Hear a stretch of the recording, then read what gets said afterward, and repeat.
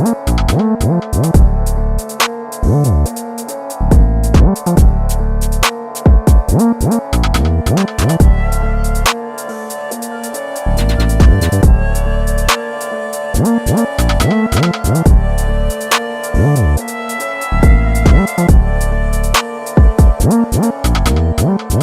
said that when you go to Kemet school, you become more alert. You wake up, your spirit wake up.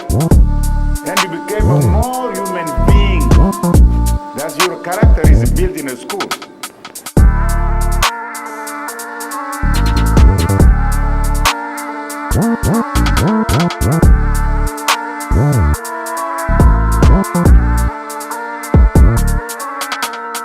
When you study what we call classical studies, we must know maybe nature. You see. Maybe in the future we need to know some heretic too. We need to know maybe nature.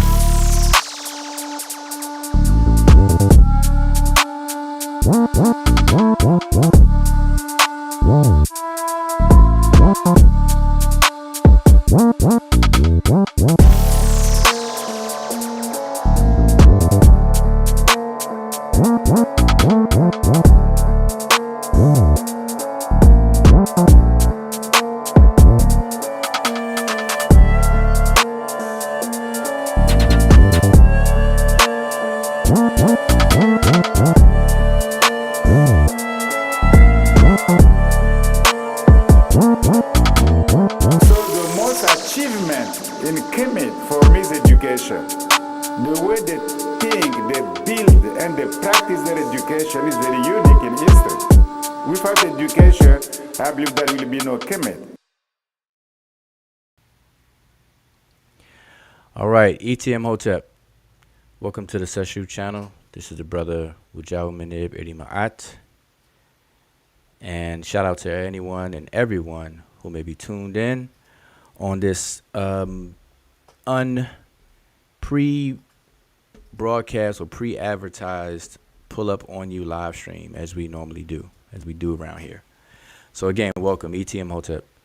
I believe when I set up this live just now, I had the wrong thumbnail on there.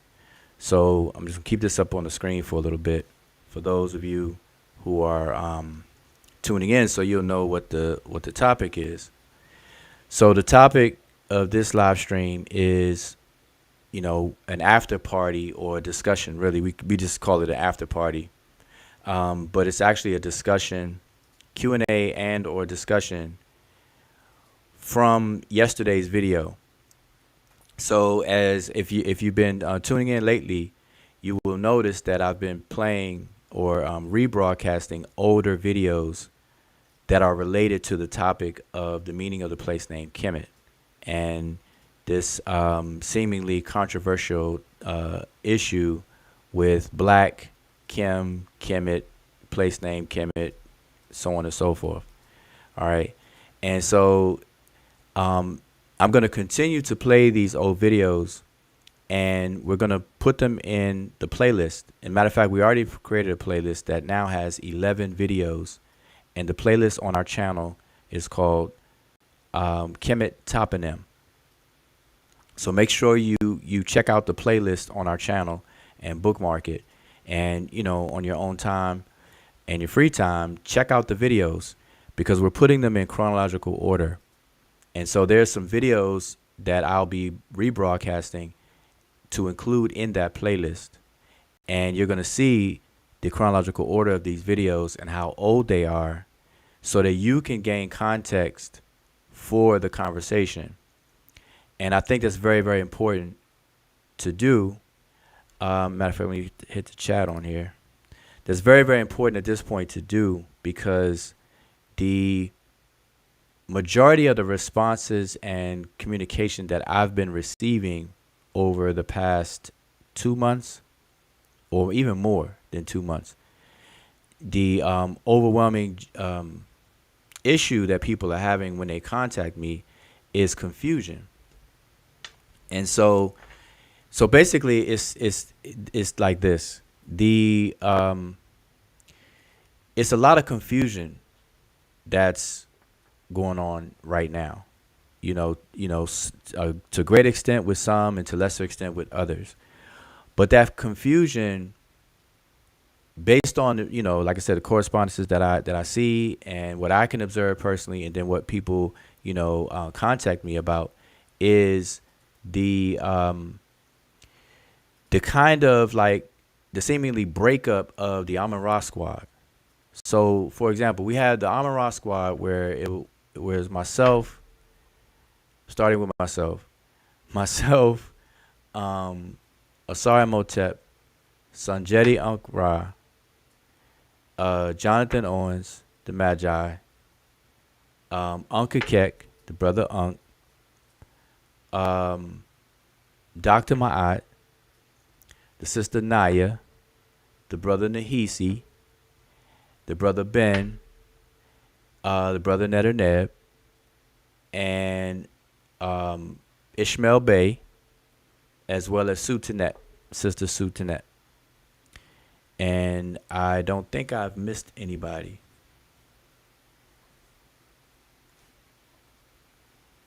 Oh, and the brother Ngozi.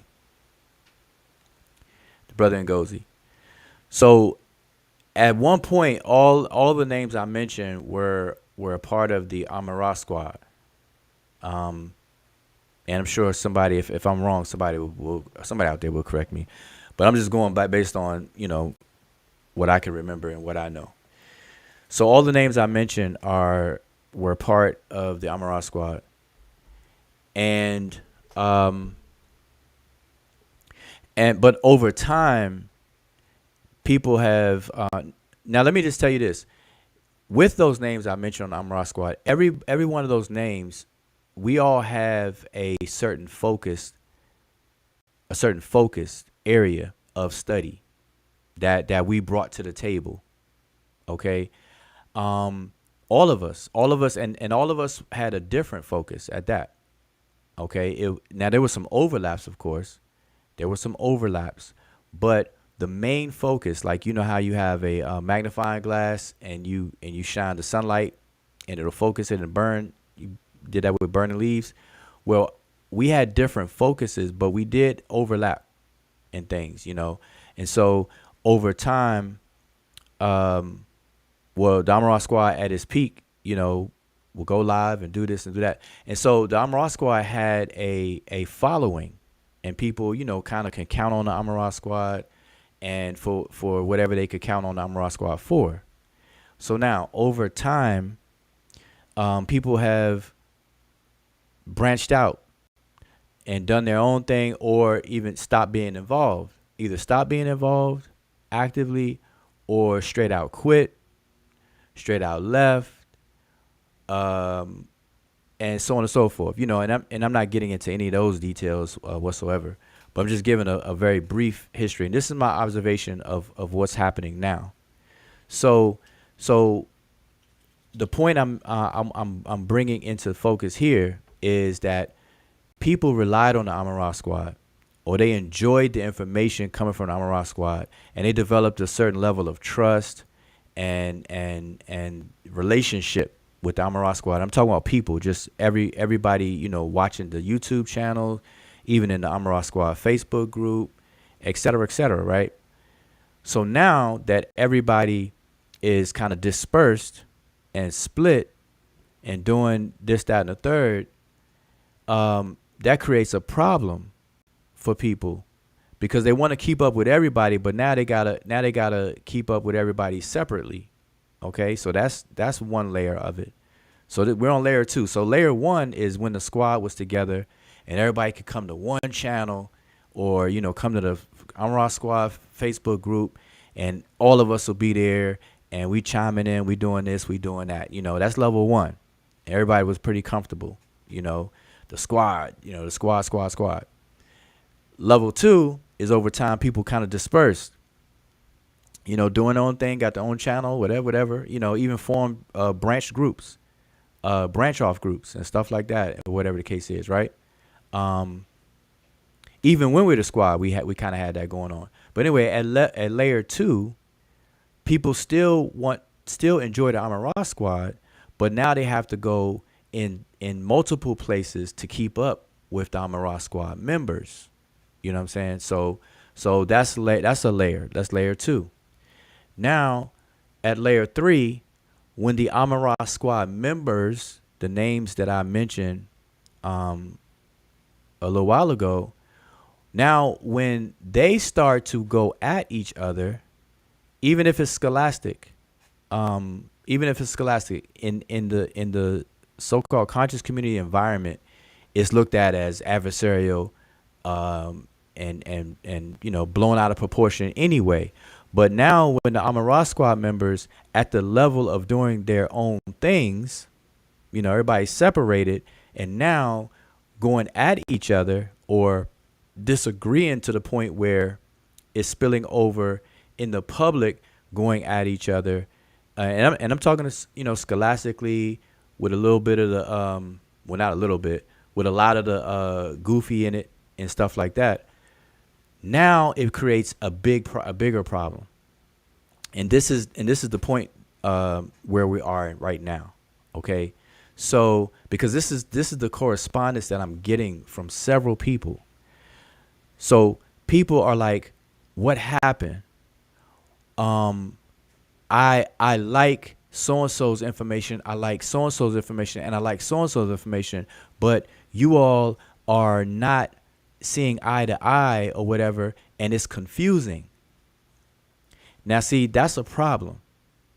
That is a big problem, and I see multiple problems with that problem. Multiple, sub problems, right? One is that people, then we have failed those people.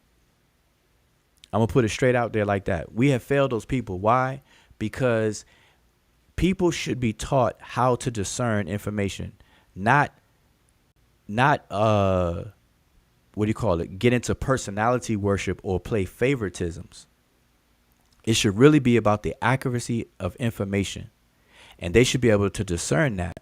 So it should, in that regard, people should be able to say, okay, even if two people are not saying the same thing, I should have the wherewithal, the skill, the competency to probe into that, or to investigate further into that, so that I can see who has the stronger claim than the other, who has the better method than the other, and so on and so forth. So that's what people need to be taught.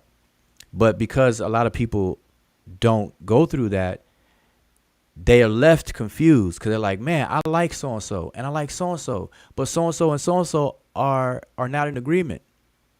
And it sounds like y'all saying the opposite things and this and that. Now I'm confused, because person A is making some great points and person B is making some great points. Man, but I'm confused. So it's a lot of confusion going on out there. And so this is what's going on. So people are like, man, I wish all y'all would get on the same platform or come together and discuss these things, whatever, and it'll be all right. Now, so that's where we are right now with multiple people. And it's not just the Amara Squad members, all right? It includes the Amara Squad members and others. So it's a lot of this going on. It's a whole lot of this going on, right? Now, as a result of that, or let me back up.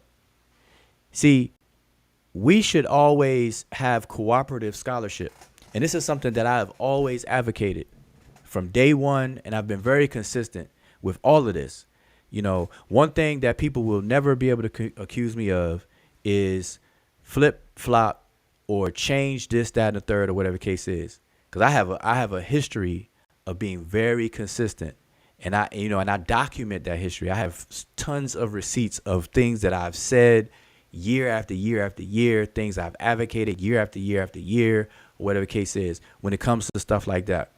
And I follow evidence. So any changes in terms of specific information, I'm going to roll with the evidence. I'm always going to follow the evidence. For that part, but that's different. What I'm talking about right now is the method of handling this community of sincere people who want to learn, people who tune in, people who listen to folks, try to get educated on things, share information, break bread, and things like that.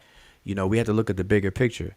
So in that sense, the best method is cooperative scholarship, where where the people who are doing the work and are trying to aspire to be scholars or are scholars should do cooperative scholarship so as not to confuse the people.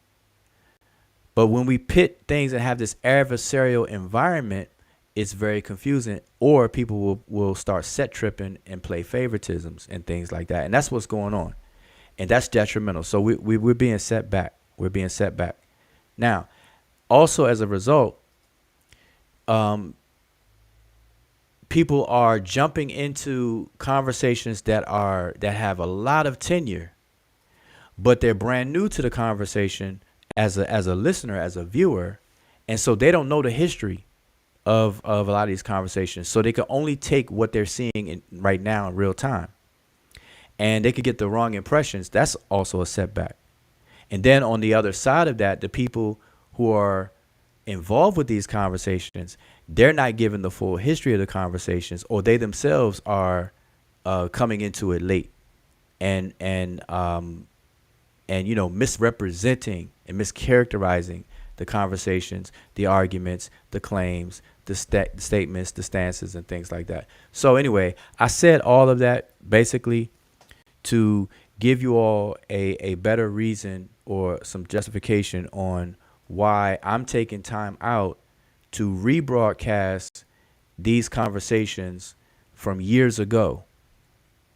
Because a lot of you all who watch these platforms, and we're definitely not a well exposed platform here on this channel. Our numbers have never been big, or whatever the case is, pretty much ever. We'll get a lot of views over time in the archives, but live, nah. People are more attracted to the drama stuff and some other things. But what I'm doing is I'm replaying these conversations, putting them in chronological order so it can give context to everything. That way, people will understand when I say what I say, they'll understand it. They'll understand the lack of tolerance I have for this kind of stuff. They'll understand the frustration in my voice for this kind of stuff and things like that, because they'll see, wow, you discussed this 6 years ago, Wu Jiao. You broke that down 6 years ago, or you said this 6 years ago, but people are acting like you never said it, or they're saying that you said something different. But here I see you said something so this 6 years ago, this 4 years ago, this 3 years ago, and whatever the case is. So that's pretty much why these videos are going to be broadcast. And I have more. I have many more now. So you all, keep your eyes open, and I'm going to be premiering them all. All right. And as a playlist, they're going to be put in chronological order. So anyway, now that brings me all the way up to this after party for this discussion on the rebroadcast I did yesterday. So I rebroadcasted the Asar, Imhotep, and Netjer, a lesson in linguistics and philology, advancing the debate on the meaning of Kemet. So the original video was aired November 17, 2018. So that's 4 years ago. Y'all, you just have to understand how long ago 4 years when it comes to stuff like this. That's 4 years ago. All right. So, and it was on the Amon-Ra Squad Media YouTube channel. All right. So I rebroadcast that last night on this channel, and people watched it, and it's quite a long video. It's like 4 hours long. So if you last through it, really appreciate you checking it out. If that was your first time seeing it, then hey, it should give you some context. But I have videos that predate, but that's before this on the same subject. The actual so-called discussion, or so-called debate between Netjer and Asar Imhotep. I'm going to be rebroadcasting that, which goes right before this one that you see on the screen, right before the one I did yesterday. Then the brother Reggie chimed in on this debate. And so Reggie gave a presentation on the Amara Squad channel. I'll be rebroadcasting that. So Reggie is given, full access and all the time he needs to give his whole presentation on his take on this topic. And so that was done in 2018 as well. So I'm going to be broadcasting that. Then we give our commentary on Reggie's presentation, which came the day after, I believe, or even the same day. So there's a lot of videos, a lot of content, and a lot of context that you all are missing on this topic of the meaning of the place named Kemet. And so when people come into the conversation late and jump in and give their opinion about different things, they're not including the history of the conversations, how the claims unfold, how what people's stances are, what are they based on, and whatnot. They're not doing that now. Okay, people who are trying to talk about it right now. And so that's unfair to the viewers and the listeners. And it's unfair to us because one of the frustrating things with me is to hear people create these phantom arguments that were never made, right? And then argue against those phantom arguments as if they're refuting something that was said or claimed. And then the listeners think that they're doing something. Viewers and listeners are listening to that, thinking that somebody is refuting something that was never claimed in the first place.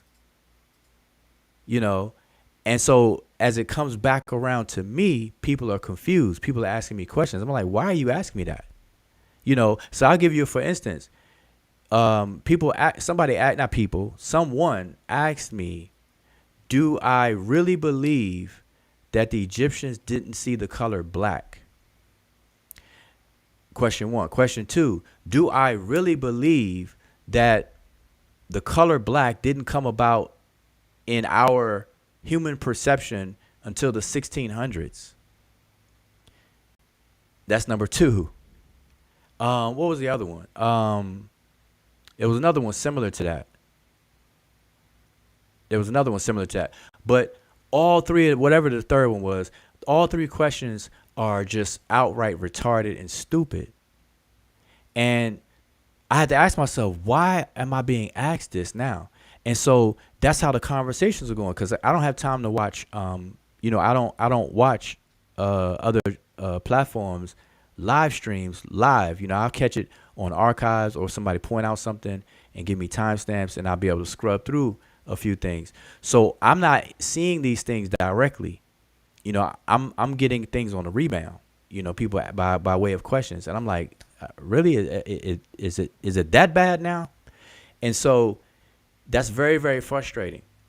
And to me, it's just a setback. And so anyway, in my effort to offer a solution, I'm rebroadcasting all of these videos, so there's no excuse. New people will not have an excuse anymore. New people on the reception side, viewers and listeners, people who are watching this stuff and listening into conversation and trying to learn. So that group of people will have no excuse. You can't claim to be a newcomer anymore because I'm going to rebroadcast these videos and people can share them out. All right. Now, for the people who are doing the arguing, that's also no excuse, because now those people will not be able to play on the ignorance of people or be able to be, say things in a Johnny come lately fashion where they're just sound biting or taking certain things and just capitalizing off of, making it appear to be something that it's not. All right. So that can be cut out and cut down. And then we could get to the real work and move forward. And that's what I mean by cooperative scholarship. That's how it should have been in the beginning. That's how it should always be. Anybody who is against cooperative scholarship is basically not in your best interest, not in our best interest collectively. Period. That's my stance on that. All right. So I'm gonna get it. So what I'm doing right now. So anyway, peace to everybody. That was a long little intro, man. That was like a 20-minute intro conversation right there. Shout out to everybody. Normally I give people shout out in the chat, and I wasn't paying attention on the chat, but let me just scroll as far as I can go backwards. Of course, got my co-host Imhotep Kinshaya Kenyi holding down the chat. The brother Sean, Eni Heret Kalfani, brother Ankol Majed, brother Kafri Ahmos, Philightentis, Chavis. Ooh, that thing skipped real fast. I can't believe it just wiped all the other comments away. Oh, I said Philightentis, Tony Mason, brother Mathis, and then it just skips me to the current. So yeah, if you're in the chat, give a peace sign or something so I know you're there. All right, so let's get into this topic today. So this is the after party to the video that I rebroadcast yesterday. So the video I broadcast yesterday, if you saw it, great. You're here, and let's have a discussion. Let's do some Q&A on it, right? Now, if you missed it, go and check it out. It's 4 hours long, so I'm forewarning you. It's 4 hours long, but it's worth watching it. Now, you may want to scrub through, and like I said, we are tediously time stamping these videos. So we're going back in our archives, time stamping the videos in the description, so you could click. So they're going to be hyperlinked timestamps based on the whatever topics being talked about at whatever time in the video. Okay, and people have really benefited from that. I get people have thanked me and son at Emiket for doing that. All right. So, but it's a lot to do. So you all got to be patient with us on that. All right. So that's a lot of tedious things to do. But anyway, so if you saw that video, if you saw it originally on, back in 2018, or if you saw it yesterday, then great. You're here. Come with some questions. Come with some discussion points, questions, or whatever, and everything like that. I'm gonna pay attention to the chat, and we can get it in. If you haven't, then I recommend you watch it. All right. And so, and if you have some questions, because I really want to deal with questions that came up, or anything that came up in that video. But we can do some sidebar type of things as well. So we can mix it in. All right. So, but now what I want to do to kick things off, peace to Vyasa, peace to Jehudi Ma'at is in the building. African Renaissance TV is in the building. So that's who I said popped up. Brother Lavelle, Ratchet City, Ratchet City. So now how I'm going to kick this off is during the preview yesterday, the chat was open, and there were some questions that was asked in the chat that I missed, or I didn't see. I didn't see at all. I didn't even know existed. But going back to the video, I can see the chat, right? So I'm going to start from the bottom or the end of the video and then work my way up and pull out some of those questions that was in the chat. So that's how I'm going to start off. So you all, if you have any questions or talking points or whatever, then we can handle all of that. Peace to Tahudi Wasermat Rasa Neferu is in the building. Okay, so I'm going to share my screen so that I can show you all those questions. All right. And that's how we're going to start this off. And hopefully,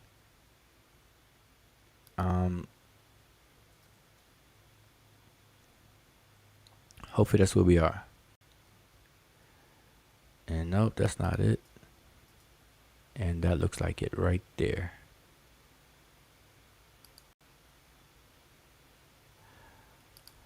Okay, so let me know. I have to take the chat off here. I want you all to see this big as possible.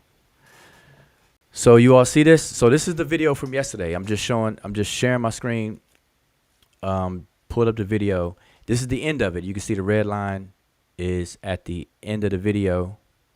And so you can see the chat. So let's thank Google for doing chat replays as well.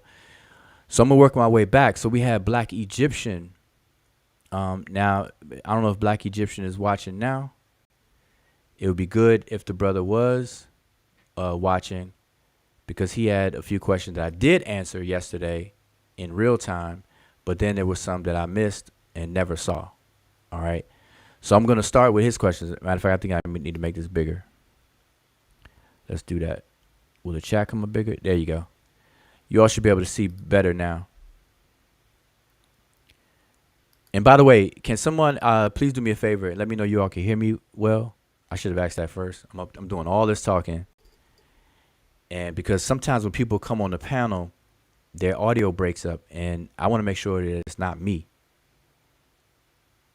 Because listen, those of you who have Cricket Wireless and these off-brand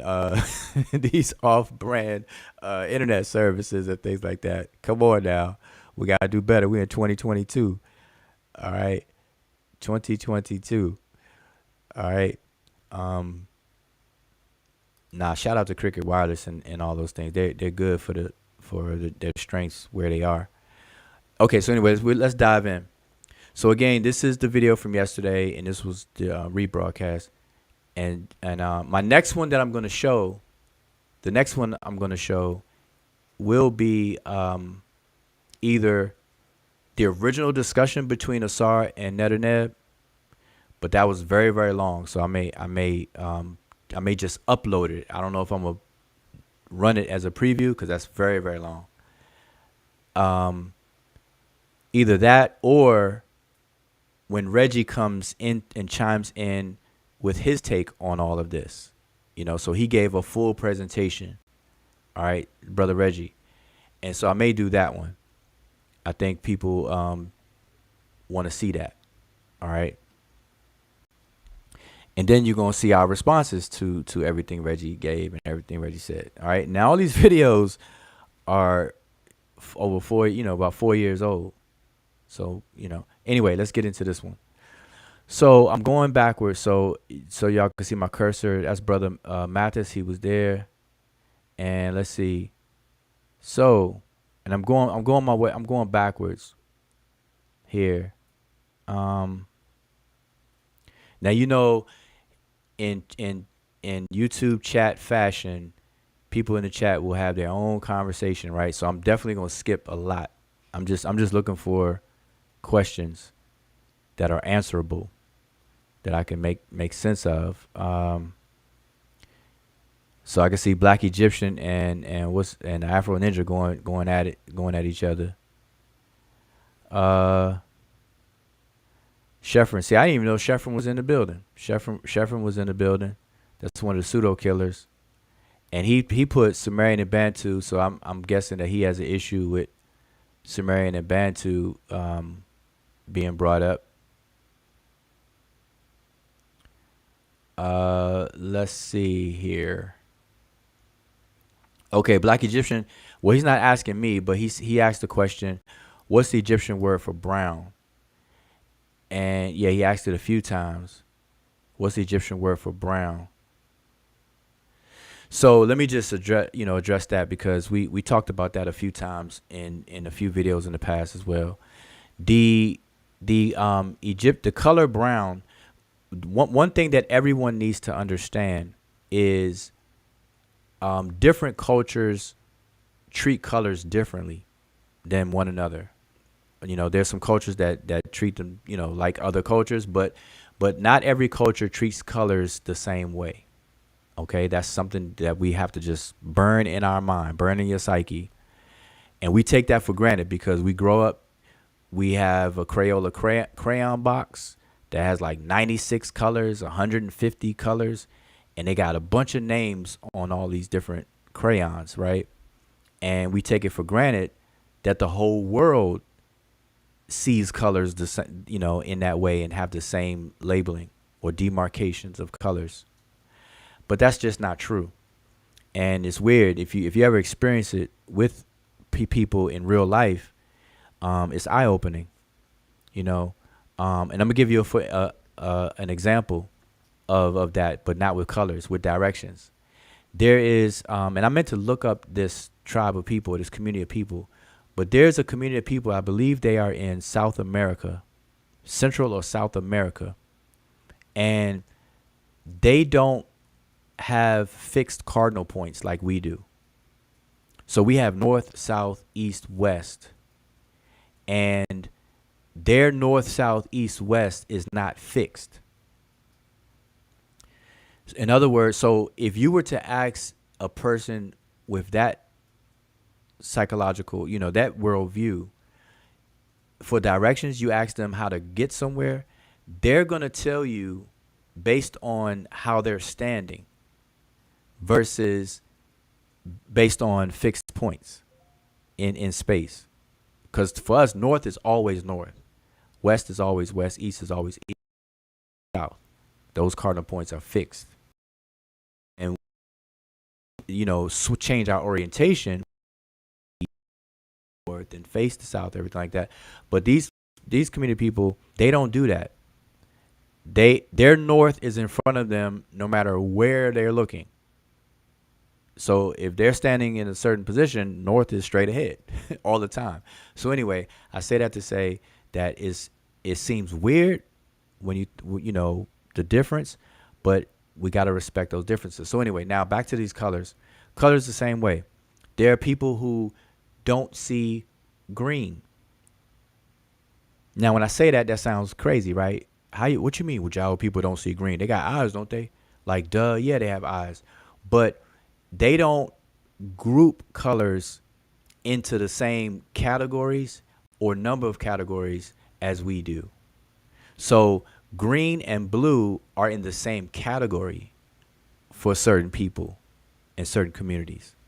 Where we separate green and blue, some people will put them together in one category and have a word in their language for that particular color. Okay, they see it as one. Even though their eyes see difference, we will call it shade, like a shade of red. Like we'll see red, like, okay, that's red. And then we'll see something that's not the same red, but we'll still call it red. So think of it that way.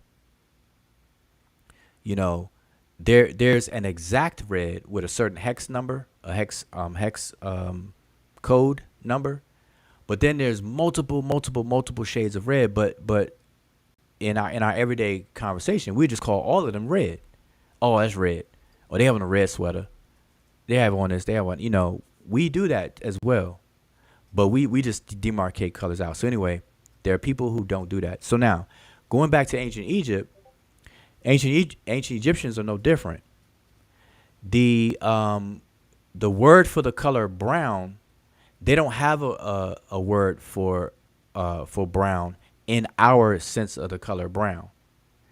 Their brown, or what we would call brown, would be their desher. That is a word that is translated as red. So the word that's translated as red is the word that includes the color brown. All right, so to answer Black Egyptians' question, the Egyptian word for brown would be desher. Okay, because it will fall up under a shade in that category that they call desher.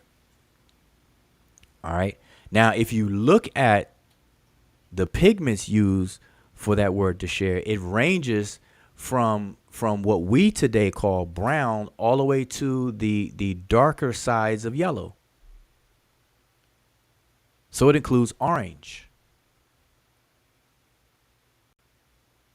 So what we call orange, in those different shades of that. So from brown, and you start to go travel through the gradient of colors all the way up to the darker side of yellow, all that would be considered desher among the ancient Egyptians. All right, so that's the answer to that. All right, so hopefully, Black Egyptian, he'll probably watch this on a rebound on the archives or whatever. So I'm just working my way up. So for those who just tuned in, really appreciate it. Shout out to brother Zane. Shout out to Grown Man 773. Shout out to Ali Dawood L. And who else? All right, I'm caught up. So if you just tuned in, what I'm doing right now is I'm looking through the chat of the video from yesterday where we replayed, rebroadcasted a 4-year-old video, and you see the title on the screen of that video. All right, so don't have to explain that again, but I'm gonna keep on going. So we have Monica Land was in the building. Now, Black Egyptian believes that Kim is brown to black. And he says, I think y'all are explaining that wrong. And that's not the case. So just want everybody to understand that is not the case. Let me keep on going. Oh, is that as far as it'll take me? Oh, yeah. I had to pull the playhead back. I was about to say, goodness. I'm gonna go back some more. It's gonna change. Let's see. See if I can go back. I'm trying to see what stands out. Did the Egyptian language have a word for brown? Okay, so he's asking. I already answered. Dealt with that. Wait a minute. Did I?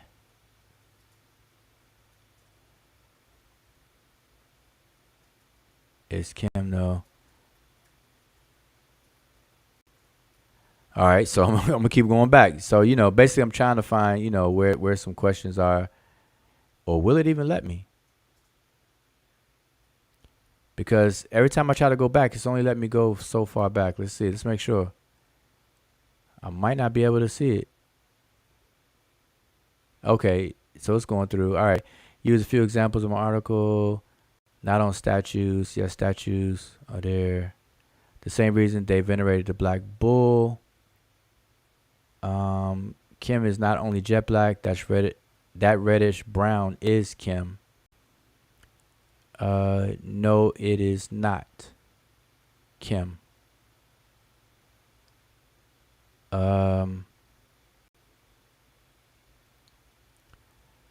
Okay, so let me do this. Let me just show you all. Let me give you all some something to look into, because I don't want to just be sitting here doing all the talking. But I'm gonna share. Keep that in mind. I'm gonna reshare this again. I'm gonna go through, but I want to share something else with you all if I can find it. Let me go through. All right, here's a good thing. So what I always encourage people to do when it comes to colors is to actually study ancient Egyptian canonized artistic canons through the different time periods. And there's several good books on that. All right. I walked through a few of them in my presentation about Kemetic yoga. All right. Something called aspective art. The ancient Egyptians practiced aspective art versus perspective art that we do today. Okay. There's a difference between aspective and perspective, like your perspective versus aspective.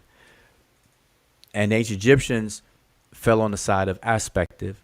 And in summary, what that is that when you draw something perspectively, you're drawing it from a certain vantage point, and everything that relates to that vantage point is going to keep its the same scale. So if you're sitting in a room in a corner and you want to draw everything in the room from that vantage point, from that perspective, you're going to draw it on a two-dimensional surface, but you're going to try to include the perspective in terms of its angles, the distance, and so on and so forth. Whereas when it comes to aspective, you're going to ignore those things and you're going to draw and size things based on their level of importance, and it's not going to follow the rules of a single vantage point. So the ancient Egyptians are known for not following the perspective rules in art, but they did aspective. Perspective actually comes later. Okay, it becomes popular in Greece in terms of perspective artwork. Okay, they did aspective. That's why you see people with what looks like two left arms on them in profile version. You see a person in profile, but you see their whole eye. You see a person's chest and their back at the same time in Egyptian artwork. A lot of people don't know that, because when I did the yoga presentation, people were like, "Wow, wow, wow, wow, wow!" But I'm showing them this stuff on the screen. But you don't think about it until it's pointed out to you. And so I did that presentation in the past. But there's some books about artwork, the pigmentations used, how they created them, what materials they use, and things like that. So I'm just gonna show you a few of them, or one or two, I think, that'll get you started. These are easy to find. So this one here is by John Baines. John Baines, is widely known for dealing with ancient Egyptian art. But this particular article is entitled Color Terminology and Color Classification, Ancient Egyptian Color Terminology and Polychromy.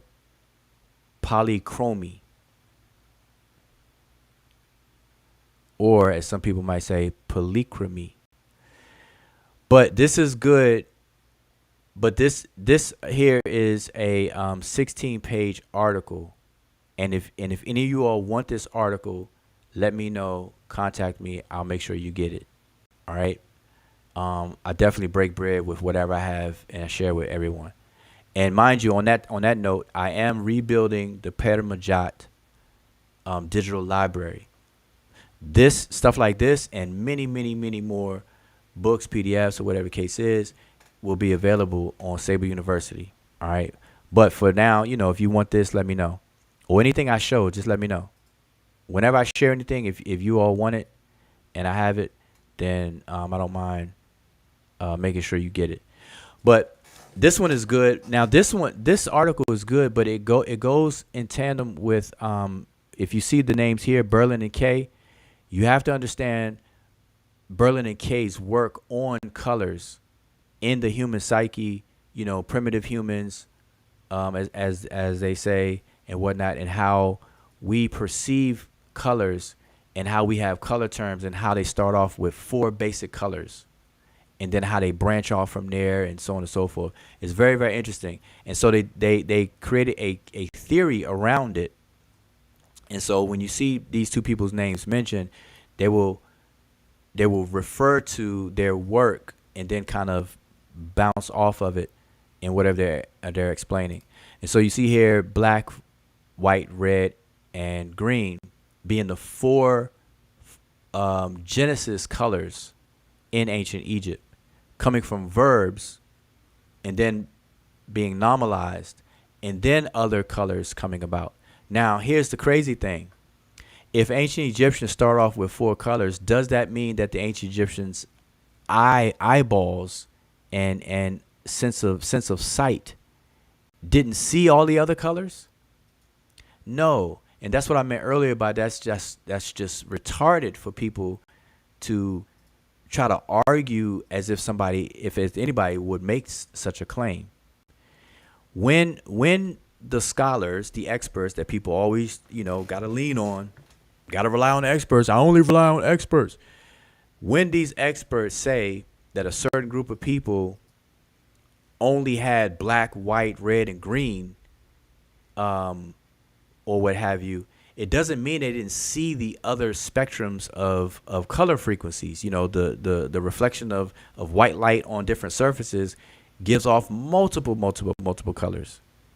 All right. It's not like they didn't see those things. It's about how they categorized and demarcated one category from another.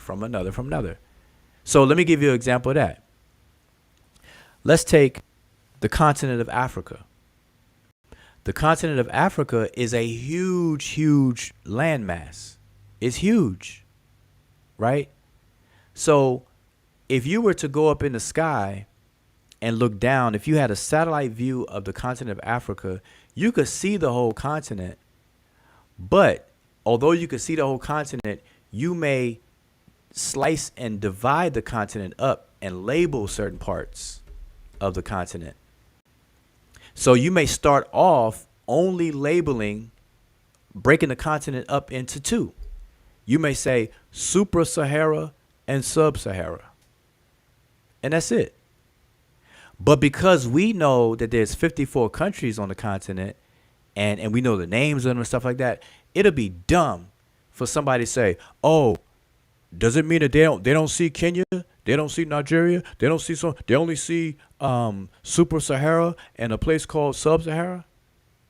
You see what I'm saying? That's so it's about how these realities are categorized, and this falls under the discipline of ontology. Ontology is the study of the categorization of existence in a nutshell. You know, ontological categorization, blah blah blah. That's dealing with categories of existence. That's where you take existence and you start to chop it up and put things in categories. And then taxonomy is on a different axis. It's more hierarchical. And I always encourage people to study ontology and taxonomy. At least get some basics under your belt with that. But anyway, so this is a good. I'm just pointing this out. This is a good thing to read. Pretty much anything John Baines has out there, get it. If you're into Egyptian art, colors, and the likes. All right. And like I said, I think I have all of his works. I'm pretty sure. And if you need it, hit me up. All right, so that's one. Another one is, pull up another one. Give me a minute. Because, you know, I'm going through these questions and things on the fly, y'all. So if I'm taking a while, you know, pardon me on that. But it's not something, you know, I'm taking these questions as I see them. So it's not like something that I'm have a presentation already ready and this, that, and the third. Okay, so here's another one. Wait a minute, if I could find it. I mean, if it'll share.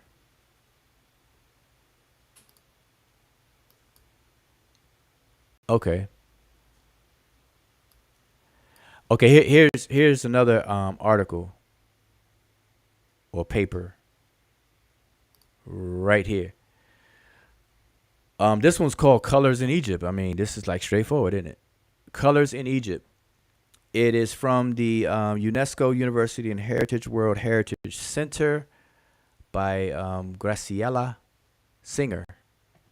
And it's an article, but I'm gonna skip down and find red. And you see Baines is quoted a lot. Anytime you're dealing with Egyptian art and stuff, you're gonna see Baines' name tossed around there, and a couple of them, Berlin and Kay. You see their names again, and Baines. All right. So now this is a good one to read. Now I'm not gonna read this whole thing, obviously, but I'm gonna skip on down to the color red. So you see the color green. It gives some commentary about green. Skip on down. See Osiris, the green one. But here's red. So let me see how long is red. Should I read it? Should I read it all? That's kind of long right there.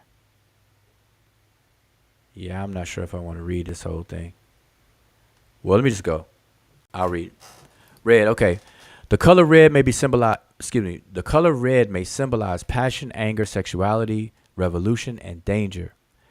Now, obviously, they're going to begin by talking about red in general, then narrow down to Egypt or wherever else, okay? Now, as the color of blood, red is a symbol of life. Hindu and Chinese brides wear red. But blood, of course, may also mean death.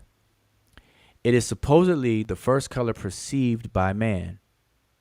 Brain-injured persons suffering from temporary color blindness start to perceive red before they are able to discern any other colors. Neolithic hunter peoples considered red to be the most important color, endowed with life-giving powers, and thus placed red ochre into graves of their deceased.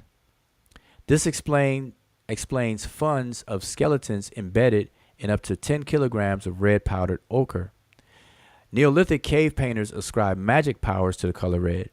It could be stipulated that they painted animals in red ochre or iron oxide to conjure their fertility. Protective powers of the color red against evil influence were common belief. Objects, animals, and trees were covered in red paint.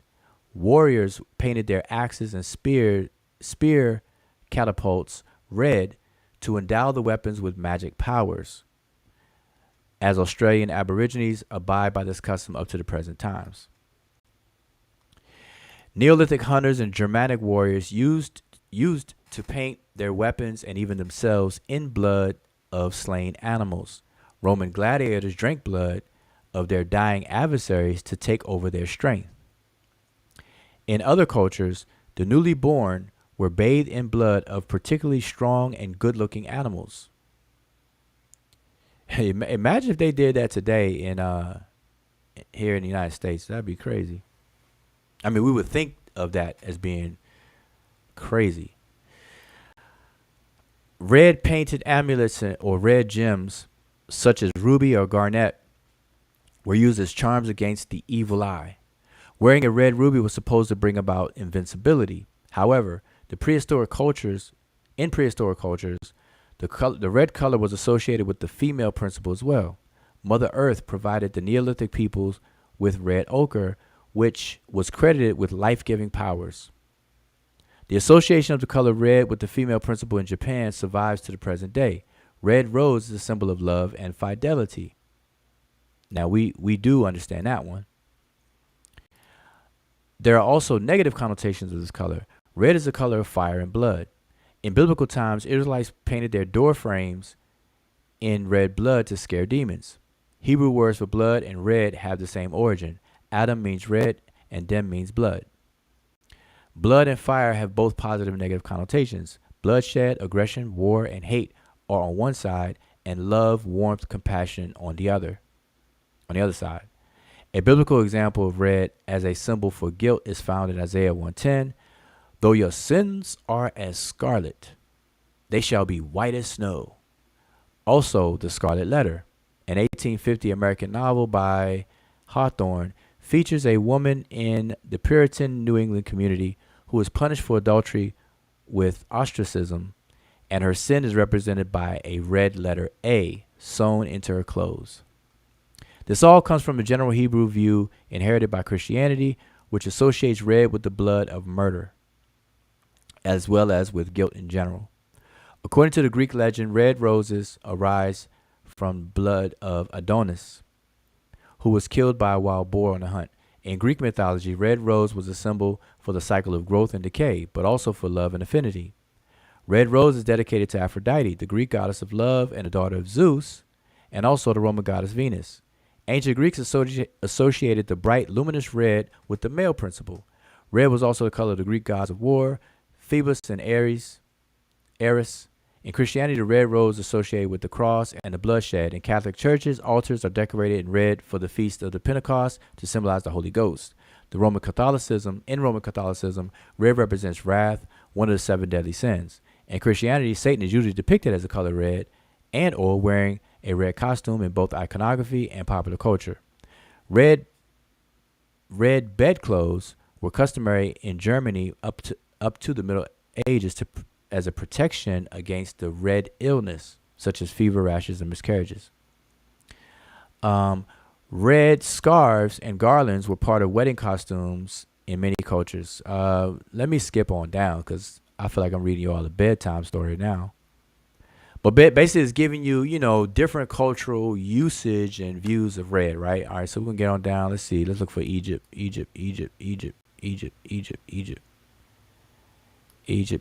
Nope. That's Japan. When did we get to Egypt? Oh, okay. Now we're in Africa now, so I can start from here. At least we're in Africa. So in Central Africa, Ndembu warriors rub themselves with red during celebrations. Since their culture sees the color as a symbol of life and health, sick people are also painted with it. Like in most of the Central African cultures, the Ndembu see red as ambivalent, better than black, but not as good as white. All right. However, in other parts of Africa, red is a color of mourning representing death. Because of the connection red bears with death in many parts of Africa, the Red Cross has changed its colors to green and white in several parts of the continent. That's crazy. I'm going to read that again. Because of the connection red bears with death in many parts of Africa, the Red Cross, y'all remember the Red Cross Association, right? Red Cross Blue Shield has changed its colors to green and white in several parts of the continent. All right, here we go. Ancient Egypt. In ancient Egypt, red dasher was created by Egyptian artisans by using naturally oxidized iron and red ochre. It was the color of the desert and of the destructive god Seth, or Sutuk, who impersonated the evil, Making red, as a quote, was synonymous with killing someone. Salvation from the evil, is the subject of an ancient Egyptian charm. Quote, O Isis, deliver me from the hands of all bad, evil, red things. Red was a powerful color symbolizing two extremes, life and victory, as well as anger and fire. Red also represented blood. And in the chapter 156 of the Book of the Dead, protection is sought through the blood power of Isis. You have your blood, O Isis. You have your power, O Isis. You have your magic, O Isis. And that's a chapter for a knot amulet of red jasper, and that's a picture of it. All right. Where we are. The knot amulet of red jasper associated with Isis is a protection for the Great One, which will drive away whoever would commit a crime against him. Writers of Egyptian papyri use a special red ink for nasty words. Interesting. Red was also a symbol of anger and fire. A person who acted with a red heart was filled with anger. To redden meant to die. Satuk, or Seth, is the god of victory over Apep, and also the evil murderer of his brother Osiris. His red coloration could take on the meaning of evil or victory, depending on the context in which he is portrayed. Red was commonly used to symbolize the fiery nature of the radiant sun. Serpent amulets representing the eye of Ra, the fiery, protective, and possibly malevolent aspect of the sun, were made of red stones. Nevertheless, red was the color of life and of victory. During celebrations, Egyptians would paint their bodies with red ochre and would wear amulets made of cornelian, a deep red stone. Sutuk, the god who stood at the prow of the sun's bark and slew the serpent Apap daily, had red eyes and hair. The normal skin tone, all right, here's I guess the pertinent information that the brother may be looking for. The normal skin tone of Egyptian men was depicted as red without any negative connotation. Generally speaking, in ancient Egypt, red was an ambivalent color. It was associated with health and vitality, but also anger and violence. All right, so I guess I could stop there, but this goes back to that red was being translated as red, or what we would call red, or one of a shade of our reds would be the color used to depict the ancient Egyptian men. And it's all throughout the artwork, all throughout ancient Egypt's history.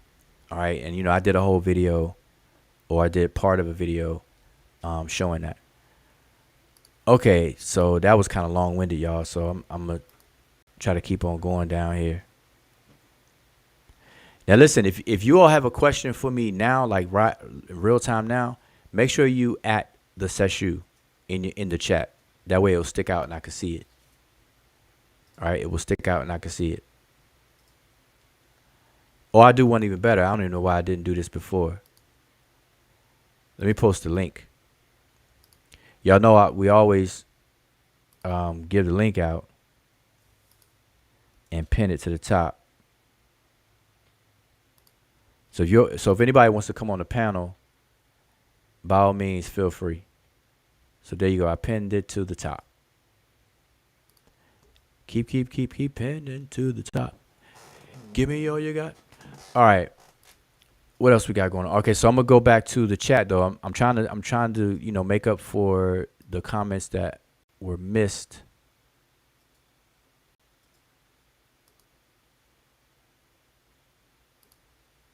From before. All right. So I'm back to that.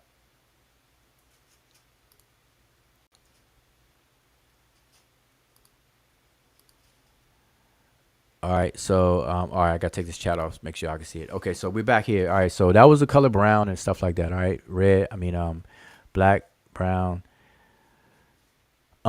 Same reason they venerated the black bull. I'm not sure what is being talked about here, so I gotta pull the playhead back some more. All right, let's keep on going. Kemet is black to brown. Okay, let me scroll on up. Okay, so Black Egyptian says, is the femininity what makes Kemet pertaining to land and Deshret to red land? He said that was the last question. The femininity. Okay, listen. What I need everybody to understand and do this. When you hear somebody say femininity, right? Everybody always focuses on this thing that people are calling femininity. Okay. In that video I showed yesterday, I broke down what's called portmanteau morphemes or morphs. All right. Portmanteau morphs. So what I'm going to do right now, I'm going to give a very concise and quick crash course on that. Because I need to do that to answer this question on the screen right here. When anybody asks about the femininity or a femininity anywhere, whether it's the word Kemet, whether it's word Deshret, whether it's any word, okay, I need for people to understand this. So I'm going to drill this in everybody's mind right now, okay? So let me be able to pull this up. So give me 1 second. So y'all get your pens and pads out, get your iPad out, get your notes, pull up your text document, Google Docs, whatever you do to take notes. I'm gonna give y'all a lesson right now. Okay? I have no problem giving these lessons out. Let me just find it. Like I said, you all, it's not something that I planned, but these are things that I showed. It's also on Sabre University. Yep. As a matter of fact, there's a quick free course, free now, called Portmanteau Morphs, and Imhotep posted a link inside the chat. Take it. It's free. There's no excuse. So I'm gonna go over what I went over in the video. All right, but I'm gonna also relate this to the word Kemet, what I'm about to show. Okay, so give me a second. I'm just pulling up. So you all bear with me for a second here. You all bear with me.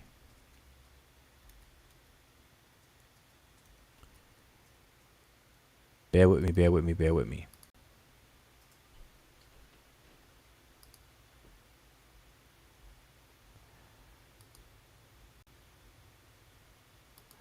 Okay, so I'm going to share. Oh, I was already sharing. Okay, here you go. So can y'all see that? Y'all got your notes out? Y'all got your pens out? Everybody got their pens out? Pens, pads. Get your screen recorders on if you do it that way. Whatever the case is. Bring the kids in the living room next to your computer. Everybody. This is family learning right here. All right. So, okay, so where do we begin? Now, remember the question. Now, I don't want anybody to forget the question because because a lot of people ask about this feminine T. Feminine T. I'm sure y'all heard it. I'm sure y'all heard it in some form or fashion. All right, so we are about to get a better understanding of what you should be focused on.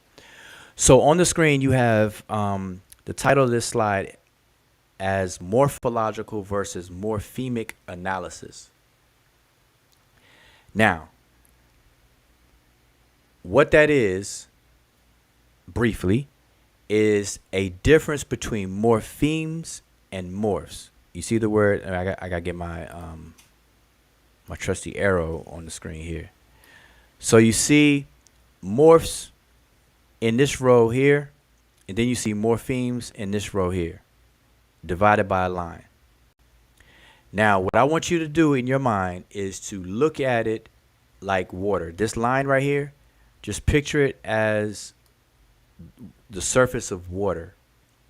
Beneath the surface is morphemes. Above the surface are morphs.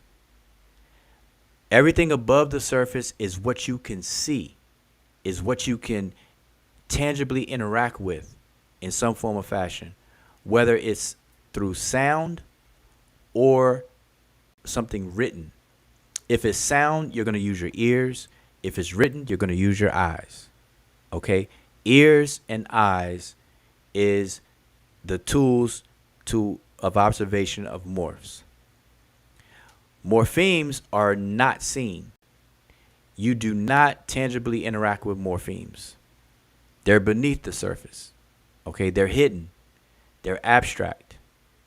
These are abstractions. But they exist. They're very real, but we don't interact with them directly. Okay, so let's start there. I want everybody to let that marinate. Okay, that's the difference between morphs and morphemes, which is showing you. Now, I'm going to use these two words here for this example that you see on the screen, smaller and teacher. The word smaller and the word teacher. So I have them as morphs here because that's what we see. Now, if we do a morphological analysis, what that is you got to break a word up into its morphs, into its separate morphs, the building blocks of the word. All right. And so the word smaller has two morphs. It has the root small and then a ending or suffix er. Same with teacher. Teacher has a root teach and an ending or suffix er. Now, based on lookership, I'm going to say that again. Based on lookership, the second morph of both of these words are identical. The first morph are totally different. Small is way different than teach, the way it looks. But the ER is exactly the same. So now, if we were to rely on lookership, we would think that the ER in both words is the same because they look the same. But that will be far from the truth. They're not the same. They look the same, but they're not the same. They look identical, but they're not the same. They're not. They're totally different. So now we got to dip beneath the surface and do a morphemic analysis. So now we're on a level of morphemes. So now the root small becomes a lexeme small on a morphemic level. That's why you see the word small in curly brackets. Now, the ER morph is really the morpheme of comparative. It is a comparative morpheme. It connotes comparisons. When I say the red box is smaller than the black box. So we use that as a comparison, as a comparative. All right. That's what that morpheme is. Comparative. Now, the ER on the word teach is not a comparative. You're not going to say the red box is teacher than the black box. Teacher, the ER is a morpheme called agentive, or simply agent. That's a morpheme of agency. So it connotes the one who does the root. So the root is the verb teach, and the agent, or the ER, it manifests as ER, is the one who teaches. So a teacher is one who teaches. All right? So, having given you all that brief lesson on the difference between morphs and morphemes, and you can see the value in knowing this, because on a morph level, they look alike. The ER and ER are identical, but they're not the same thing. So now, let's go to the word Kemet. Well, first, before I even go there, I have to explain very quickly what a portmanteau morph is. So I have the definition, and mind you, you can see the date where I originally did this example here is December 11, 2018. This is also 4 years ago, y'all. And I'm going to keep stressing these dates because, because people, the adversarial and opponent type of people to this information, they act brand new. They act like this was never discussed, never taught, or whatever, and those kind of things. So I'm going to be stressing these dates so y'all will know how long ago this stuff is explained, and it'll explain my frustration that you may be hearing sometimes every now and then, because I'm a very patient and tolerable person, but there's only but so much you could take, right? Anyway, a portmanteau morph is simply the combining of two or more morphemes into one morph. I can't get any more simpler than that. And I hope y'all are taking notes. A portmanteau morph, or the phenomenon of portmanteauism, is the combining of two or more morphemes into one morph. So above here, I have an example of it. Now this is in Egyptian. This is an Egyptian example, but before I give an Egyptian example, let me give an English example. Okay, so let me just do this right here. Before I go all Egyptian on y'all, let's deal with English. All right, so I'm gonna erase all this. I'm gonna keep this for a second. So we're gonna still stick with English. So in case you don't know, now you're gonna know. English personal pronouns are portmanteau morphs. I bet you didn't know that. Again, English personal pronouns are portmanteau morphs. And I don't know why that's so blatant. Okay. Are portmanteau morphs. How is that, Wujao? Please explain. Okay. Easy. Let's give an example. And you're going to see why in a minute. So let's take a pronoun. Let's list them. Let's list them all. Let's list them real quick first. So we have I, we, you all, he, she, it, they.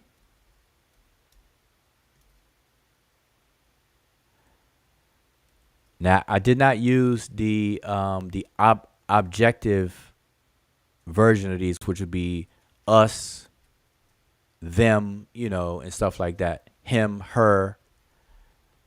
I'm just giving the subject form, okay? Just so everybody can keep up with me and we're on the same page. So now let's take one of these though. Let's take one of these and I'm gonna show you how it supports portmanteau morphs. Remember the definition: combining two or more morphemes into one morph. All right. So by now I could push this off to the side. All right. So y'all understand the definition. So we're gonna take one of these. Let's take he. Now let's do she. Shout out to all the women. We're going to use she. So she is a morph. Matter of fact, let me grab this. And y'all should know me by now. I'm trying to be a stickler for this, so I want y'all to. All right. So she would be the morph. That's on the morph level. That's what you see. That's the word you see. If I say it, that's what you hear. I say she, you hear she. If I write it like you see it on the screen, you see the word S-H-E, she. Okay. But now, what's under the hood?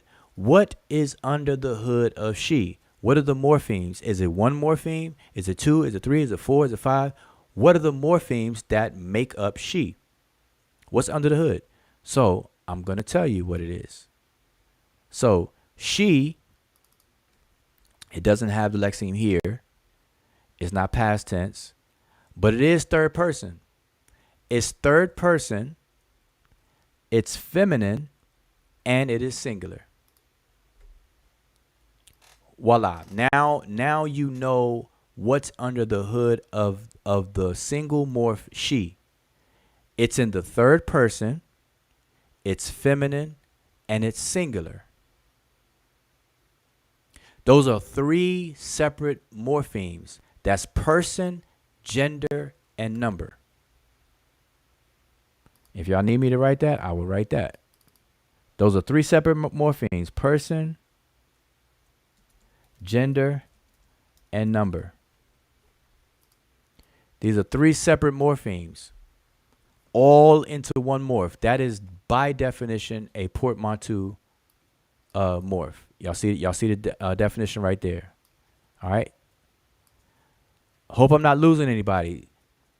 Is everybody with me? Press 1 if you're still with me. Press 1 if you're with me. Press 2 if I confuse the heck out of you. All I want to see is 1s or 2s. American Dream says I got some explaining to do. All right, listen, I got the. Let me get through this, American Dream, and I'll be ready for you. I bet you everybody in chat. No, not American Dream. I want to see some ones. I want to make sure everybody's following me because, listen, I need to drill this home to y'all because, see, this is the thing. You're going to have people out there just bumping their gums. All these different platforms, people are just talking, yak. Never studied grammar in their life, but they got so much to say about it. And if the audience likely is not, a student of grammar or whatever the case is, especially ancient Egyptian grammar or whatever, then it's just sounds like a good conversation. And so I want and I need everybody to get this and understand it because when things are said, you will be able to either ask the right questions or put people in check or at the very least discern for yourself. All right, so everybody, Teddy says 2. So Teddy, what is confusing? You got to ask me what's confusing you. So I'm gonna move on though. So remember, a portmanteau morph is the combining of 2 or more morphemes in one morph. I already said English personal pronouns are portmanteau morphs. I gave the pronouns. And we use one of those as an example. She is the morph. What are morphs? Morphs are the elements that you see or hear when it comes to words. Morphemes are things that you do not see, you do not hear, but they're real. They're abstractions. They're underlying abstractions. All right? So morphs would be the form, and morphemes would be the meanings.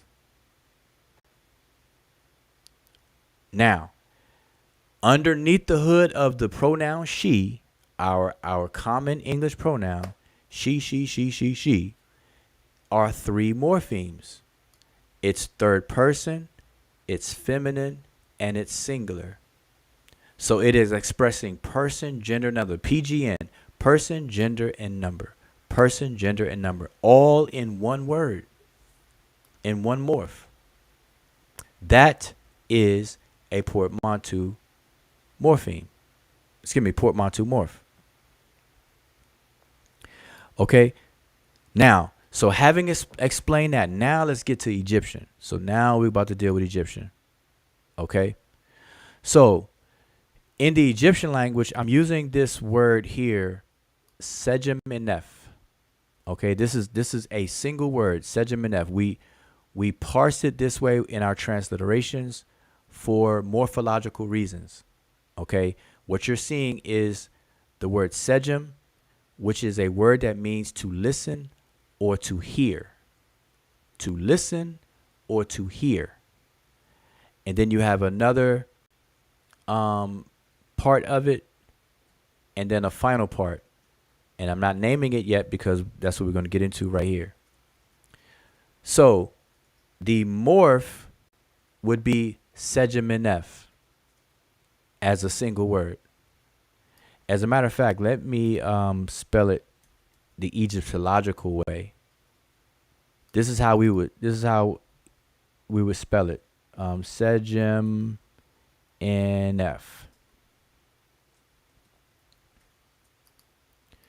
So that would be that word, sejemenef. Okay, let me put it side by side. That's the Egyptological way that we would spell it and pronounce it, sejemenef. Now, that single word or morph has several morphemes. So it has the root, lexical root, which is hear. That's what the word sejem means, to hear, hear. It has another morph, past tense. PST stands for past tense. So it has another morph, past tense.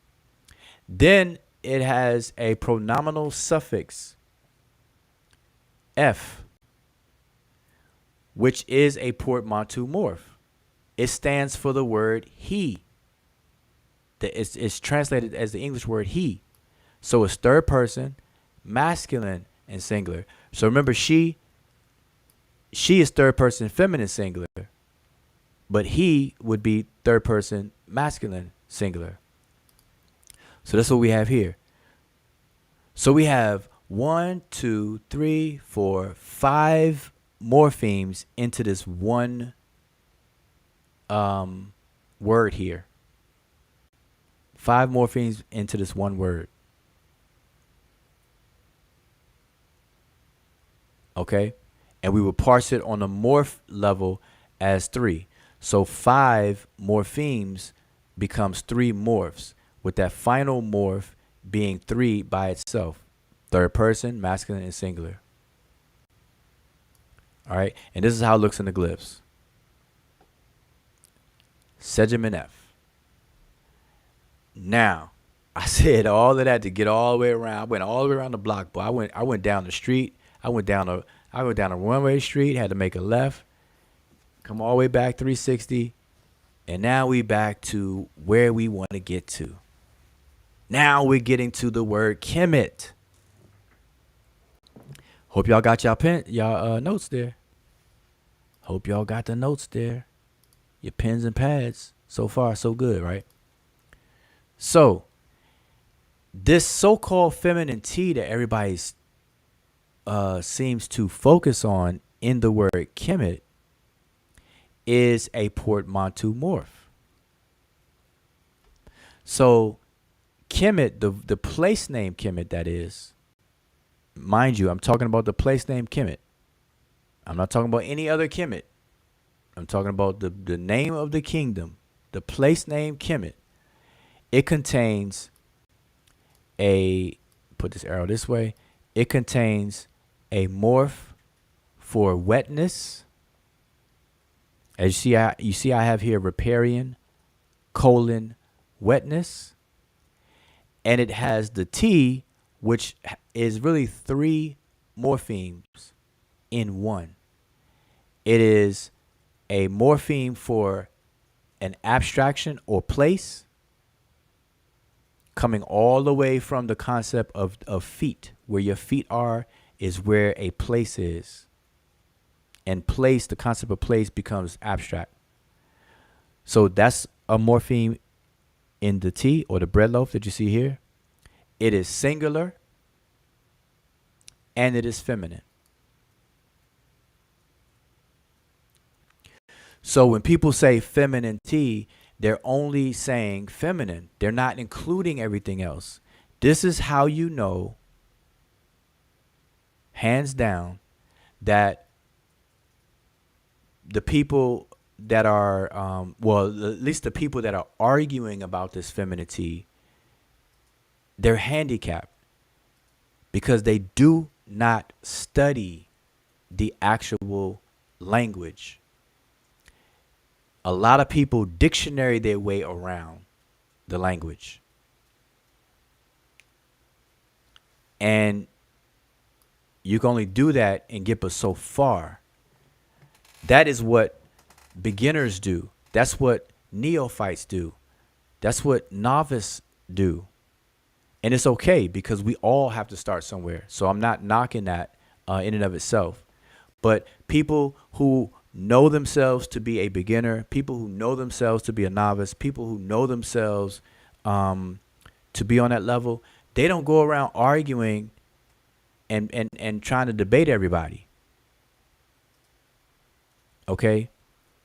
So, but that's what it is. So anyway, to go back to answer the person's question about that femininity, I went all the way around the block with that, but get my cursor back over here. He said, "Is the femininity what makes Kemet pertaining to land and a Deshret as land?" So now we can answer his question. That is that the T is part of the T. One of the morphemes is for place. So now he can get a fuller answer.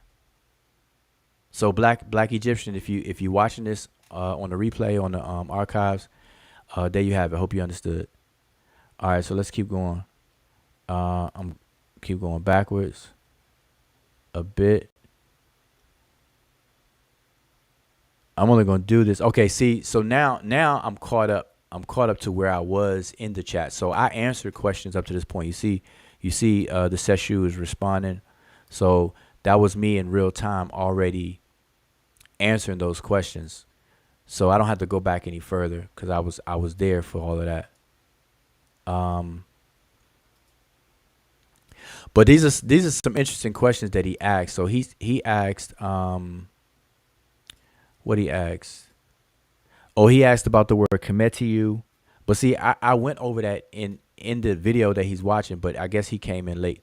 So I'm not gonna go back over that. Y'all can watch the video unless y'all have a live question for me right now about it.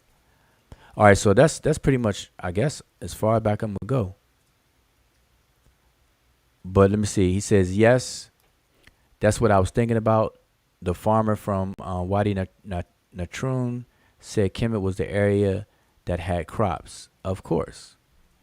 But then he says, yes, I'm aware of the name change in 11th dynasty. That's why I brought up the intermediate period and the admonition of Ipuwer, where pale-faced Asiatics were flooding Lower Egypt.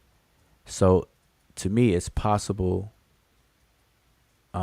Okay, so let me. So that's it for that. But what Black Egyptian is implying is that the place name Kemet was so named because to me it's clear that Black Egyptian believes that that Kemet is associated with black and that it has to do with skin color and stuff like that because of what he's saying right here. He's saying, because I mentioned that ancient Egypt was not called Kemet until 11th dynasty, so he says he's aware of that, but he believes that came about because previous to that, the intermediate period, there were pale people flooding Egypt. So his logic is that because there were pale people, he believes there were pale people flooding into Egypt. Therefore, Egypt, when they bounced back after the intermediate period, felt the need to name their country black after their skin as a response to the paleness of people coming in. That's his logic flow. And I know that he's not. I'm not sure if people can hear me. Can I still be heard?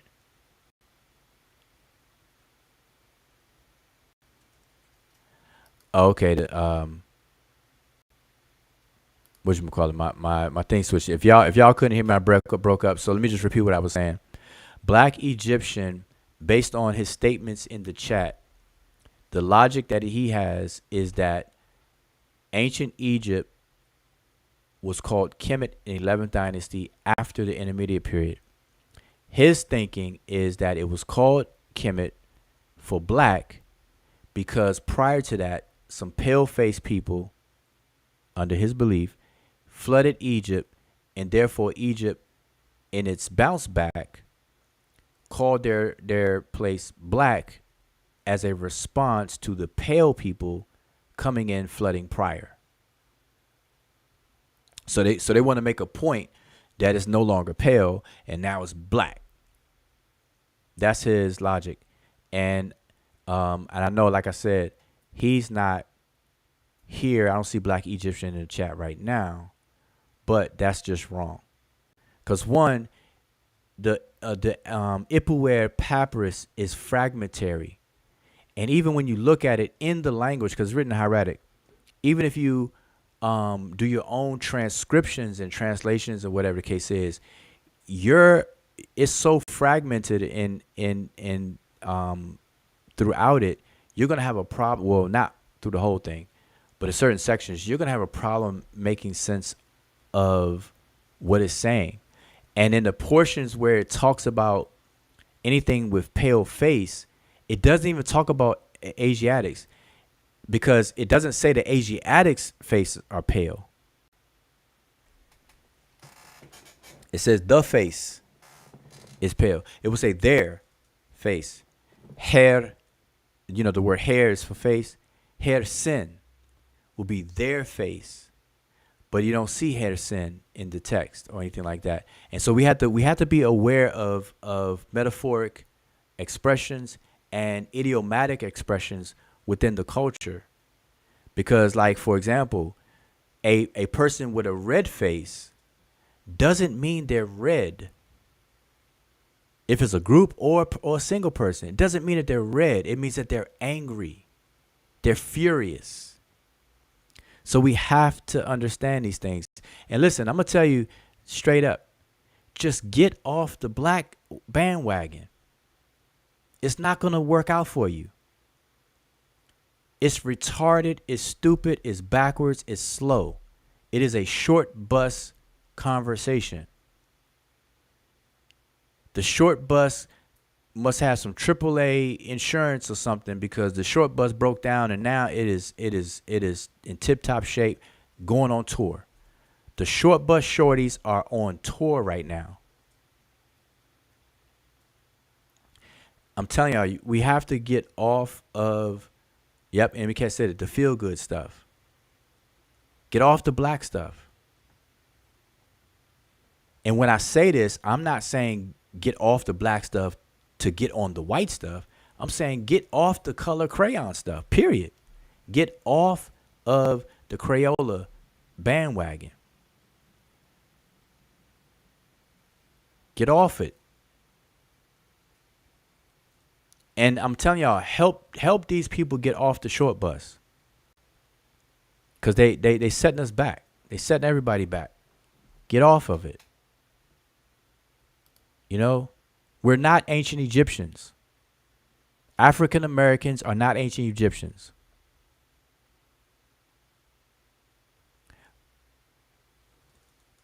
Just let that sink in for a minute. Start there, because the moment you start there, then you won't have the need to force the Egyptians to be the same black as how we call ourselves black, which is a modern social construct of race, which is the only reason why we say we're black. This and because we know we don't mean the literal color black, because nobody's really the color black. The hex code 00000 6 zeros.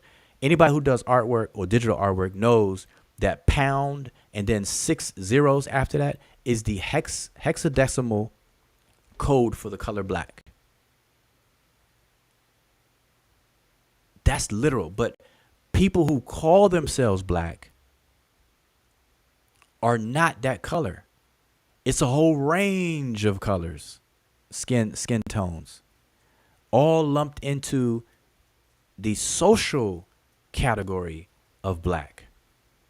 And none of that existed back then. So it's just retarded. The whole thing is just dumb and retarded.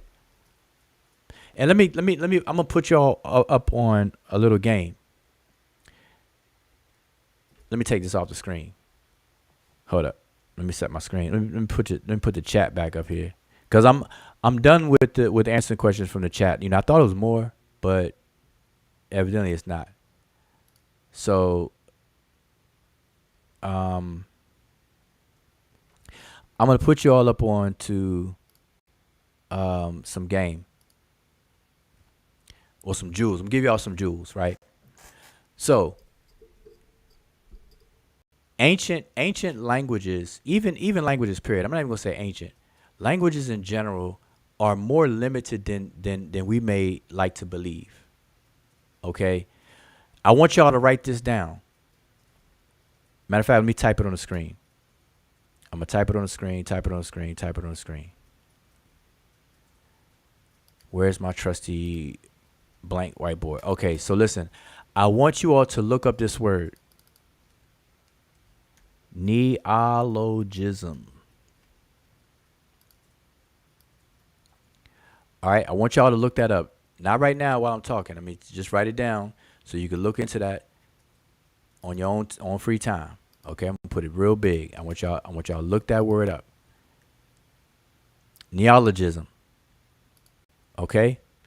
In linguistics, this is a term that is associated with the coining of a word.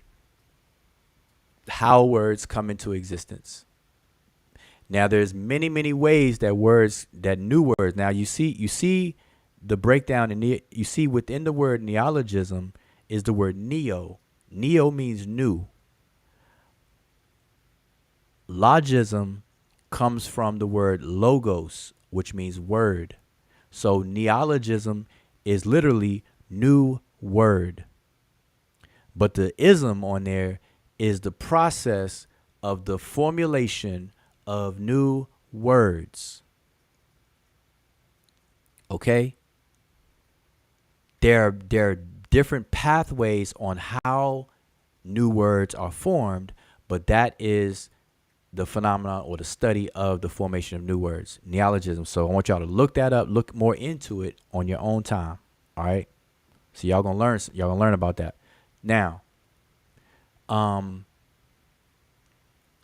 more so in ancient times than now, people in various speech communities used a way to produce new words that we don't use as much today like we did in the past in terms of human beings, but a process called punning or paronymy. Okay, where some existing words in your vocabulary inventory, your lexical inventory of your language that you speak, certain words may sound alike. And this is before writing, so I'm gonna stick with just sound. They may sound alike. And so what people do is they take words that sound alike and package them together to form new words that is like a summary of the multiple meanings of the separated words that all sound alike. That's a form of like paronymy. Okay, now, having said that, so I want y'all to learn this. Having said that, there's an Egyptian word, ked. It's transliterated as QD. And see, if I was prepared or whatever, I would show you all the glyphs and stuff like that for the word ked, and the whole nine. But I don't think I have those things quite ready to show fast. Like I could show it, but I don't want to have these pockets of empty blank space and everything, because y'all know I'm gonna talk long anyway. So let me just keep on talking. I'm gonna keep building. I'm gonna keep passing these jewels on to you all. So there's an Egyptian word ked. Okay, we transliterate it as QD. QD is ked. All right. But I would like to y'all to see it in the glyphs. But and it means to build. It means build. Okay. In the noun form, it's building a building. Or ked is build, to build something, like you want to build a house, build a structure, build a wall, right? Ked. And to fashion, by the way, it means to build, to fashion and build, but build, fashion meaning building something. Now, there's a word, ked, that means character, disposition, nature, like the nature of something, the character of something, the disposition of something. Okay, is also a word, ked. All right, ked. So take that in. Now, now I said all that, and don't tell me that I have forgotten the point that I was making with another example. There was another example that I wanted to give. I think I lost my example.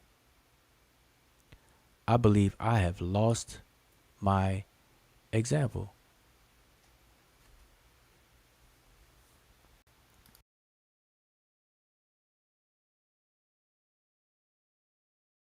So, but I want y'all to understand that ked and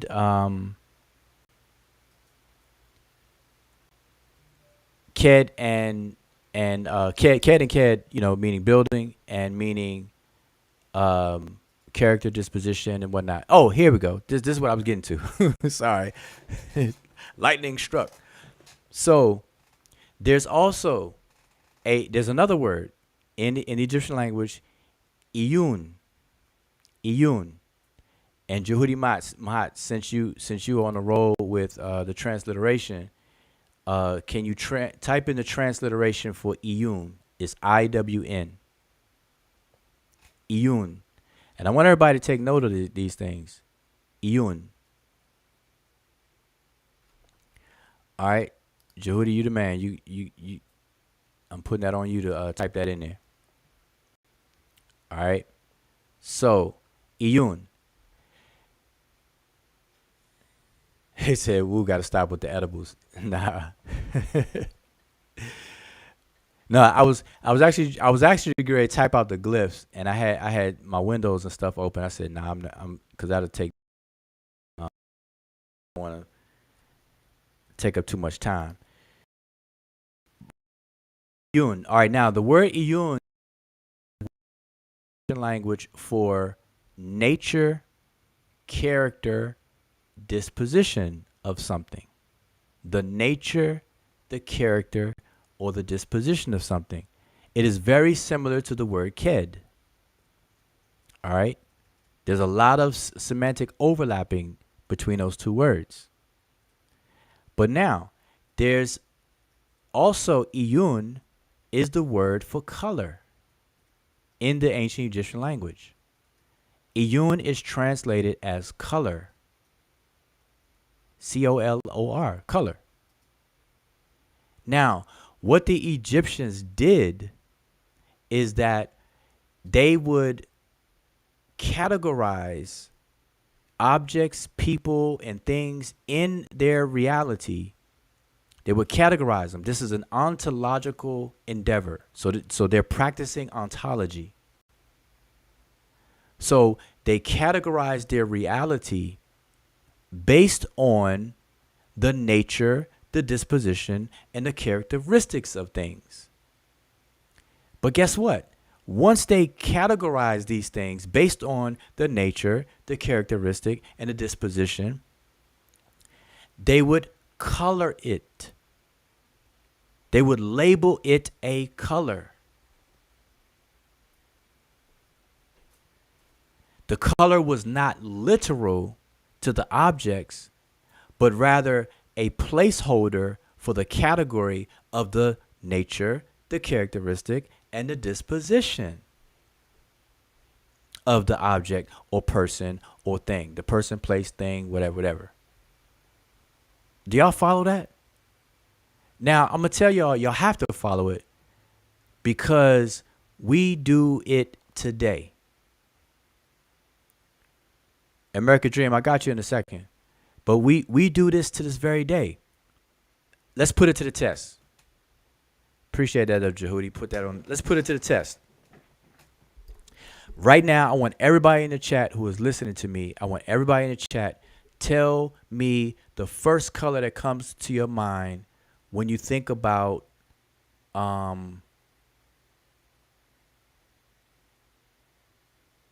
health. What's the first color that come to your mind when you think about health?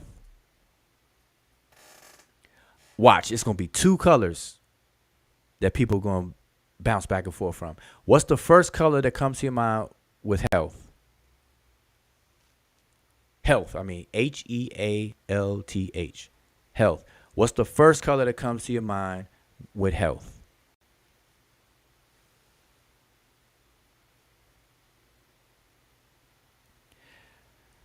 All right, I got green and blue. Vyasa said green and yellow. All right, all I need is three answers. I mean, people could keep answering, but I'm gonna keep on moving after I see three. So we got blue, green, green, and then green, yellow. So you all are helping me demonstrate and prove my point, or provide a basis for the point I'm making. The fact that we do this to this very day. We associate certain things in our reality with color categories, but we do it to a far less degree today than human beings did in the past. Okay? Now, let's do it again. I'm going to ask you a different question. What color comes to mind when you think about love, passion? Love, passion. What color comes to mind for love and passion?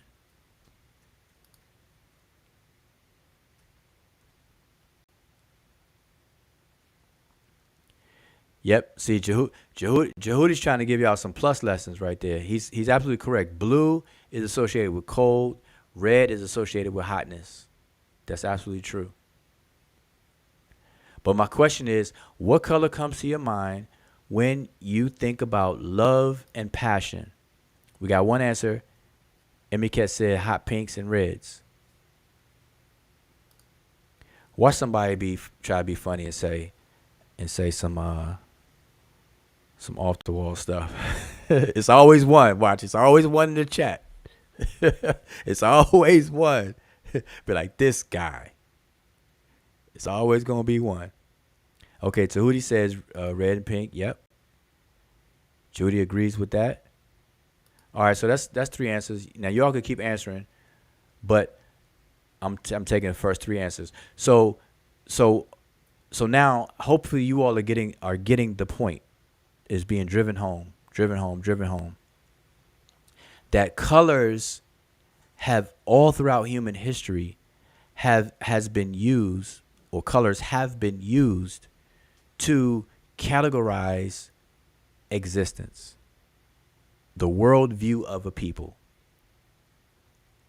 Okay? That's where colors literalism is pushed to the side and it becomes a figurative association. And this is normal as it is to be human. So again, I'm passing these jewels on to y'all.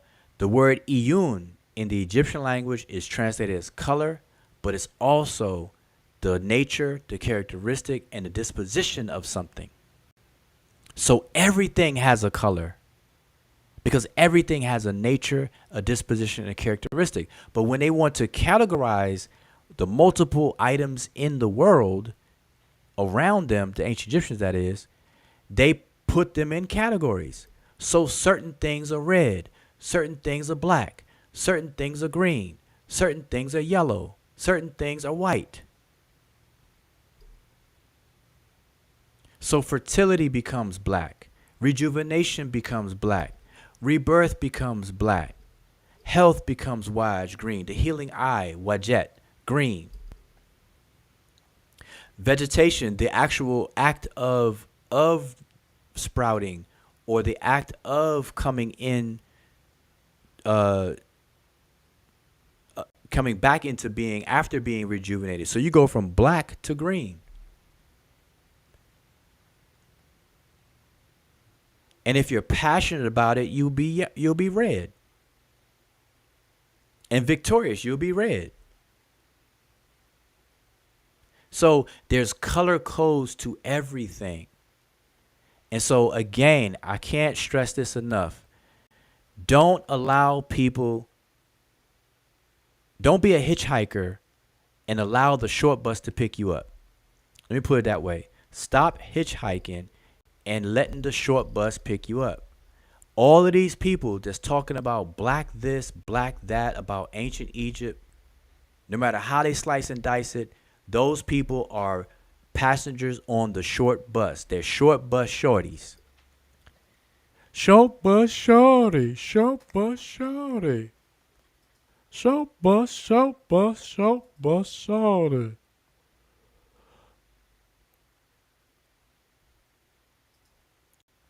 I like my water wet because I'm so dry.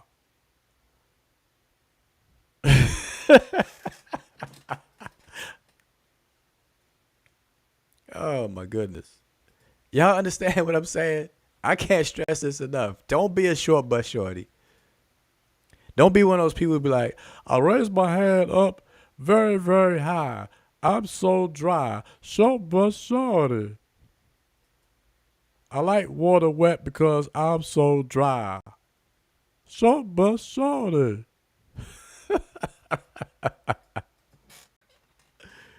That's how these people sound to me. You know, it's it's not funny though. It's not funny because it's crazy out here. It's crazy in these YouTube streets, y'all. But listen, don't be a hitchhiker and allow the short bus to pick you up. All right? Don't do that. Please. Okay? I'm giving you all these jewels so that everybody can get past this stuff. All right? That whole entire argument has been going on for 50 years about black, black, black, black, black, black, black, and we're not getting anywhere. It's goofy as all outdoors. I don't care who's talking about it. If the shoe fits, man, buckle that bad boy up. Give me your size. I'll make sure you get the right size. Multiple pairs. Strap that bad boy up. I'm saying it in general for anybody, but wherever it fits, it fits. Just don't let people pull you to the bandwagon, to that short bus bandwagon. It's you know, empty wagons make a lot of noise, man. I'm telling y'all. So anyway, all right, enough of that. So I hopefully you all got that. Iyun is the word for color, but Iyun is also the word for character, the nature of something. Just like Ked. Ked is made to build, and Ked is or fashion, and Ked is also dealing with nature or characteristic of something. Now here's to go back to Ked. One thing I forgot. What connects those two, being a fashion and being that being of character, is both of those are assumed and absorbed in the deity Kenmu, aka Khnum. Okay, y'all know Sarasun said his favorite deity, Khnum on the potter's wheel. Khnum on the potter's wheel.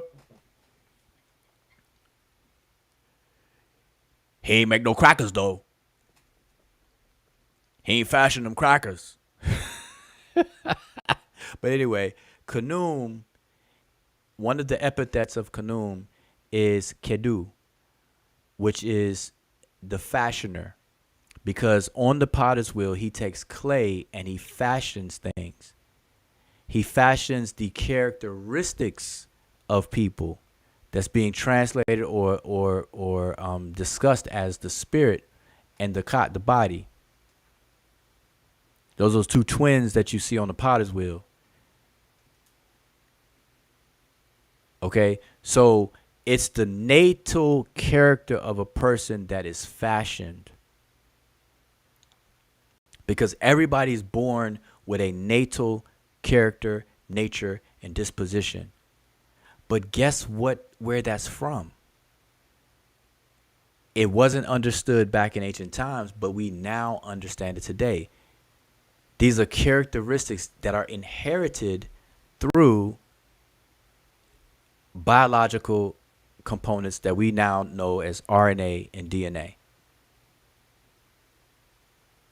Your natal disposition is a result of your inheritance of the various different chromosomes, autosomal, and all that kind of stuff that we get from our parents, and so on and so forth. Then that lays the foundation where it can be shaped and molded on top of that as we get older and grow.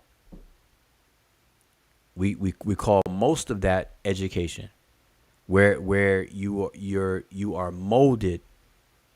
Your character and personality is molded based on your environment, your influence, the people around you, your parents, your siblings, your school, your friends, your husbands, your wives, everything, all throughout life, until it crystallizes, until we then invoke another age-old saying called you can't teach an old dog new tricks. Because I'm going to tell you this, just like the physical skull of a baby, when the baby's first born, the skull is moldable. I wouldn't use the word soft, but it's not all the way hard. Every baby that's born, the skull is not fully matured and hard. Even the bones in the body. That's why if a little infant gets, breaks a bone, man, that thing heals right on up. Not like when you're older, you got to get a cast for like 6 months or whatever. You got a bunch of people signing your cast. Now, but my point though is that the same thing that happens physically, where you have this birth into a more soft existence, and then it gets harder over time. Well, the same thing happens with what's called your psyche, your personality, or your disposition as a person. It's soft. It's a sponge. It's moldable. It's shapeable. But then when you reach a certain age, then you know everything. You're rebellious. You don't want to hit. Can't nobody tell you nothing. Nobody could teach you anything. Nobody could tell you anything. You think you know it all. You don't need no help. You want your independence. You want to emancipate from everything and everybody, blah, blah, blah, blah, blah. That's what happens. Psychologists understand this perfectly well. This is actually studied and discussed in psychology circles. Okay? The formidable years of our lives is usually from the time that we stop breastfeeding up until we're about 21 years old. Because it's at around 21 to 25 years old where the frontal lobe or prefrontal cortex, forget the exact term for it, either the frontal lobe or the prefrontal cortex actually matures. It's fully matured.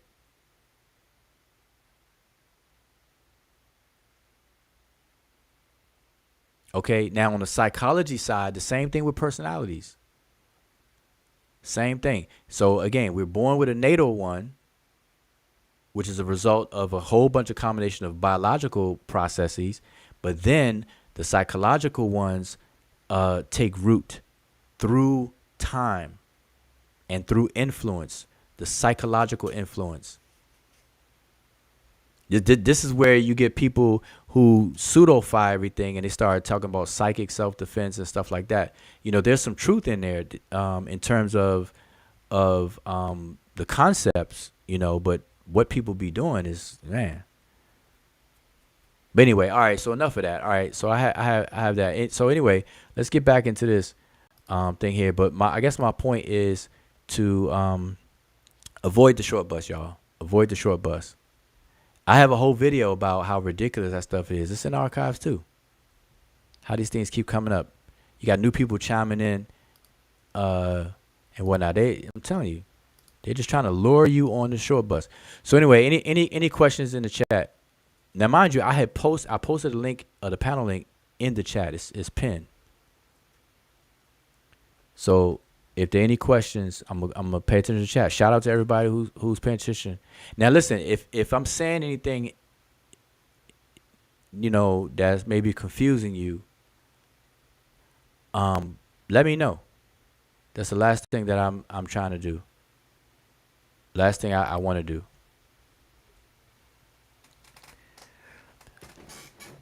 But what's crazy is this is supposed to be the after party to the video I showed yesterday, but nobody has any questions from the video from yesterday. So I might have to change the title of this video. All right, so let me scroll up. American Dream. I don't know what your question was. I don't see it. Let's see.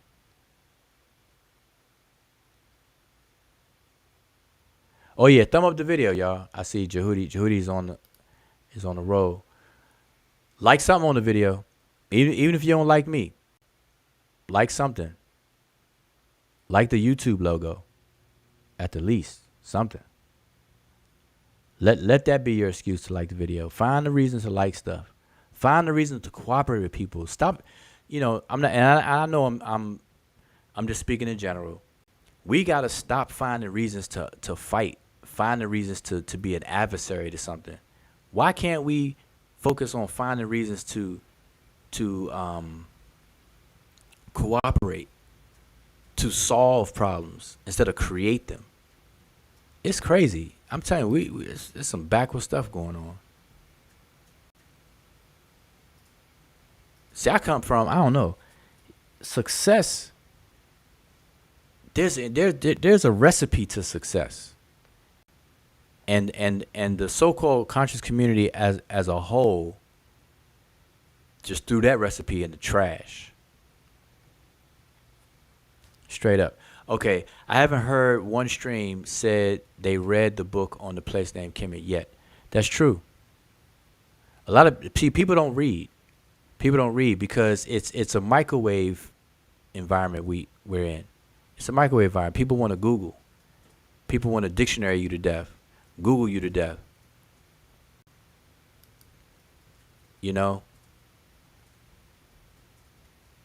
Google and dictionaries are valuable tools. Like all of this stuff, like they're tools to an end. To aid in something. That's the something people are missing. Like people are using these tools, but for what end? And they're tools. I'm trying to go. Okay, so Far Light into says, nah, don't skip over that. What's those truths? Oh, yeah, I'm probably behind. I don't know. I don't remember what I was talking about right there. Said elucidate that so that the truths can be seen and the BS can be separated. Yeah, see, I'm trying to remember what was I saying when you posted that. Don't nobody care about Netjer. It's an open and shut case on him.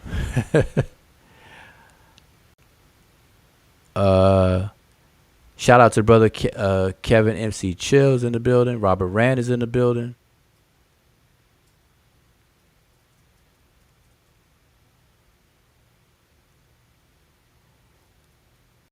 Okay, so listen, y'all made it easy for me tonight. So I'm not gonna stay on here all night. I'm not gonna hang out because I don't want these videos to be too long. We make these videos long, and then people run. They're scared of them. Oh, let me say this though. Okay, so remember last night. Okay, so last night I played the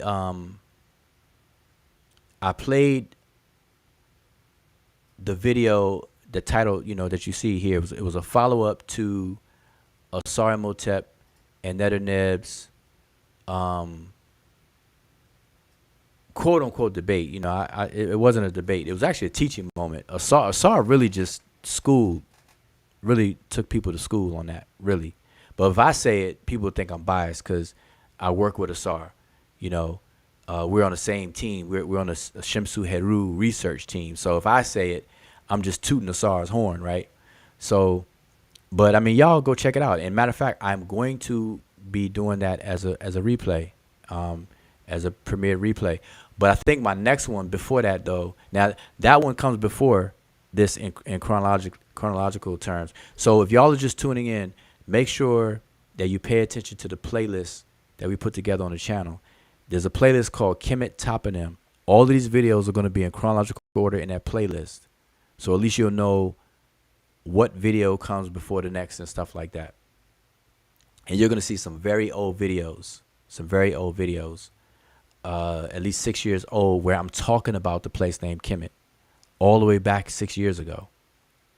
Okay, this is in 2016 where I'm talking about this. And I talk about Diop's claim or advocacy about Kemetiu meaning black people and Kemet meaning the land of the blacks. I talk about that then. I even say, this is crazy. I even say 6 years ago that even if people wanted to translate like the scholars do this all the time. They translate Kemet as the black land. They never say the land of black people though. And that's the distinction. And I want y'all to notice that these people are trying to argue now today or put their dog into the fight today. They got one shoe. They're like straddling. They're straddling the fence. They don't go in on Diop for saying that Kemet means land of black people. I want y'all to notice that. But that was the whole point of this discussion in the first place. That it don't mean that. So people be really agreeing with you, but because of the nature of this so-called conscious community, it's all about adversary and hoorah, hoorah, hoorah. And this, they gotta make it seem like they disagree and find anything. And then what they look for and try to find is still not even there. So but even with that, and I see you, American Dream. Let me put American Dream up in here. Even with that, when people come to me and they say Egypt and they're stuck on Egypt means black land, I don't mind that. I said this 6 years ago. I said as long as people understand that black in that sense is figurative. And it's figurative for land that's accessible to water, which creates the fertility of it. That's it. As long as people have that understanding, they can call it whatever they want. They can say purple land or whatever. None of that stuff matters. And that's the whole point. And that's the point that people are missing even in the culture of the Egyptian culture and the inventory of their language and text. It was all about the accessibility to the Nile River. I go over this video after video. Like, I don't know what else to say. Nobody was trying to live out there in the desert. Everybody was looking for water, fresh water. Even today, we got to pay for water, man. So I'm going to open up the floor. Hopefully you all's audio, it will be working and everything like that.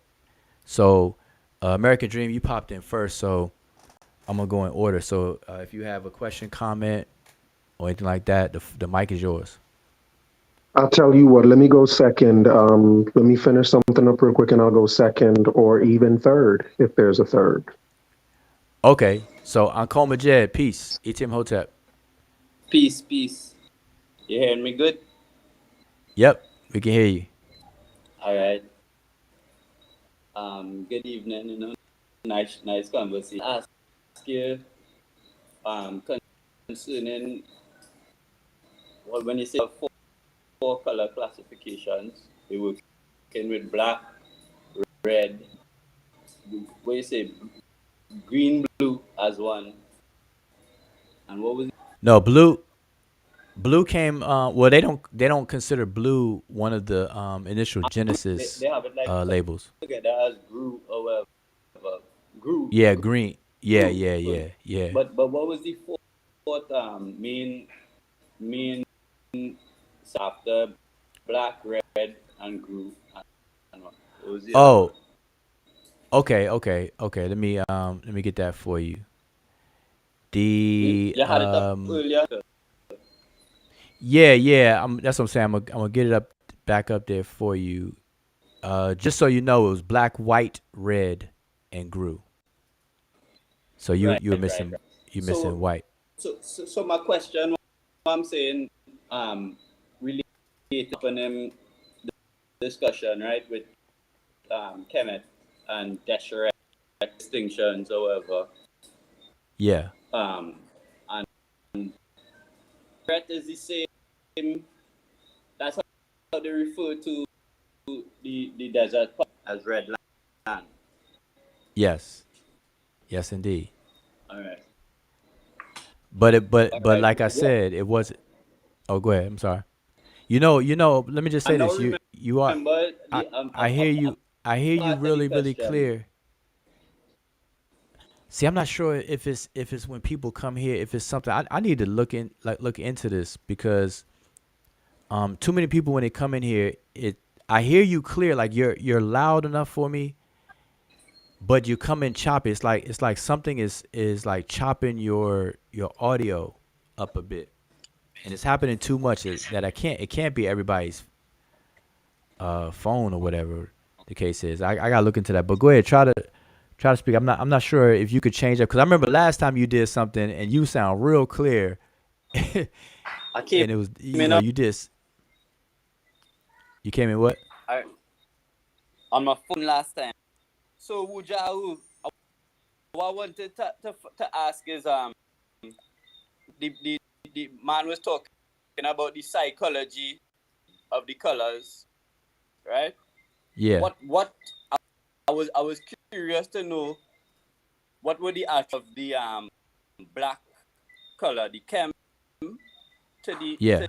the and if it is that the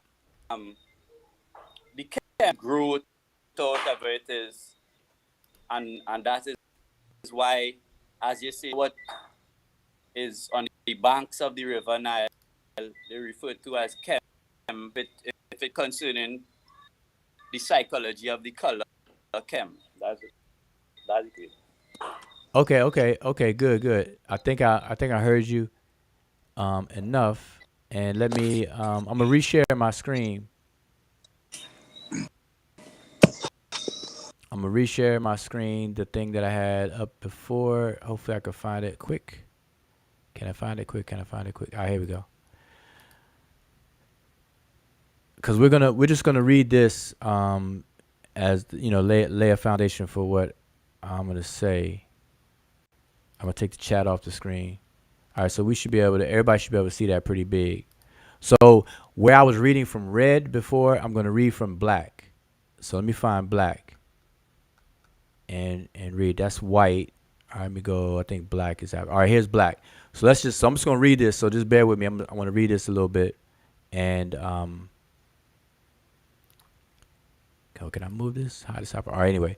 So okay, so black. It says black. The color black represents opposing ideas, authority and humility, rebellion and conformity, wealth and poverty.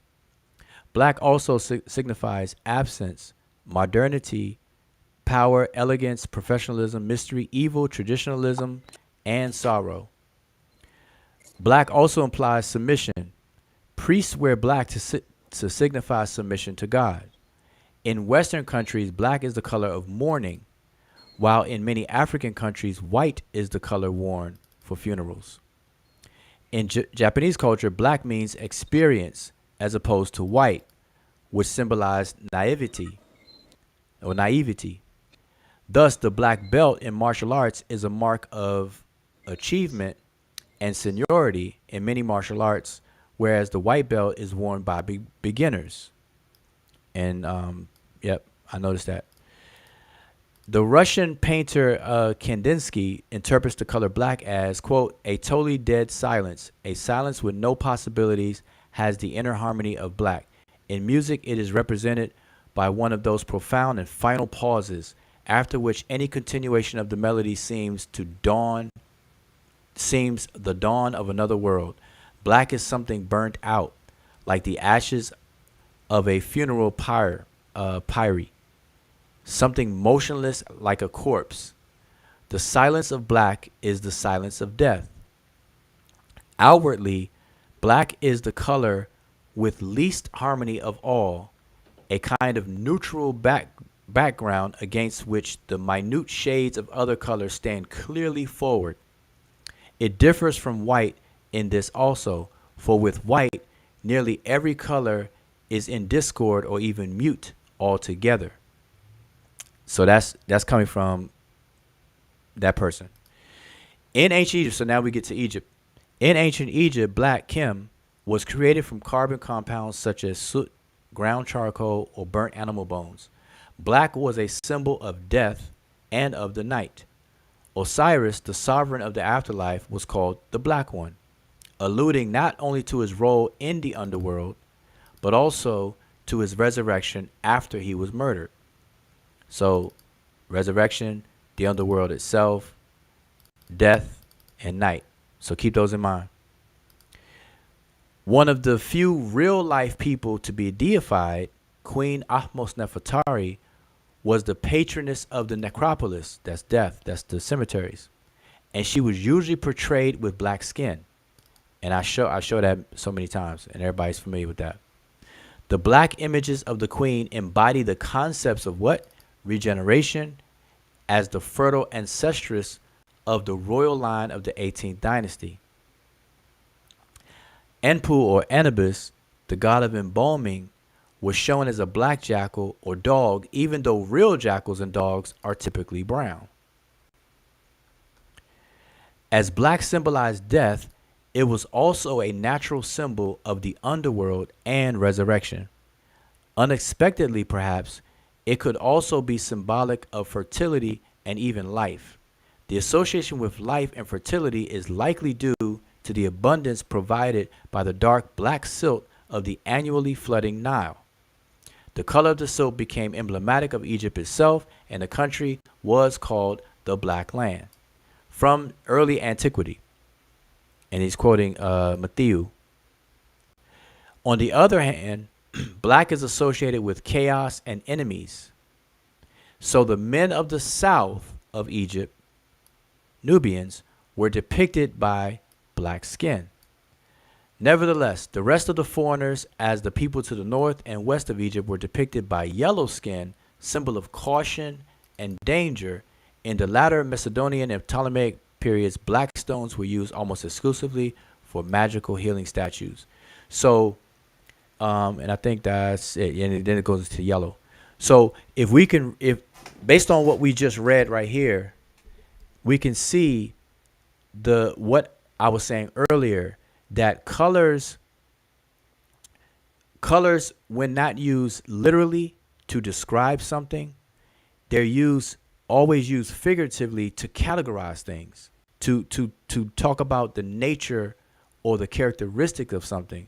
So, like for instance, the Nubians, and I really don't like using that, but the Nehisiu be the proper term. People who live south of Egypt, the Nehisiu were depicted in black skin to represent the characteristic of those people there. They were rebellious. And there's many texts where the Egyptians described them as being rebellious, and obviously at certain times they were enemies of the state. They were one of the 9 bows, and so on and so forth. And they saw things outside of Egypt as being chaotic. Okay, and the ones that to the south were depicted as black. So you have yellow for, as I said, a symbol of caution and danger. Red is a symbol of the desert, chaos, satuk, and all that good stuff, and victory as well. So it just depends on the context. The context will dictate which figurative expression it manifests, but they're all figuratively expressed and not literal. And even when it comes to here, where it says the color of the silk became emblematic of Egypt itself, and the country was called the Black Land, from early antiquity. So all, well, I'm not gonna say all, most scholars interpret the place name Kemet to mean, or they translate it as the Black Land or the Black Country. And they always explain it, that they call it that because of the flooding of the Nile. It's always in the same sentence. Whenever you hear a scholar talk about Egypt meaning Black Land, if you ever see them explain why, they always say it's because of the soil, the dark soil, and the deposits from the Nile. They always say that. All right. Well, Wujau, it seemed to me that the so-called debate between whether Kemet means Black Land and it it not really because the black is pertaining to with by nature of it being a riparian land. You understand? Black soil, which is necessarily on the banks of the river. Yeah. If I heard you correctly, you're saying what we're saying, that see, okay, so let's start from what scholars say, right? So scholars say that Kemet means or is the Black Land. And they say they call it the Black Land, or they define it that way because of the flood of the Nile depositing the rich, fertile, dark soil during every inundation. Now, where that takes place is all within the riparian zone of the country.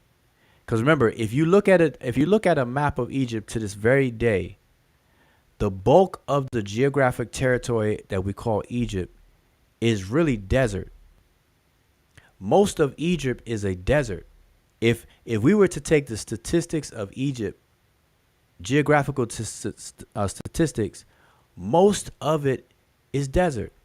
If we could buy countries, like if countries was property on a monopoly board, hardly anybody would buy a country that's mostly desert, unless they had the Nile present with this flood going on, and you could take advantage of it. And so my point is that everything is about that riparian zone in the country. Nobody lived in the desert. The only people lived outside of that riparian zone were people who were exiled, or people in the military on a military post, or as a buffer between the foreign territories and then the inner homelands called Khenu in Egypt. So Edebwi is literally the word Edeb. The word Edeb is literally the word for riverbanks, or the bank of a river. And Edebwi is a masculine dual, the two riverbanks. So Edebwi is another name for ancient Egypt. Come on, it's on this. Ta Mary is another name for ancient Egypt. And if you break down the word Ta Mary, see, they say that the Ta Mary means the beloved land. But when you actually look at the full spelling of the word Ta Mary, it has the sprout of a palm branch on there, within the word, which is alluding to growth or the inundation cycles. Because remember, the palm branch, if for those who don't know, the palm branch as a glyph is the glyph, a logographic glyph for the logograph graph for the word renep, or some people say renpet, which means year. It's a cycle. And so Tameri has this glyph in it as a classifier to alert the readers that is pertaining to a land that goes through some kind of cycle.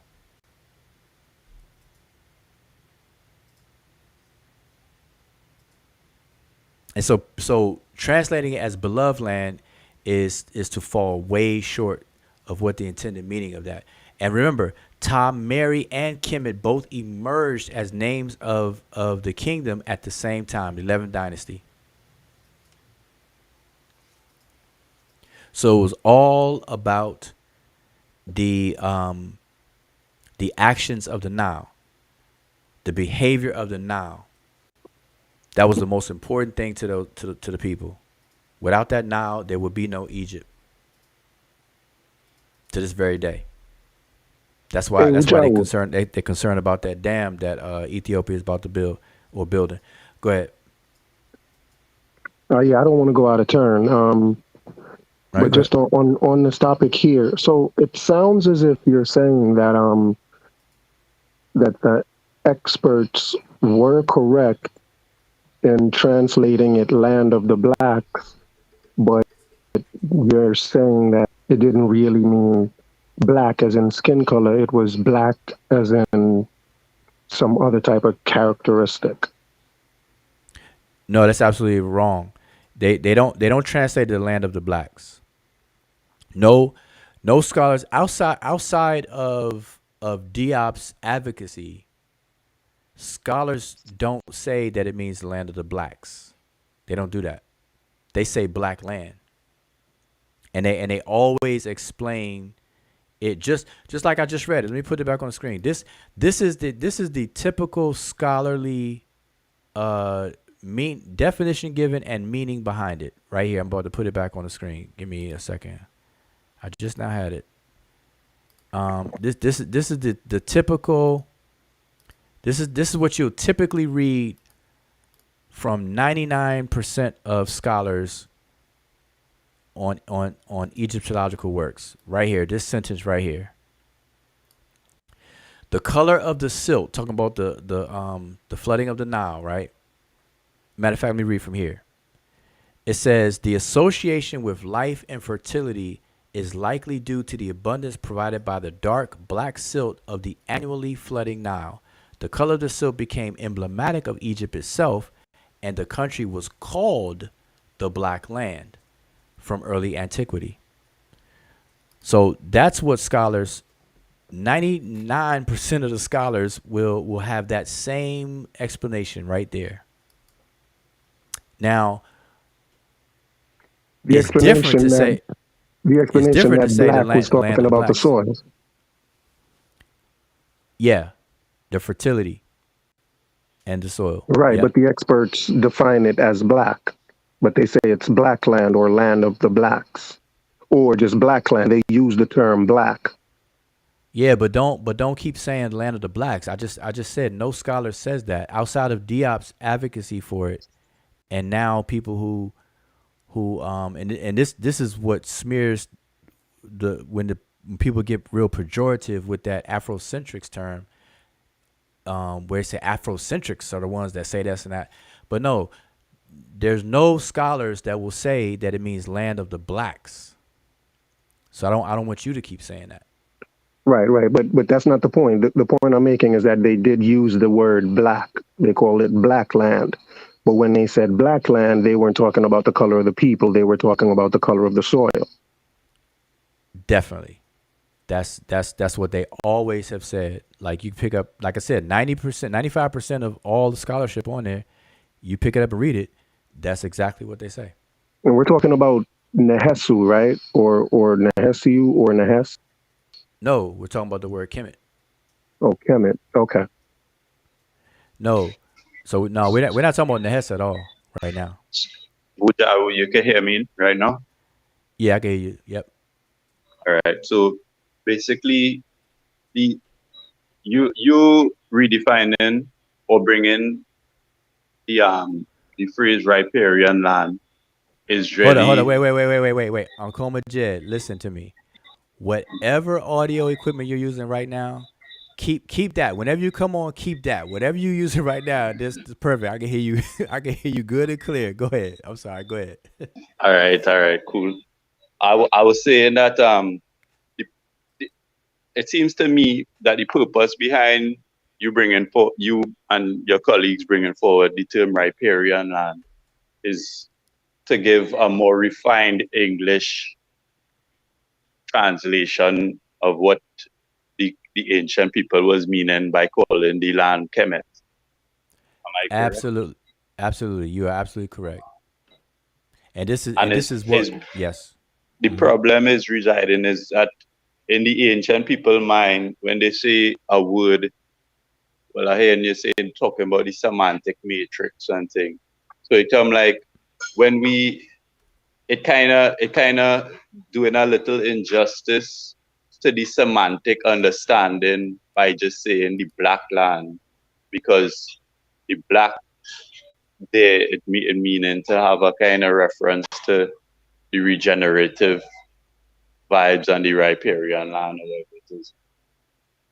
Yeah. So see, what we did is we introduced riparian to the conversation for that reason. And so we've taken a very vague explanation, and we've specialized it. We've narrowed it down to eliminate the possibility of the short bus folks taking the explanation and applying it to skin color of people, because Kemet was never used. The place name, that is, was never used or talking about the people's skin color. Never. Toponyms never refer to people. They never ever do. Ever. That would defy the very meaning of a toponym. That's like saying wet will never be dry. Because if wet was dry, it would no longer be wet. You see what I'm saying? So a toponym is a place name. It's not a people name. It's not an ethnonym. It's not any of that. It is a toponym, topos onym, which means a place name. And so what we've done is we've corrected and eliminated all the possibilities of anybody saying that Kemet was so named for anybody's skin color. We're putting it back in its geographical context that it was originally set in, which is that of a riparian zone, a land that is usable, that has utility and access to water. Everything about Egypt was about hose, irrigation, water channels, and the flooding of that Nile. Everything, even the educational or spiritual system of Egypt was centered around that Nile. All the temples are right there near the Nile. The pyramids themselves are right there near the Nile. All the so-called cities are all right there near the Nile. The Nile was wider than it is right now. And I'm sure y'all can see documentaries where they show satellite footage where they show you where the bank of the Nile would go all the way up to certain areas that it no longer goes up to. And then you have modernization and urbanization where a lot of people have lived and destroyed part of the riparian aspects of things. You got tourism and this, that, and the third. But so nobody, see, that's what I'm saying. Nobody should really have a problem with the word riparian. That's what makes this so goofy. So, what do you think is the main reason that they are getting backlash with this definition? Or what do you think it's people are becoming defensive about? Okay, there's a few main reasons. One, you got people who are heavily invested in Egypt being black for the color of the skin. And so people have jumped on the bandwagon of the claim by Cheikh Anta Diop, and they're heavily invested in it. And they can't change their mind based on, you know, new evidence or whatever the case is. So some people are stuck there. You got other people who may have written songs or raps about Egypt being black, so they can't let that go because that's written. They heavily invested there. And then you have people who just want to argue and just find anything to argue with, and then they choose this to argue because it's new. It's new to them. Like most people didn't even know what riparian meant or that the word even existed until we started talking about it. Well, we could substitute that word for many other words. You could probably say regenerative land. You could say fertile land. Probably say, you know what I mean, like riverine land. It have various other ways you could say the same thing. But what's crazy is that even in the dictionaries people use, one of the names of Egypt is Idebwi, and the dictionary defines it as riparian land. That's crazy to me right there. Let me show you. I'm gonna show you in case you've never seen it, or anybody in chat may have never seen it. This is just a common, like even a beginner's dictionary. So I'm gonna just show you. It's Ujawu, go ahead. Yeah. are you saying that you're calling it a riparian country doesn't necessarily contradict the experts calling it the black land? Because black land is talking about the soil being fertile, and riparian is talking about the same thing. So you're saying that either it's one not is a acceptable. contradiction. It have no contradiction. It's the same thing. It's just Exactly. it's just a more refined comprehension of the two. Exactly. It's not. See, and 6 years ago was even crazy. I did a video 6 years ago where I say exactly that. I even say that when people have approached me and they call Egypt the black land, I don't mind it. I don't have a fuss about it. I don't argue it, as long as they understand black land to mean land that's accessible to water. And I even break down that the fact that black or darkness is associated with water all throughout human history. When clouds get dark, it rains. The thunder clouds pour rain out of it after they get dark. If you take a dry gray shirt, white shirt, any color shirt, and you wet it, you dip it in water, it's going to be darker than it was when it was dry. So the phenomenon of darkening something is always and has always been associated with water. And so as long as people can understand that, no, right, that is true though. No, and I do understand that. But, the question is just the term Kemet itself. Does that word translate to black land, or does it translate to riparian country? Like, does the word Kemet itself translate? Does Kem have black in it, and does it translate to black land, as the experts say, or does it translate to riparian country, as you say? Okay, again, once you understand, all right. So let me address just the first part of your question. When you translate something, the act of translating something is taking a meaning from a source context into a target context. So when the Egyptians were defining Kemet, they were talking about the area of the country at all times that are accessible to water. Okay, they separated that area from the area that was inaccessible to water and called it Desheret. So Kemet is the opposite of Desheret. Then in the 11th dynasty, they elevated the Kemet part because they all lived in the area of the Kemet part, and they named the entire kingdom Kemet in the 11th dynasty forward.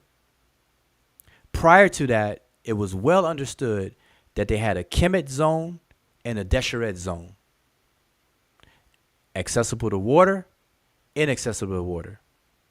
It's almost the same as the two deities that govern these two zones as Shu and Tefnut. Tefnut represents the moisture, watery aspect, and Shu represents the airy, dry aspect. They've always had this in their psyche.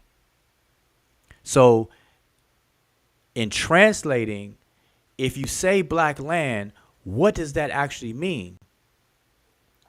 Because when you translate, it's a semantic endeavor. So we're talking about the meaning. And so what it means is that Kemet is a riparian country. In the other video I did, I showed that that's how Egypt today, modern Egypt, is still called a riparian country. Sudan is called a riparian country because of this access to the Nile and its water. So what a word means always depends on the context in which it's found in. Dictionaries, like when people look at dictionaries, most people don't even understand what a dictionary is. Like these Egyptian dictionaries are not really dictionaries. They're lexical list of word substitutions. And so it's a very rough and vague translation. So if you go down the list of a dictionary, I'm gonna pull up a dictionary. Let me pull up the one I was going to show. This is going to be the Mark Vigus dictionary I'm going to show on the screen.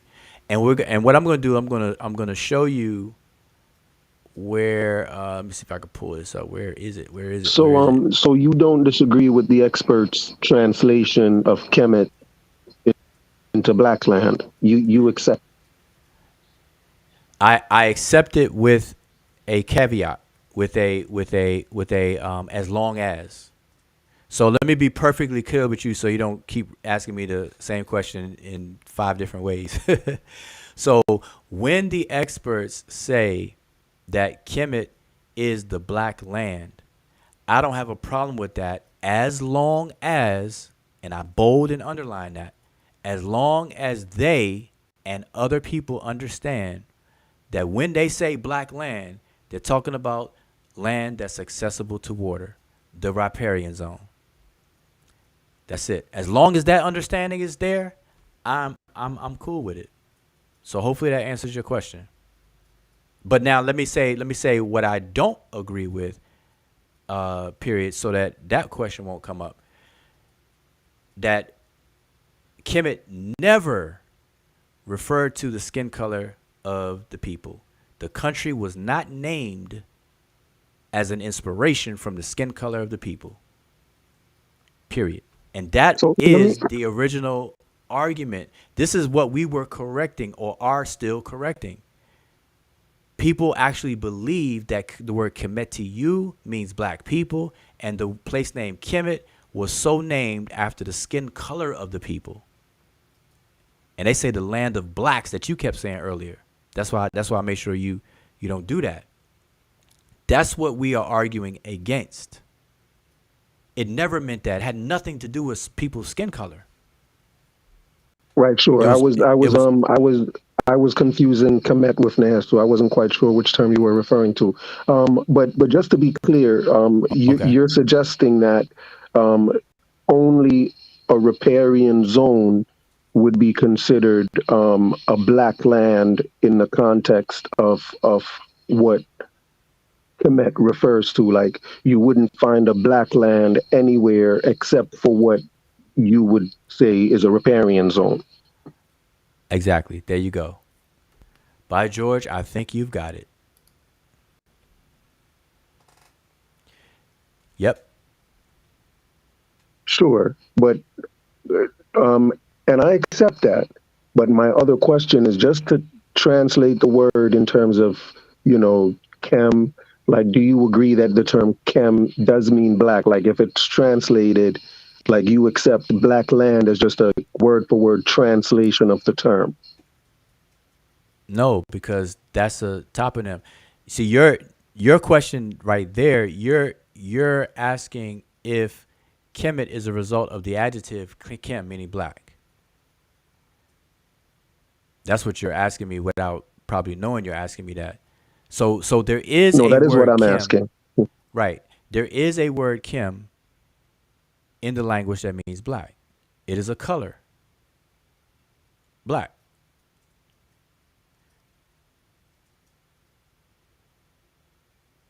All right, so there is a color black. So I don't understand what. So you're just saying the word Kemet has nothing to do with that Kem.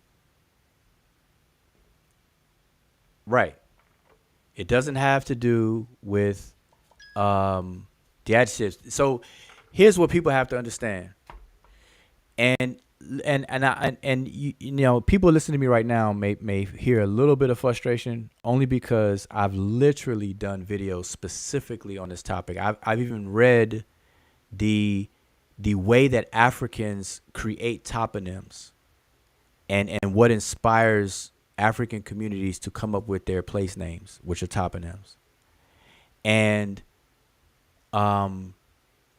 everything is fitting into what we are describing as a riparian zone. And so because we introduced this new term, people are having a problem with it because they don't want to let go of the black part of it, because that allows them to segue into the skin color conversation and whether the Egyptians are black or not as a race or as a people and this, that, and the third. They don't want to let that go. And so when you asking me, does Kim in the word Kemet, is it the adjective? Is that root word the adjective? No, Kim actually is a word for a type of land. A type of land which has utility, is usable, it's farmable, it's ripe, it's producible. What's the word for that? Fecundity, or whatever term that is. That's what Kim is in Kemet. And we know this when you compare it to related languages. You can find cognates in related languages, and that's the purpose. And this is what Asar showed. Now I know you probably didn't watch the video, which is what this is an after party too. But if you really did take time to watch these videos, everything I'm saying has been demonstrated. So I'm giving a very short, a short little statement about it. But a lot of these things are shown. You don't think I have a need for Egypt to be black, do you? No. I don't think that. I don't know, but I don't put that on you. No. But right, and you don't think that whether or not the word Kemet has to do with the color black has to come from a place of trying to make Egypt black. Like, you would agree that these are questions that can be asked by people who are just curious. No, I welcome all the questions. So your line of questioning, asking me what you just asked me, I don't want you to get it twisted as if I feel like these questions shouldn't be asked. I'm not asking about whether they should be asked. You brought up the fact of people who want Egypt to be black, as if you thought that I was one of those people, and that's the only motivation for asking those types of questions. No. But remember, your questions that you're asking me from yourself, on behalf of anybody else, they're inspired and influenced by other people's conversations. Because on your own, I know that you don't know or you didn't know about, Kim meaning black or not, and this, that, and the third, or whatever the case is. It's through whatever influenced you to come to the point where you know what you're saying right now. And so what I'm addressing is that when you actually apply the investigation of these different terms, which is what we've been talking about for years, is that the Kim in Kemet is not what people think. People think that it's as simple as taking the adjective, nominalizing it, making it feminine, and voila, there it is. It's black. Because the experts say that it's black land. And so your line of questioning, even though you don't need, I'm not saying that you are one of the ones that needed to be black or whatever the case is, but you're asking the same questions based on the points of the same people that do that. And so what I'm telling you is that so to answer your question, to get to the answer of your question, let me put this back on the screen though, because I actually had it on the screen earlier before you came in. So here is right here. I'll make it real big for everybody to see. Now you probably missed this when I explained this, but the Kem in the word Kemet is referring to riparian or wetness. The T is a portmanteau morph, as you see the definition on the bottom there. It represents multiple morphemes into one morph, the bread loaf, visibly seen as a bread loaf right there. We transliterate it as a T, but it stands for a place, abstraction, it's singular and feminine, all in one. Now, what I explained earlier is that what speech communities tend to do, and we still do it today, but to a lesser degree. But the further backwards in time you go, this was heavily done, where what we call paronymy is done, punning is done. And what they would do is they would take homophonic words that sound alike. And I'm hearing some feedback. Who is that? Uncle Majay, I think you got to mute your phone or whatever. So what they would do, they would take words that are homophones, because it took place before writing, so we can't even say homographs. But they took words that are homophones that sound alike, and they would merge the concepts behind those words that sound alike. And so they would do this purposely in a process that we now call paronymy or even punning. So I gave the example of iyun as the character, disposition, and nature of something, and it's the word for color. The word ked is the same thing. Ked means to build or to fashion, and it's also a word for the nature or characteristic of something, whatever. So you have Kem, black, but then the association of blackness with water and wetness. And those two merging together, because that's an actual phenomenon that we can witness, where darkness is a result of something being wet. It's either a prelude to something happening or the result of something happening. So let me ask you real quick, Ujawu. Wait, hold on. Wait. Listen, I don't mind all your questions, but I want to know a sense of you understanding my responses though, because when I give a response, then you just jump to another. No, I'm understanding I'm understanding your response. And I guess you can tell whether I'm not understanding by just tell me if my question makes sense or not. So, because it sounds as if you're saying that when the experts translated Kemet into black land, when they said black, they didn't mean the Kem. They didn't have that Kem adjective in mind. When they said black, it's just a coincidence that Kem just happened to mean the word, that adjective black as well. When they said black, they meant wet. They weren't using that black, that adjective of the color Kem when they did the translation into black land. Yeah, so to convert your statement into a question, no expert that you're talking about ever did the etymological work on the word Kemet. None. So where does this thing about black land come from? It comes from the experts, but they didn't do any investigatory etymological work on it.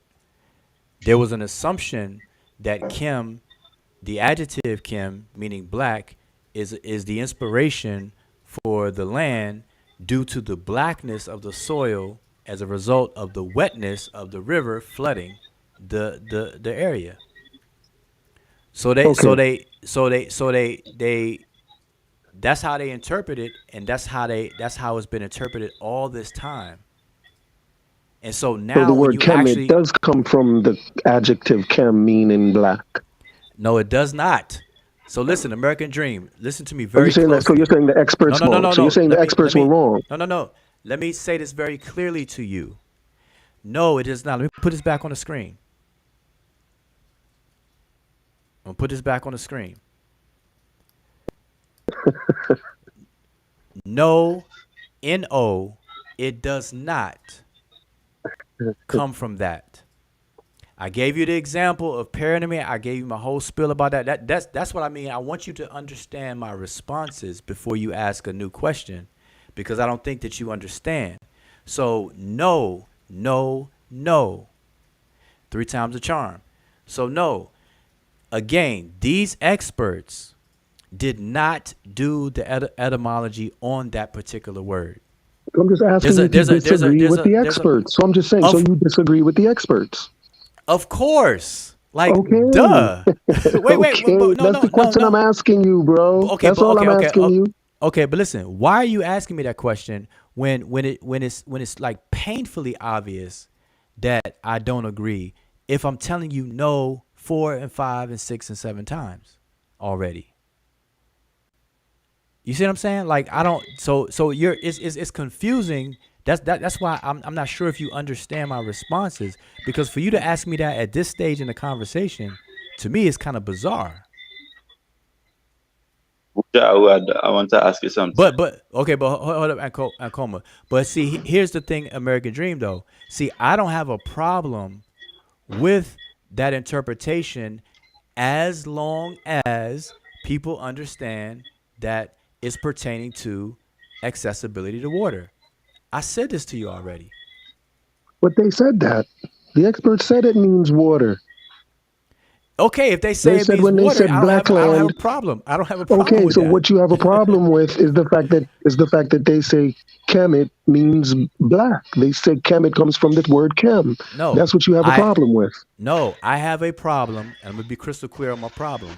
I was already clear, but I got to say things 3 times to you. I have a problem with people taking that black aspect and attaching it to people's skin color. Again, American Dream. The issue is that people are attempting and have attempted to say that Kemet means the land of black people due to the skin color. And they take the word Kemet to you. Wait. Is that what I'm doing? Wait. Is that what I'm doing? Wait a minute. I don't know why you keep bringing that up when then that's not what I'm doing. Like, I feel like you're just trying to... No, listen. I'm bringing it up. Have it as a distraction. That's not what I'm doing. No. I'm bringing it up because I'm telling you what my problem is. You just now asked me. Wait a minute. Why do you have a problem with something I'm not doing? What does that have to do with me? Wait a minute. I didn't say I have a problem with you, American Dream. I know. So why are you telling me about a problem you have with someone else about a question I'm asking you? I'm not asking you about what they're asking you.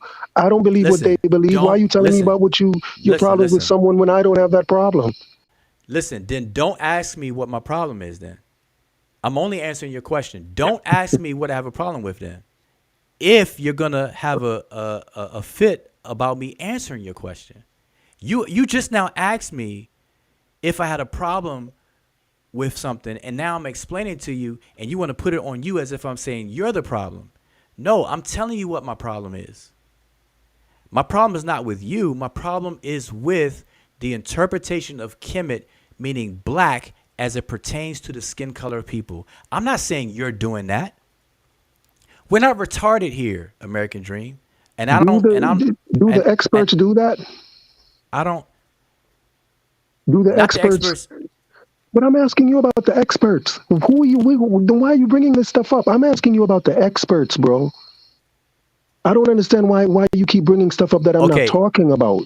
No. You asked me about a problem, though. Did you not? Yes, I said, do you have a problem? Okay, then stop lying. With the all right, experts? so let's start over. I said. I said, do you have a problem with the experts translating Kemet into black land? Listen. Do you have a problem with them saying Kemet comes from the adjective Kem? I'm talking about the experts. Okay. And then when I ask you about the experts, you start telling me about problems you have with some other people. Right. No. You asked me about a problem. So with the experts, bro. Listen. Ask me the question you want to ask. Let's start over. Let's pretend that experts, right? That I'm gonna treat you how you're behaving. So go ahead. Right. Ask me the question you want to ask. The experts. Because if I think you're slow, I'm gonna get slow with you. The Go ahead. experts translate Kemet as black land. The reason the What's experts, what's your question? I'm getting to it. The reason the experts, like I want you to, tell me when I'm wrong at any point, but the Nope. question is I coming. know. I just want your question. The experts translate Kemet as black land. The reason they use the word black in there is because of the word chem, that adjective chem, which means black. So that's why they use the word black land. But when they said black land, they weren't talking about skin color. They were talking about the fertility of the land, right? So you agree with them that it's a fertile land, but you disagree with the experts that the translation of the word Kemet should be black land. That word comes from the term black. Correct? What's your question? Because I heard you Is make that statements. correct? The question was, I said correct. The Yeah, question but is that correct? What the hell, Wujawu? no. Jesus Christ. So that's my question. Is what I just said correct? I just said no. Okay. What's your next Then question? tell me, then correct it. Okay, so I want you to sit back and respectfully be quiet and take notes. Okay, so I answered your question directly and I said no.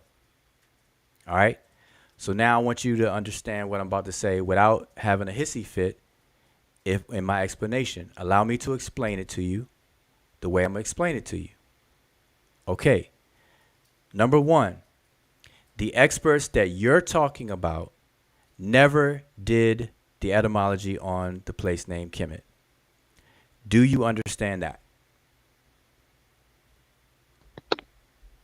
Yes, but they still called it black land. They sure did. And you don't have to say that, okay? Because I'm the one that just showed you on the screen that they do that. So we're not retarded over here. I don't need you to say that. I just want to make sure you're following me step by step.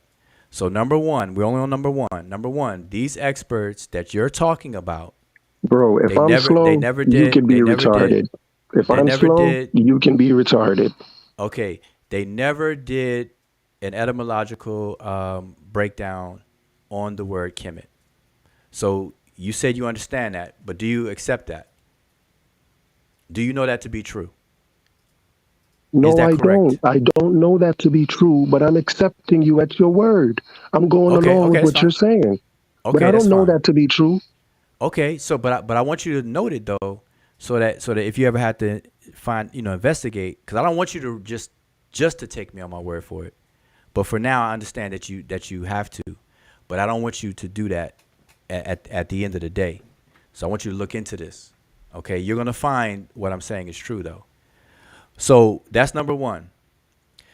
Uh, now number two, um, there the experts that you're talking about, they refer to the word Desheret, the toponym Desheret, as red land. Okay. Now, so we had dealing with two colors, black and red, and so the contrast between the two colors, black and red, the experts are defining it as black land and then red land, respectively, Kemet and Desheret. Now, what I'm telling you is that I don't have a problem with that interpretation, even though they didn't do the work to know if it's coming from the adjective or not. I don't have a problem with that as long as they understand, these experts that you're talking about, as long as they understand it to be speaking of or referring to the accessibility to water. Now, they seem to have that understanding in their explanation because every time they try to explain the black land, they always refer to the flooding of the Nile, which is water. Whenever they try to explain the red land, they always talk about the absence of water, the fact that it's a desert where there's no water there. So they seem to have this understanding. And because they have that understanding, I don't really have a problem with it. So that's, I'm going to put a period there.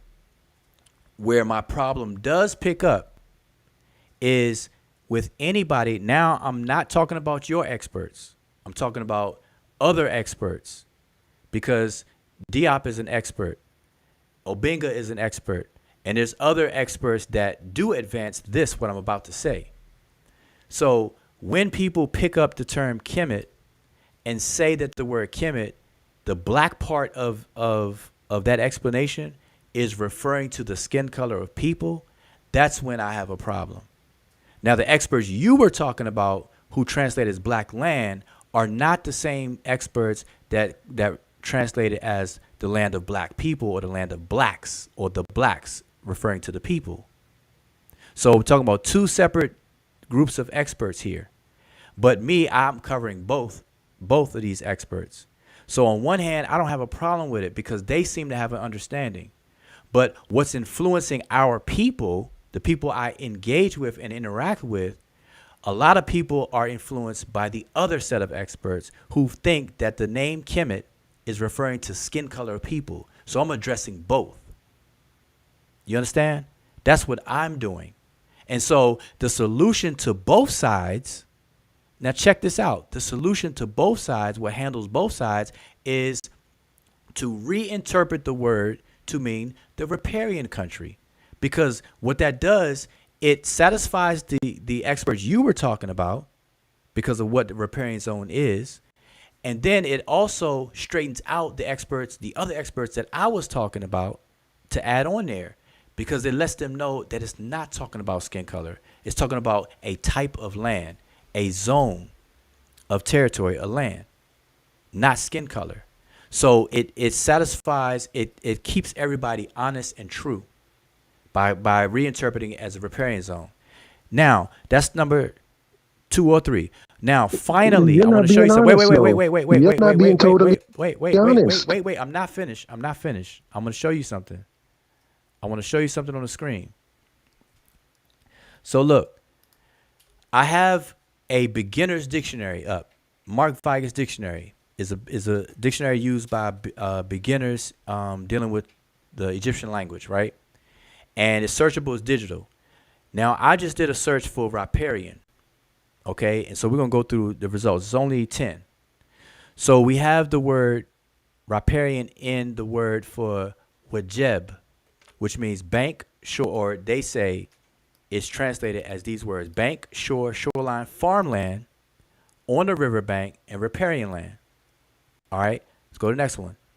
We have wajeb, riverbank, shore, riparian land.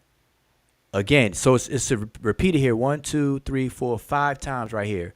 All the exact same meaning that's given in this dictionary. A riverbank, shore, riparian zone. So we hear farmland, riverbank, shore, et cetera, right? So go to the next one. Now we have Edeb, riverbank, riparian land, shore of the flood, okay? Down here, riverbank, riparian land, shore of the flood again. Keep going down. 1, 2, 3, 4, 5 more examples. Edeb.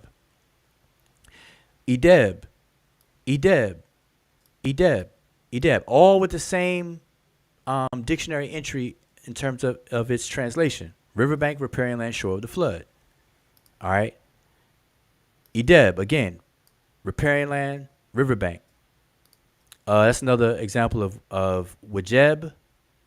Same thing.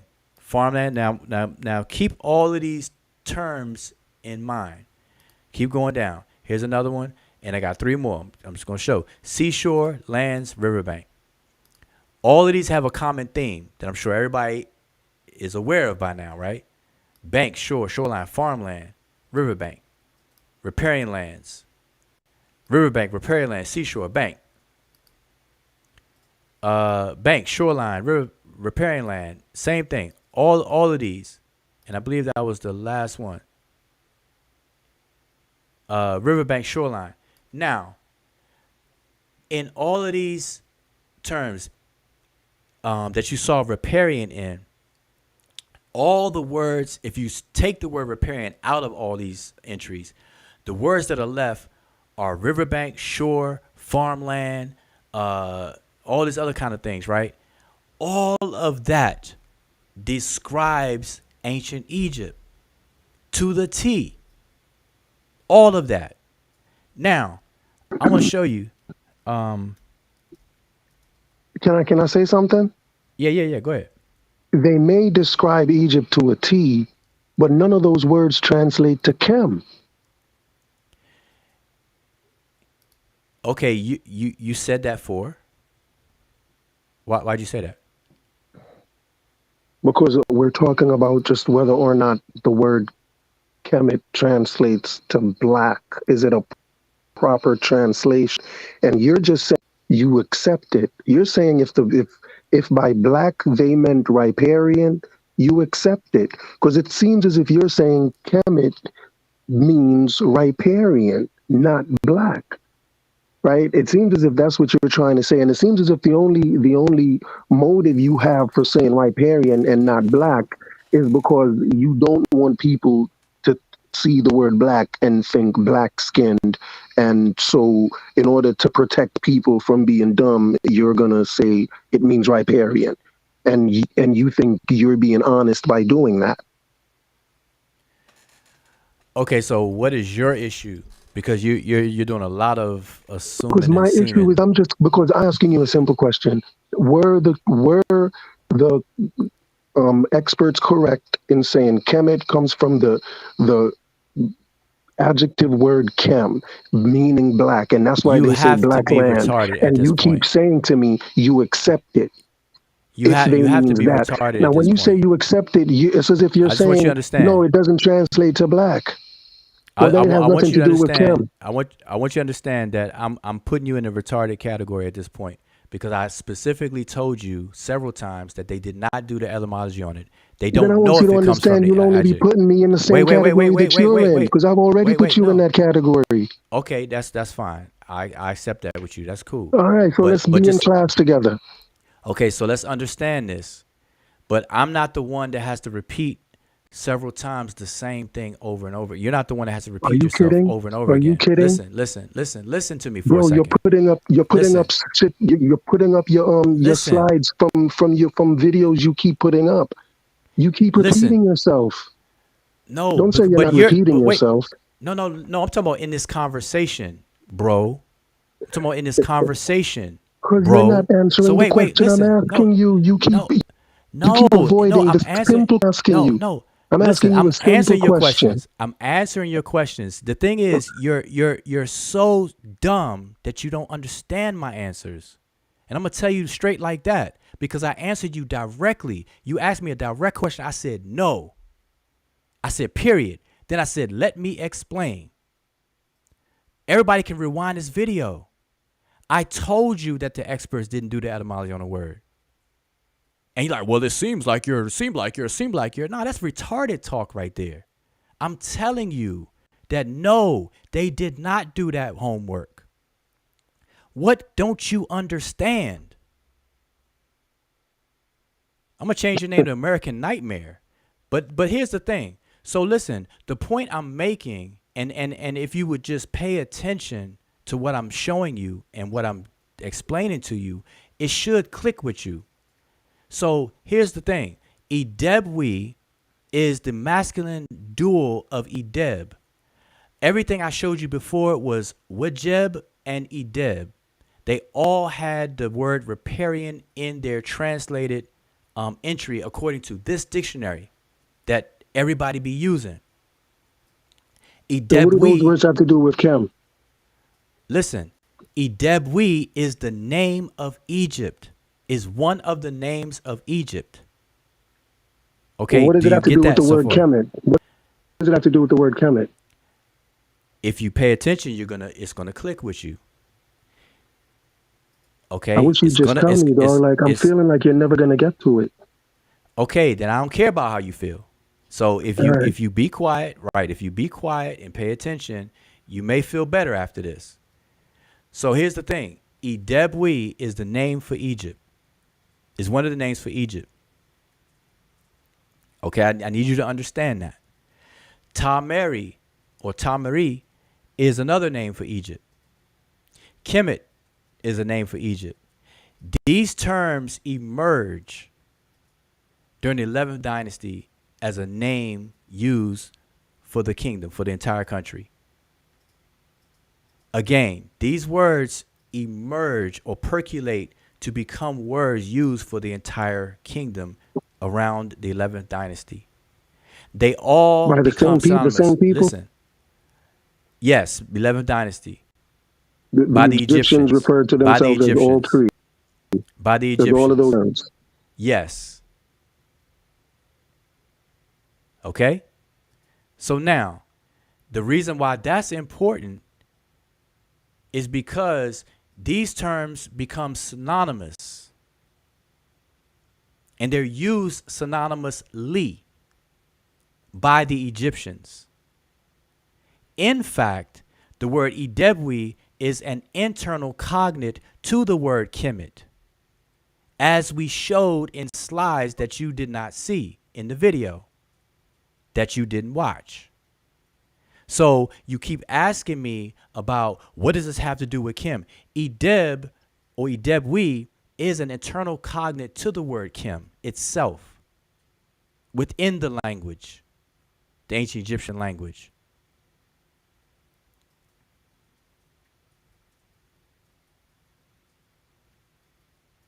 So once you get this understanding, you will see why we introduced the word riparian to as a ultimate solution to both the black land situation and to the black land of black people situation. Is that the work you're? Is that the work you're suggesting the experts haven't done? What you just explained?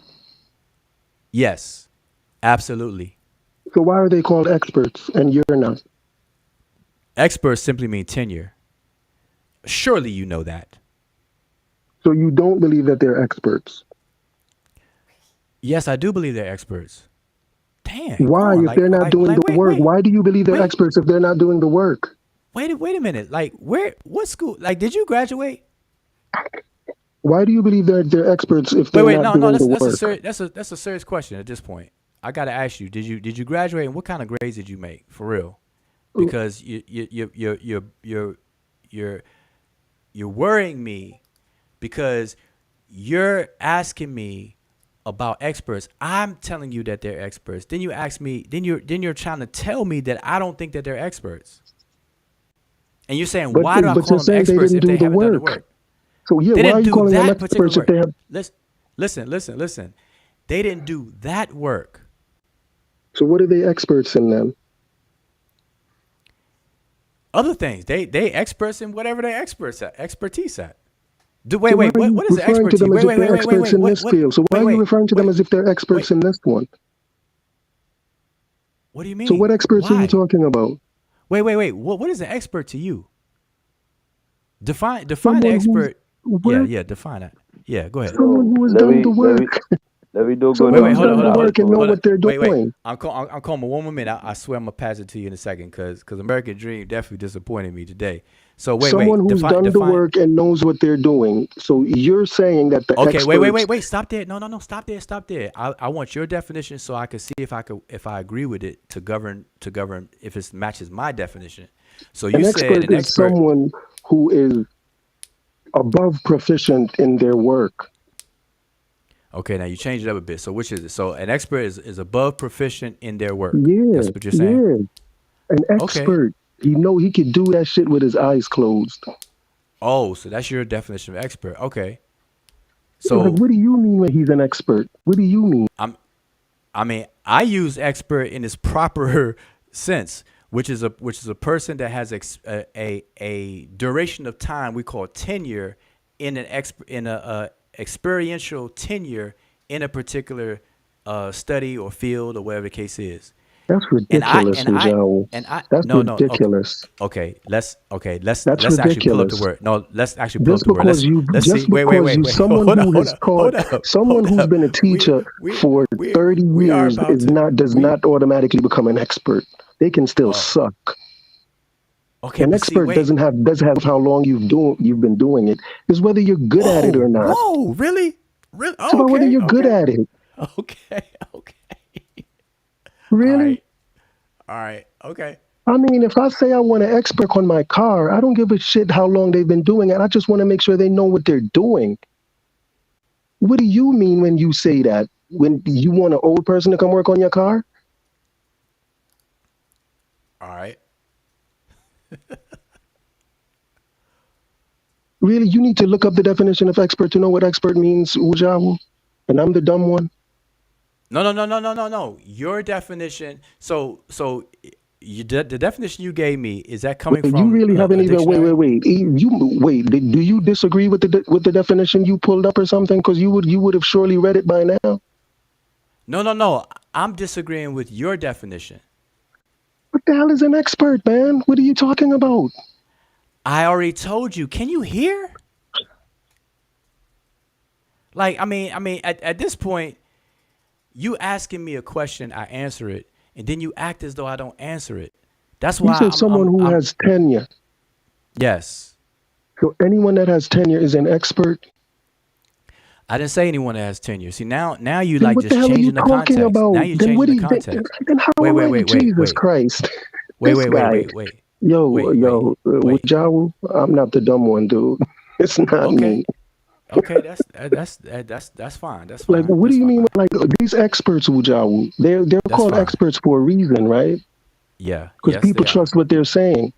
Yep. Yep. They do. Yep. They do. And you're saying the experts in the field haven't done the work. Then why are you Yes, I calling them did experts? because I Are you can, and saying they you're are. more expert than? Are you saying you have more expertise than the experts? So now let me ask you some questions because you asked me You a know, lot of answer questions that the whole question night. for me. Do you have more expertise than the experts? Do you have more tenure than the experts? And I'm talking about Um. expertise as in tenure, the way Okay. you Name define it. name.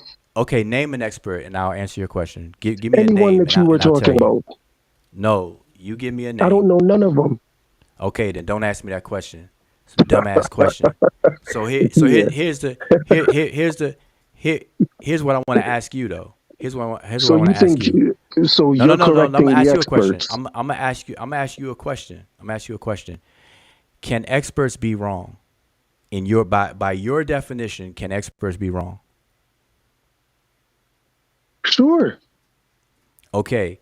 So by your definition, experts can be wrong. So you asking me about because the experts haven't done this work on this particular word that they no longer deserve to be called experts when you just now said that experts by your definition can even be wrong. You Of see how course. silly But that before is? they, man, can't you be wrong before you publish some shit? Woo Woo. You see how silly you're being? Of No, course no, they can you be wrong. That's why they what? that's why No, they no, no, check no, their wait, work. wait, wait, That's why they wait, check wait, their work with wait, each wait. other. Okay, And they okay, and they, so they can okay, be wrong and they check their work and they fix it and then they go back okay, and they put it out. Like which experts are saying what you're saying, Wujawa? Which of the other okay, experts are saying what you're saying that these other experts are correct? Or are you the only expert saying all the experts are wrong? okay. So let me take what you just said. You said that they corrected before they published. So now I'm a follow up with this question. No, I'm just Can saying they expert? No, no, can no, be no, no, no. wrong. The Listen, fact no, that no, they no. can be Listen, listen, wrong listen, listen. doesn't No, mean no, it. no.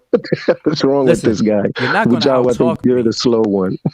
Okay, but listen, don't do this though. Don't try to over talk me because I don't want to make a habit of like muting you, muting people and stuff like that. All right. So listen, I'm asking you because I'm going by what you just said, right? You said I said can No, you experts be can't tell wrong? somebody who's retarded how Listen, to listen. behave. You cannot tell somebody who's. All right. So I want y'all to notice that see American Dream is used to some other platforms and stuff like that. I don't he got me twisted. So here's the thing. American Dream, and I know you can still hear me. I just muted you. So you're saying that I asked you for clarification because you're acting like experts can't be wrong. So I asked you, can they be wrong? And you answered, yes, experts can be wrong. And then when I juxtapose that against what you were saying all before that, you heard that it didn't really make sense. So now you're saying, well, experts check their work before they put it out or whatever the case is. So then if I ask you a question, can experts be wrong after they put out work? And I got you muted, so I don't expect you to answer this. But of course, experts can be wrong after they publish works. After. It's done all the time. So now, your silly question of why I still refer to these people as experts / scholars, the people who are putting this information out, they did not do the etymology on this particular word. There are many words that they have not done the etymology on. And I'm going to give you an example. James Hotch is a scholar and expert in the ancient Egyptian language. James P. Allen is a scholar and expert on the ancient Egyptian language. But both James P. Allen and James Hotch and Sir Alan Gardner, who is not alive anymore, who also is a scholar, was a scholar and expert on the Egyptian language. Mind you, all three of these people wrote grammar books to the ancient Egyptian language. They are scholars and they are referred to as experts. They did not do the etymological research for every single word that they have in their books, in their vocabulary list. So just because an expert or scholar or a person did not do the etymological investigation for everything that they put in the book does not therefore cause us to not call them a scholar or an expert anymore. That's dumb as all outdoors. So back to what I was saying is that there's no work produced on the etymology of this particular issue, the place name Kemet. It has not been done. And there's so many other words that the same thing hasn't been done. By experts, by scholars. So you can't categorically just define an expert as somebody who covers everything and whatnot, and then when they don't cover a certain thing, we therefore can no longer call them a scholar. That's retarded. That's silly. But back to my point, because you're just going to be asking me a whole bunch of repetitive questions in a different way. And that's what I'm saying. So the point here is that Tameri, Idebwi, and Kemet, they're all three of these concepts are used synonymously. And the whole entire point, even with your experts that you were talking about, when they try to explain their interpretation as black land, they then go from the color to the fact that they're talking about a flood, the inundation of the Nile. Everybody and their mother, grandfather, brother, sister, uncle, and auntie will tell you that it's because of the inundation of the Nile that Egypt is Egypt. So they call that the black land in opposition to the red land, which is the desert. So listen, if they are comfortable with saying the word Desheret, so let me put this on the screen. But I'm telling you, I gotta do this. Dealing with short bus over here. I keep forgetting. Y'all gotta remind me when we're dealing with short bus. So check this out. So they have Desheret. I'm gonna put both of them over here to illustrate this. Now I'm only putting the transliteration. As a matter of fact, I do have a slide with the glyphs. Let me just put that there just to make this a little bit more complete. Where is it? Because I want y'all to see this.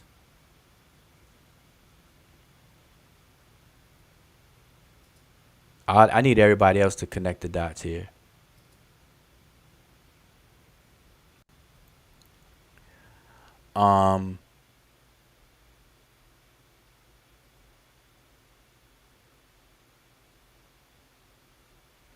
All All right, so here are the transliterations. Oh, as a matter of fact, I'm in the wrong thing here. Instead of me, redoing the glyphs, I had it on the slide. I thought I had it right here handy where I could show you all real quick, and I do not see it come up real quick like I thought it would.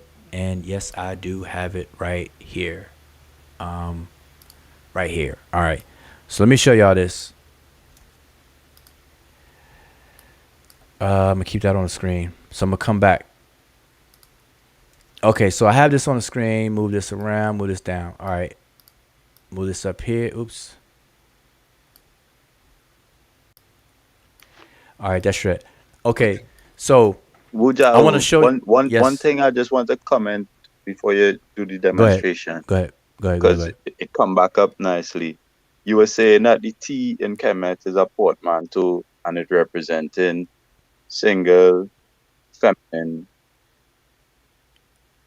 Must I Yes. can't remember what else. It I think it's three different themes. Yeah, it has the.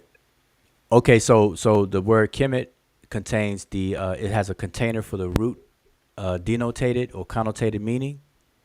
Then it has the With the portmanteau. portmanteau part, right? The T. So the Yeah, T it represents um place. It represents yeah, place. It mhm, represents gender. singular, Yeah. and it represents feminine. So is that part that I find a little curious because as far as I understand in the mythology of Kemet, the land is Geb and it male.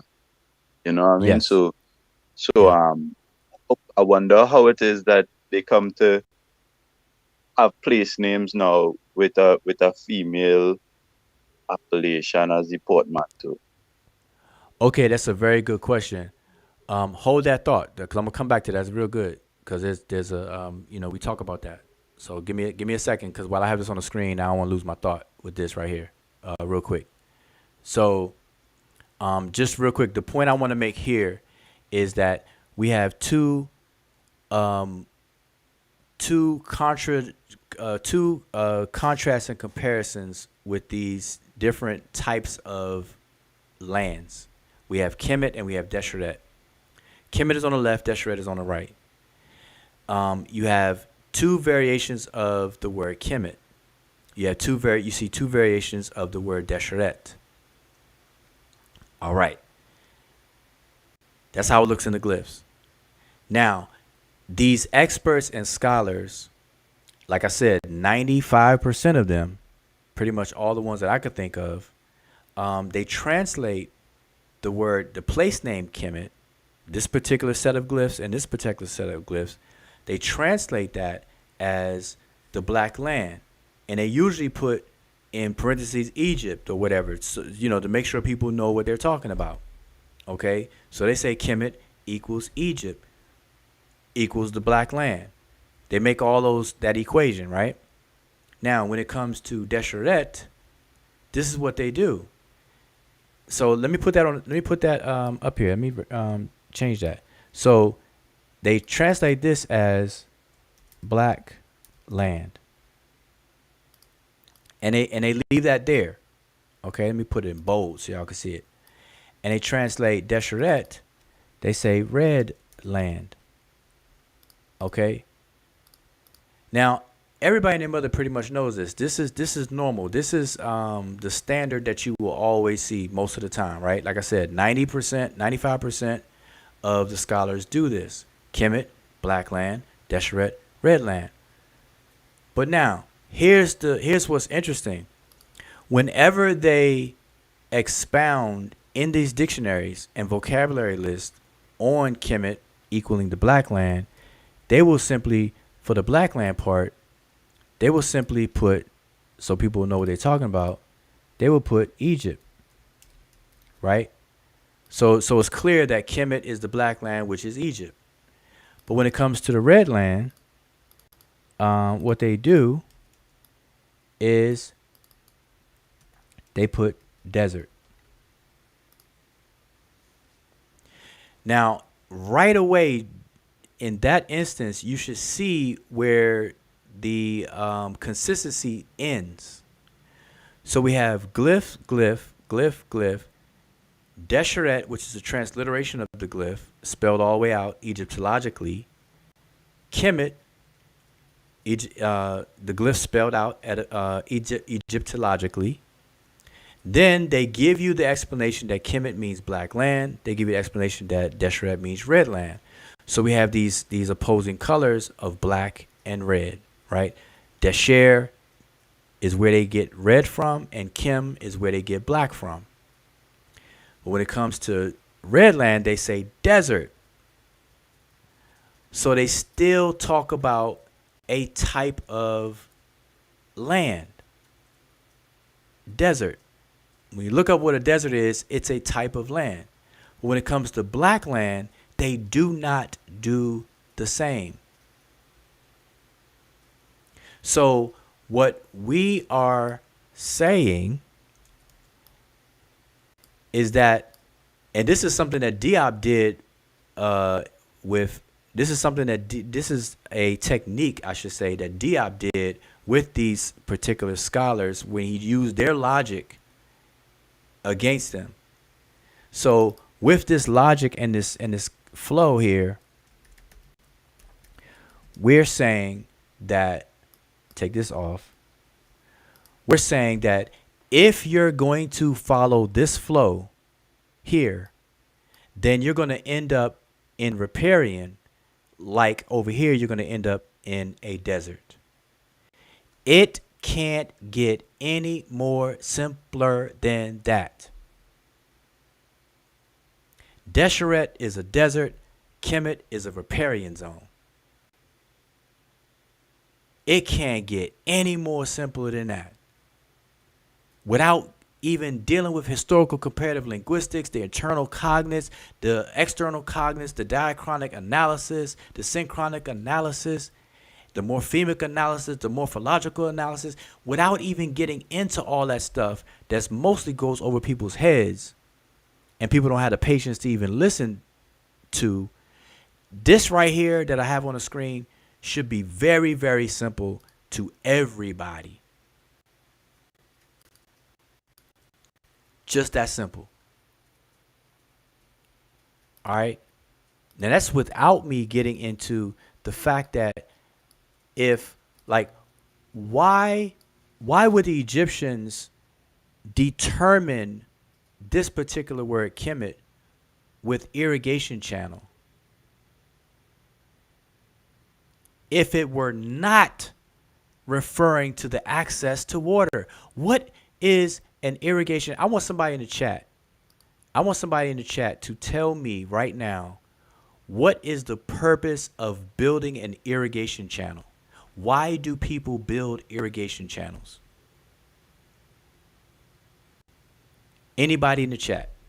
Why do people build irrigation channels?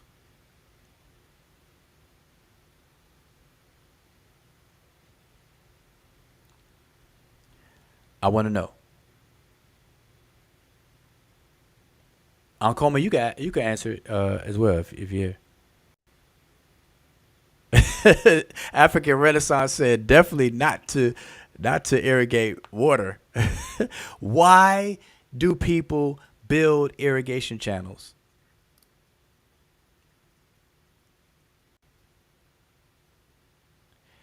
Christopher Withers says to move water from a river into the land. Bingo.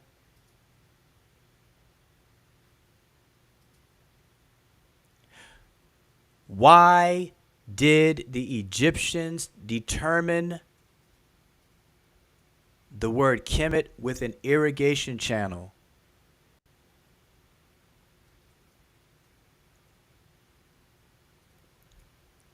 Why did the Egyptians determine, and when I say determine, I'm talking about put a determinative, what scholars, these experts call this final glyph that I'm pointing to on the screen with the blue arrow.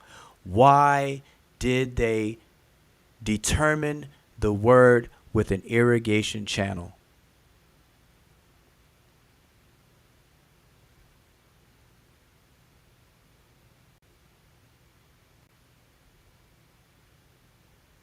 because the word itself was referring to the accessibility to water. I gotta say it slow like that.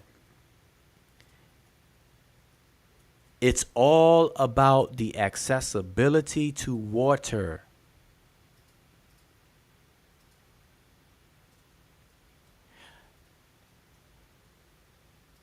Land that has accessibility to water is called a riparian zone, riparian land.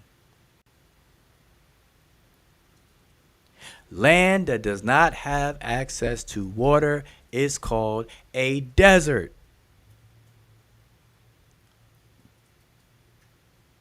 If the Egyptians was trying to compare and contrast types of land, which is what they did, they distinguished between the riparian type of land and the desert type of land.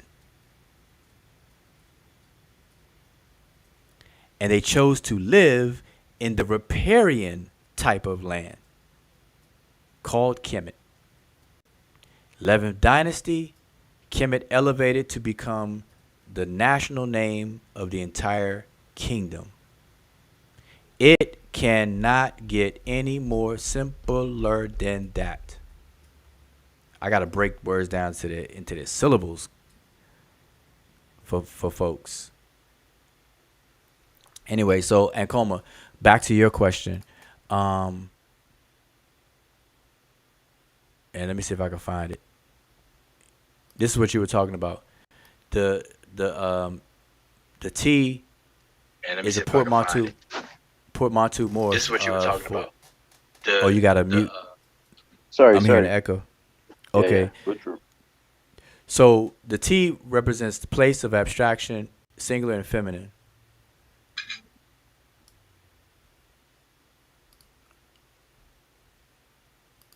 All right.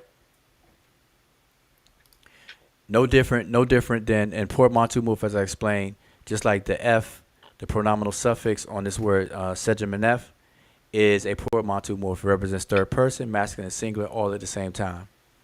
So when people say a feminine T, and that's another thing. When you back to your question about Geb, Egypt is like an exception or an anomaly in the sense of making the earth masculine or male and the sky a female, where other cultures will do the reverse. So Egypt is in the minority when that comes into play. But there's a reason for that, though. You know, there's a fundamental reason for why the earth is given the male property and the female is given to the sky, or the sky is given the female property. But what I want to say about gender now, what a lot of people tend to do, and this is what I definitely explain in the classes, is that we should never mistake male and female for grammatical gender.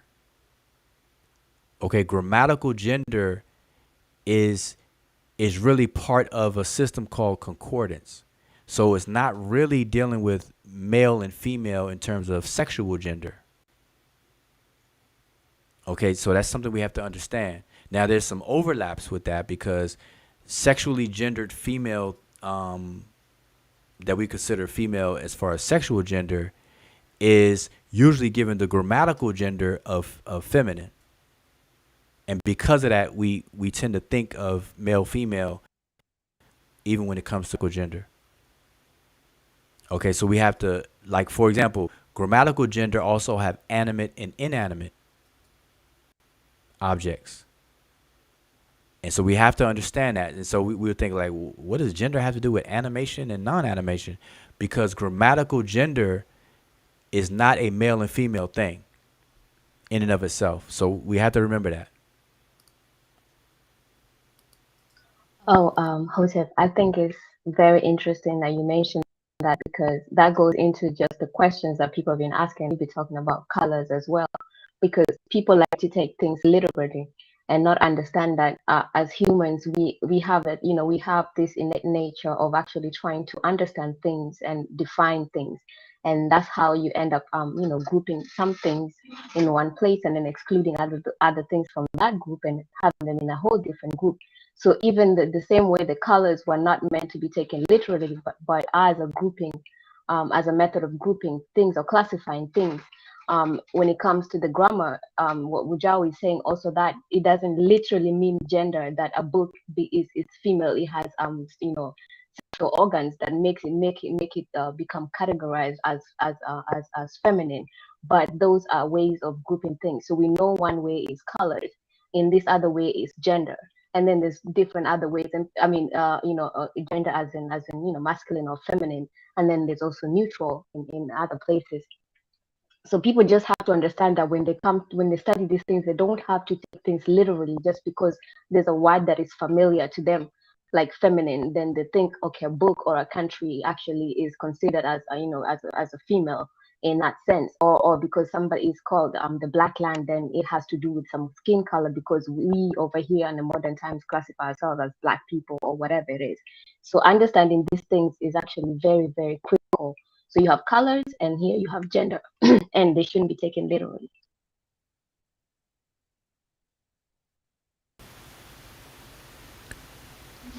There you have it. So, I'm about to call you American Dream. Coma. Excuse me. Yeah, well, I heard what you're saying.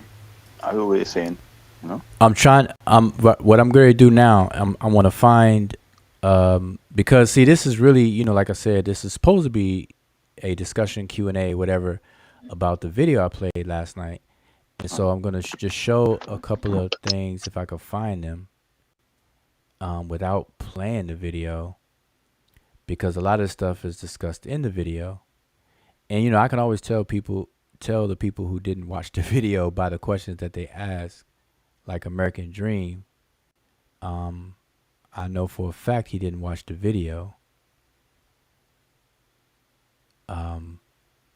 And so if you have another question, go ahead. I'm looking for something in the video. I'm trying to scrub through it and find a slide that was put up for the internal cognates of Kemet.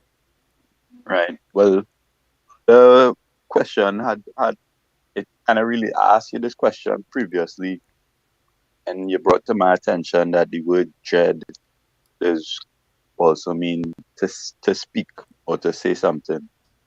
And out in this conversation, we're using the phrase paronymy.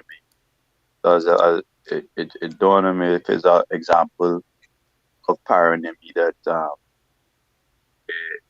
the speaking, to speak, then you should be speaking stably, whatever it is, or how you go about investigating that connection.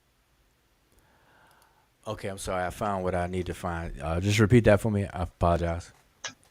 No, I was just asking about if, like, it's an example of paronymy for the dread meanings to speak and a dread meaning stable. Mm-hmm. How you would go about. Okay. Oh, I got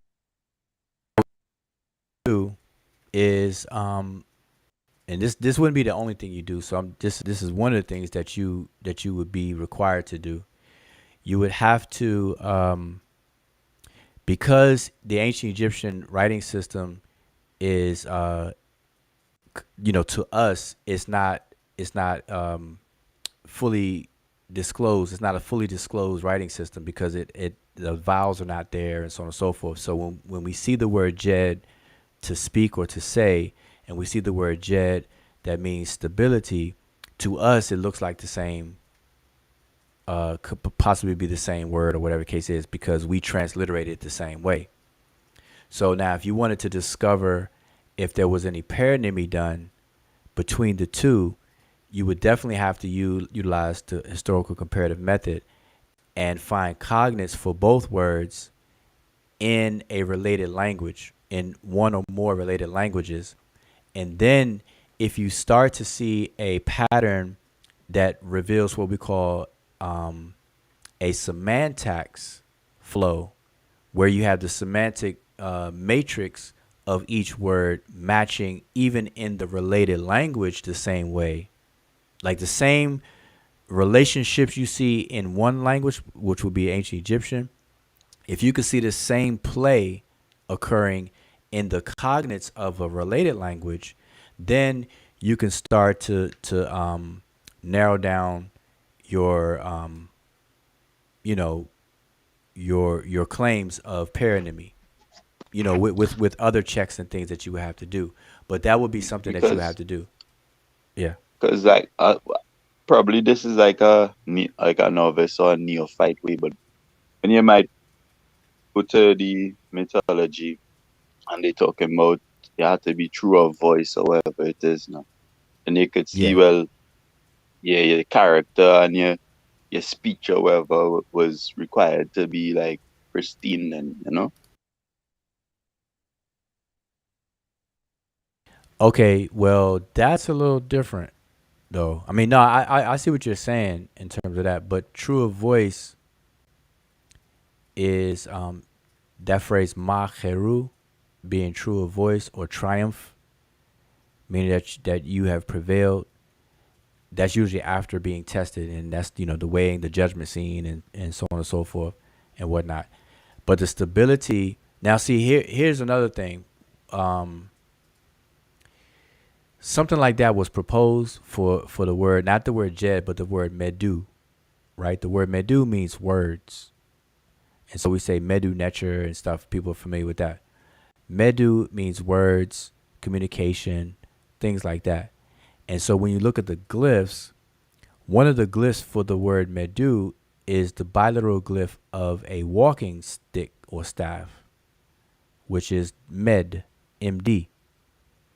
And so what people have tried to explain is that words give support. Words are supposed to support things and stuff like that, all because of the glyph that's used to write the word is a stick that supports things up. Now, that sounds nice, that's a nice conjecture, it could be a hypothesis, but people, in order to actually know if that's the case, a lot of other work and things will have to be done. So similar to what you're saying with the word jed, the two words jed, to say, and jed being stability. So you have to definitely exercise. You would definitely have to utilize comparative linguistics. Would be definitely one of the things you would be required to use. Without using that, you're really shooting in the dark. And that goes for anybody. So that's just one of the tools you would have to use, because you have to check in other languages. So let me show this on the screen, because this will probably illustrate it, not with the word jed, though. We're back on the word Kim. I want to show you all something, but I think this is going to play a commercial. Hold on, let me hit play first. I'm going to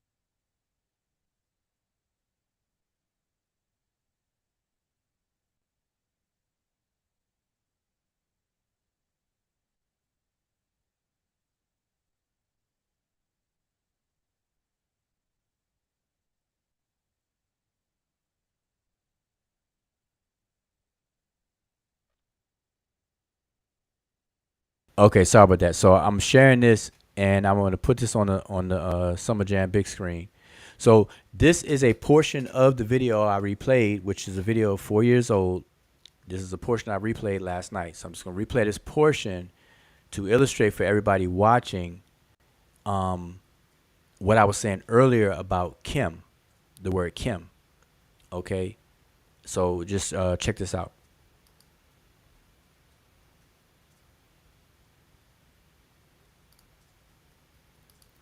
So now we can go into ancient Egyptian and say that, okay, now we know what the root is. It means wet, irrigated, damp, fresh. Just like over here in Sumerian. Because we've done that work. And every aspect of Kiduru matches with Egyptian. Kemet. And so that's when we can look into other languages. Now we can go in and we find all these other words. And I didn't even add them on here for the sake of time. So I just gave this one. O Nganda, village, properly a new pasturage with an abundance of grass and water. And so this is what we see. And so that's why I said that just as you can find Kim, black, in African languages, you can also find Kim, Kam, for farm and country. So when you see Kim with the man and woman determinative, this is how you interpret it. Kom, country, region, nation, country, region. Because as we read in the actual script, it doesn't refer to people. It personifies the country and lets you know that it is a nation, it's an abstract noun. So hopefully y'all can still hear me. So now, without playing this whole video, I highly recommend that everybody watch the actual video because this me live right now is a follow-up after party to that video. So it kind of makes little sense to talk about other things other than the video. I mean, you know, it's hard to talk about the issues in the video to people who didn't see the video. So, what's going on right here in this portion of the video, the brother Asar Imhotep is showing Kim in other related languages to ancient Egyptian, and that the Kim does not mean black. It's not an adjective, black.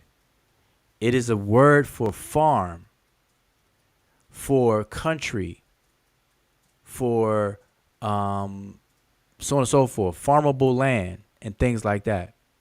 So we have Kim. If you see on the top, let me get my cursor over here so y'all can see. If you see up here, Kim, farm, Kam, Basa for farm, Kam in Doai, and I'm not sure how you pronounce that, the name of that language, but that's farm. Ikam is Sitako language. Kam, farm, it is farm. So Ikam, farm, Kam, farm, Kumadin, farm. So if we can find cognates in related African languages where Kim comes out to be farm, or any synonym to farm, which would be, you know, a usable land, a ripe land, land that can produce things, fructified land, land of fecundity, and all these other nice words we like to use, then it's telling you, or it's letting you know that the Kim in the word Kemet is not the adjective black for the color. And that's the point that I was making earlier with American Dream, where I said that these scholars and experts did not do the work. You will not find a book or paper or dissertation on the etymological meaning of the place name Kemet.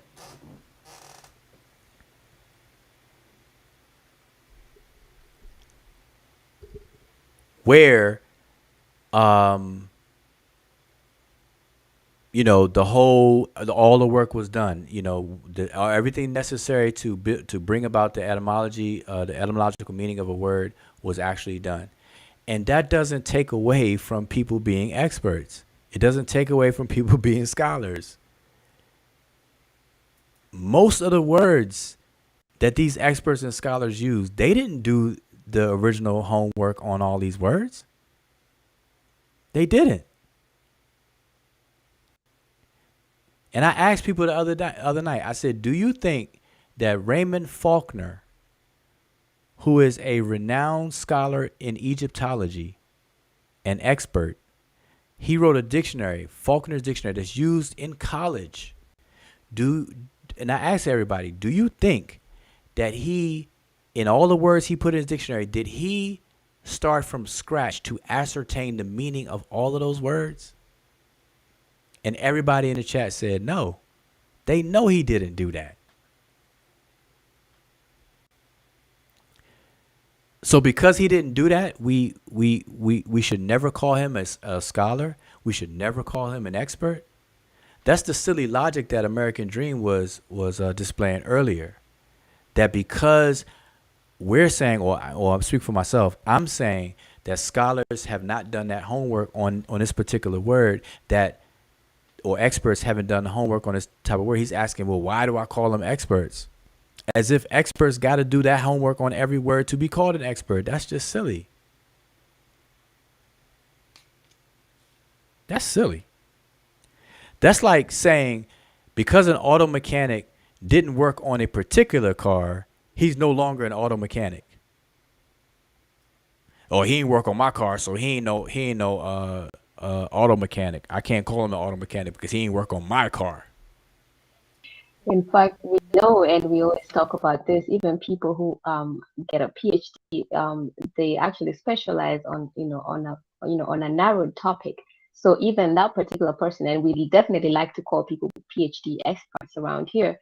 We know that that person is not versed in all the topics around whatever it is that they're in, but just on particular topics. So to even say that or to think that an expert has to know everything around the world or everything that is in existence and will be in existence is just as stupid can be.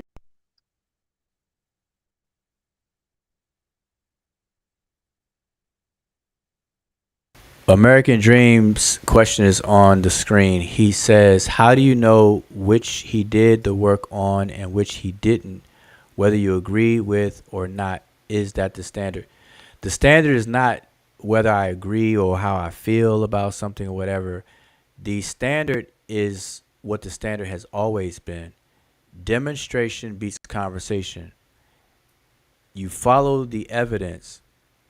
If these people, I can show you papers where scholars actually work on particular concepts and words. I can show you where scholars and these experts take time out to drill down on specific words and do a whole paper on one single word or phrase or sentence or grammatical feature, syntactic feature, or whatever the case is. They do it all the time, American Dream. And that's why when you were on the panel, I asked you a little about your educational background, because this is like known. This is very, very common where I'm from. And so, I know everybody's not alike, so I'm just trying to ask so I know my expectations won't be too high or too low for you. So I'm saying that when they do work on a specific word or a specific concept or whatever the case is, they publish that work. That's the only way that people will know that the work is done. And that's what scholars do. But in short, though, if you look at the dictionary, how the dictionary is put together, some of these dictionary writers, they'll tell you that it's a consolidation. Like, for example, the dictionary I had on the screen before, Mark Vigas' dictionary, he tells you straight out that he just consolidated words from other dictionaries. He didn't do any work outside of, the skills it took to digitize his consolidated efforts. He just consolidated dictionaries into a digitized dictionary. He didn't do any of that work. Raymond Faulkner, he didn't ascertain meanings directly.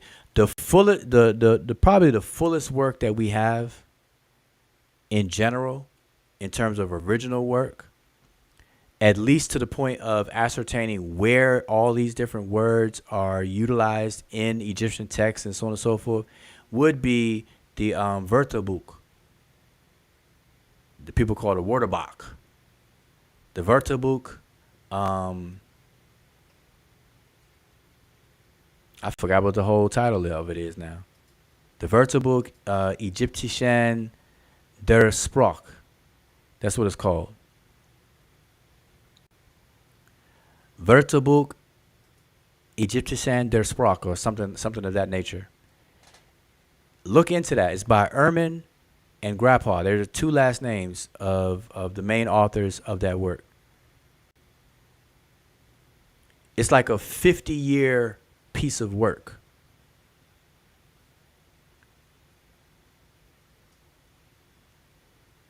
$50 So when you ask, how do you know, that's my answer. How do you know which they did or not? They tell you. They show it. They write about it. I worked there, water books, right? Is that before, that preceding or after Gardeners? Before. So he would have used their work in his sinus thing. Yeah, listen. Many scholars rely and lean on the German Wörterbuch. Yes, that's definitely the case. Either that or Budge. People have a love-hate relationship with Budge, but people don't know that some of the modern scholarship utilizes either the Wörterbuch or Budge's works, even when they disagree with Budge. When it comes to, concepts and things like that.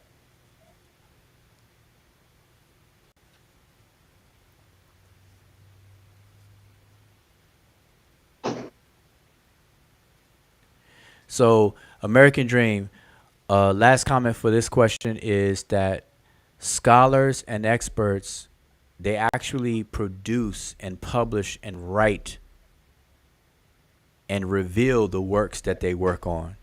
That's how you know. All right, so hopefully that answers your question. All right. Any other questions though? Like, it's how long we been on here for? 4 hours, man. 4 hours and 12 minutes. I think we can rock out for another 20. So, Ankoma, what else you got? What's going on? Well, it just came up to me that when we was talking about the land of the blacks and the Kemet mean that and whatever, the earliest name of a land that I know of called meaning to say the land of the blacks is Ethiopia, the word Ethiopia by the Greeks. I don't know if you know what early term the land of the blacks. Okay, well, with that, there's a whole story behind that, because remember, the Greeks didn't call the country we know as Ethiopia today Ethiopia. No, but that part not germane. But let's say let's say they're referring to Sudan, and the Sudan in Arabic is also mean in Arabic the land of the blacks. So yeah. And they probably get that notion from the Greeks. Previously was using the term Ethiopia as in the suffix ia. When they put that suffix, that means the land of, and the Ethiops, or whatever they would say, different skin people or whatever. Well, remember, as far as the Greeks are concerned, that goes back to their what do you call it? Their myths. The myths and legends, yeah. Because Zeus was Ethiopian. And so the Ethiopia and Ethiops was it means burnt surface. And it was the edge of the known world. And so because the furthest part of Africa known to them was on this edge, they called that area and the people from that area Ethiops. And it's where the sun sets and all that stuff in their myths. And so they called that part of Africa Ethiops. And they stopped it at a certain point, was now called Egypt, they called Egyptos. And then the rest of it, they had another, it was also known as Libya. And so Libya was a name for a bigger portion of Africa than the country Libya that we know today, just like Ethiopia was way bigger in terms of what that name covered versus what we know as the country Ethiopia today. So, but that was different. Then you have Sudan. You have Balad as Sudan, which is the land of the blacks by the medieval Arabs, calling it that. And Yeah. so that's today. So I don't know what you were asking about that, but No, I wasn't you really can ask asking what. that. No, I was just like, it was just coming to me that um like how the people trying to make the argument that Kemet, but some people will say we're trying to make the argument being land of the blacks. But where you might actually come across that term being used historically would be from the time of the Egyptian trying to say, well, Sudan is down there is the land of the blacks. I think. Yeah, people try to use that. And welcome West Philly Imhotep on the panel, making all that noise. My bad, my bad. Yeah, people have used that as part of their arguments that yeah, Sudan. The word Sudan means land of the blacks, and Ethiopia. Those two terms you just mentioned. Yeah, Ethiopia means black or burnt black, and this and that. And they'll say, see, there's precedent set. So Kemet, yes, it does mean the land of the blacks No, because well, we that have would be precedent. after. That would be after in the chronology. Yeah, Time. yeah, yeah. They would go backwards from Sudan backwards to Ethiopia, then backwards to Kemet, and they'll try to line those three things up as to try to argue a pattern, you know, um, of naming places after people's skin color and things like that. They try to do that, but that's pseudo because they have to demonstrate that. They can't just do it just because, you know, just because you see something here doesn't mean that it happened over there, whatever the case is. That's, violation of many logical fallacies. But I mean, what I'm saying is that even in the story dealing with Ethiopia, with the Greeks and stuff, a lot of people will say that about Ethiopia, but really not be clear on why the Greeks used the term, what it meant to them, where were they talking about, who were they talking about, and so on and so forth. But I think it would be fair to say that when the Greeks was using that term, I understand what you're saying that it part of the myth and Zeus might be Ethiopian, but I think it would be in a racial context. They was calling those people the Ethiopians. You said a racial context? Yeah, I would think so. Like they would see the physical features as being black, dark skinned people, and that's why they calling them Ethiopia or whatever it is. Yeah, but okay, so you're saying they call them Ethiopians because they were black. Yeah, I saying that. Yeah, although it's not like I saying it as a matter of a fact, but I saying that in the similar fashion that we say the Egyptians, however, were used to consider on the Nubians, the Nehesi, as dark skinned people, however, and represent them as that. And similarly, the Greeks would have noticed that feature of them too. However, it is But within calling them. what's the word for black in Greek? I'm not sure. But within the connotation of Ethiops, so you now tell us meaning burnt and thing, you could, as what I mean, in the burnt Yeah, appearance of their skin. but it's important to know what the what the Greeks' color term black was, though. Do you know what it is? Man, I got a couple of words in my head, and let's just look it up real quick because we have melis, and then we have another term. Let me just see if I can find it. Because, and let me see. The reason why that is because color, as I said before, are have been and still used to this very day to categorize things and not used in a literal sense. And so when we say burn, we gotta understand. Remember, the word I'm looking for, this other word, Greek word.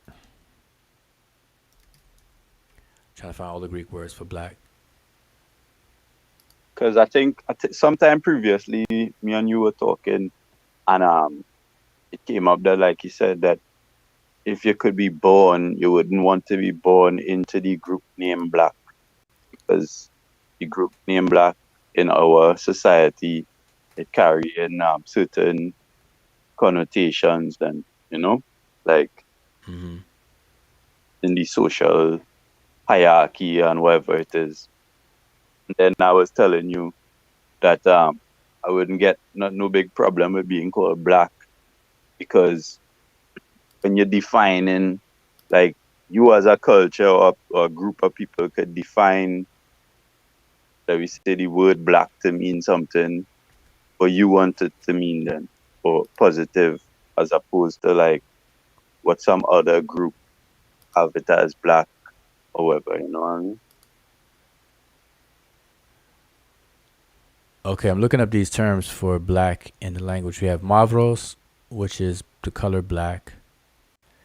You have skotinos, it's the color black. We have mavrisrenos, the color black. We have Eskimos, that's also black, but it has that semantic matrix of being ugly, unsightly, nasty, and black. Let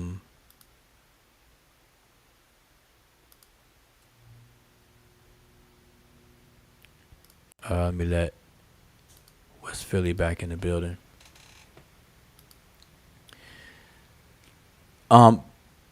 But here's the thing. So because you were saying Ethiops or Ethiopians as a racial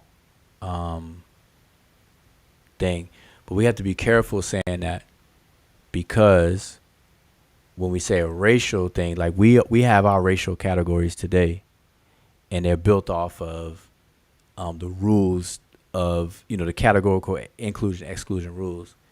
Those rules weren't the same even for the Greeks, because every group of people will see themselves as a group, and then people who are not in the group as others, and then the multiple others, they may give names to those multiple others that's outside of themselves, and so they have reasons for why they group these others apart from themselves and then apart from each other. So they may, like, the Greeks will see themselves as Hellas, right? Hellenes. And then everybody else in the world who is not a Hellen would be an other. But then among the others, they'll see distinctions and whatnot, and they'll label the others accordingly, or whatever the case is, based on whatever rules those are. And so us today, the way we do it is different than what those other people do. But race as a concept is simply is to categorize. This race versus that race simply means this category versus that category. And the rules for the category differ. So ours today is based on a social hierarchy, a class system. whereas black is on the bottom, white is on the top. And we operate within that, and then we try to bump it and push it around, and things like that. So Yeah, well, people call themselves as black. a Yeah, as go a group in our category, and they calling them Ethiopians. It's to identify them as a group of people, as ahead. as a name they Yeah, but see, ascribe to them. but see the thing, what they grouped as Ethiopians. Well, let me say, do you have anything to share, or I don't know if you're on your phone, you could share your screen or whatever, on instances where they're calling Ethiopians, and but who they're referring to, and if there are any distinctions made among those Ethiopians. No, I'm on my phone right now, so I don't have any text to refer you to. I think it have a text called Aksum by Stuart Monroe Hayes, where he talk about term Ethiopia being, you know, Mm-hmm. yeah. He talk about that it initially referred to the people of the Sud of the Meroitic kingdom, and it was basically absorbed by the Aksumite state. Fell, you know. Oh yeah, you kind of broke up there, but we are clear that Ethiopia today is not the Ethiopia of the Greeks. Yeah, we could say that, yeah. Okay. Well, you see, it have a nuance with that, because what happened is people say that King Izana of Aksum destroyed Meru, however, but certain scholars and thing, when they going through the archaeology and thing, that actually kind of disputed, And the reason why Ethiopia, modern day Ethiopia, have the name Ethiopia is because at the fall of Meru, Izana, the Aksumite state, absorbed all the lands previously controlled by Meru, up even to the first cataract or the second cataract. You know what I mean? So that's Well, around probably that's no, like in the good. fourth century. That's like in the fourth century. You know? Yeah. That's what Mika put on in the chat. I put it on the screen. I don't know if you can see the screen, but she put the first documented use of the name Ethiopia from Greek name Ethiopian. That what she put Was the up fourth? there. Yeah, That was the what she put fourth? up there is not correct. She might be a little confused. She meant to say that the first documented use of Ethiopia for the Aksumite state is in that time. But the Oh no, Greeks had I text. didn't finish. I didn't finish reading. It said the first documented use of Ethiopia from the Greek name Ethiopian was the 4th century during the reign of the Aksumite king Izana. There were 3 ethno-linguistic groups in the kingdom of Aksum: the Semitic, Cushitic, and Nilo-Saharan ancestors of modern-day Kunama and Nahara. Yeah, so it's still originally still valid. What she's saying there, it's a little bit wrong. She means to say that the first documented use of Ethiopia referring to the Aksumite kingdom is in that time. But Greeks would have right in talking about Ethiops and thing, referring to Meru and Napata and these places. You know what I mean? Yeah, Mika, where you pasted that from? Where did you paste that from? I'll put it on the screen. She made that up. It looked like she made that up, yeah. Mika, you getting accused of making that up. Let me do what other people do. That Source comment up. wasn't peer reviewed. Yeah, it wasn't peer reviewed. But Asar, I don't know how long you've been listening, but Not long. had Hey, American I just Dream. that deep voice there is Asar Imhotep, right, under a pseudonym. That was going on Yeah, there. yeah. Well, Asar, I'm glad you come on this panel because I wanted to ask you because I catch your presentation about Sekhmet the other day and all right. how you was making cognates to Ogun with the G and the N. Yeah? Correct. But and I was studying how the G and the if the N and the G is the root in Shango, because he related to fire, and you were saying Sekhmet with the fire, you know. Well, let's back up just a little bit. Yes, Shango. Uh, you can say he has an origin in fire because of his association with lightning, and but there's some cognates from there, and remember that it's not the G and the N is not the same order in Shango as it is in Ogun, and ng sound is kind of like when you say song in English or marketing, like the N and the G together in Shango. So a word, and but what I did in the conversation on the etymology of Sekhmet is the first thing that I like to do is to try to discover the roots of words. And one thing that I've been able to do is to show that, ancient Egyptian is built off of monosyllabic consonant vowel roots, these single roots. And then they build off of the words by nating other consonant vowel roots or morphemes, if you would like to say, right? And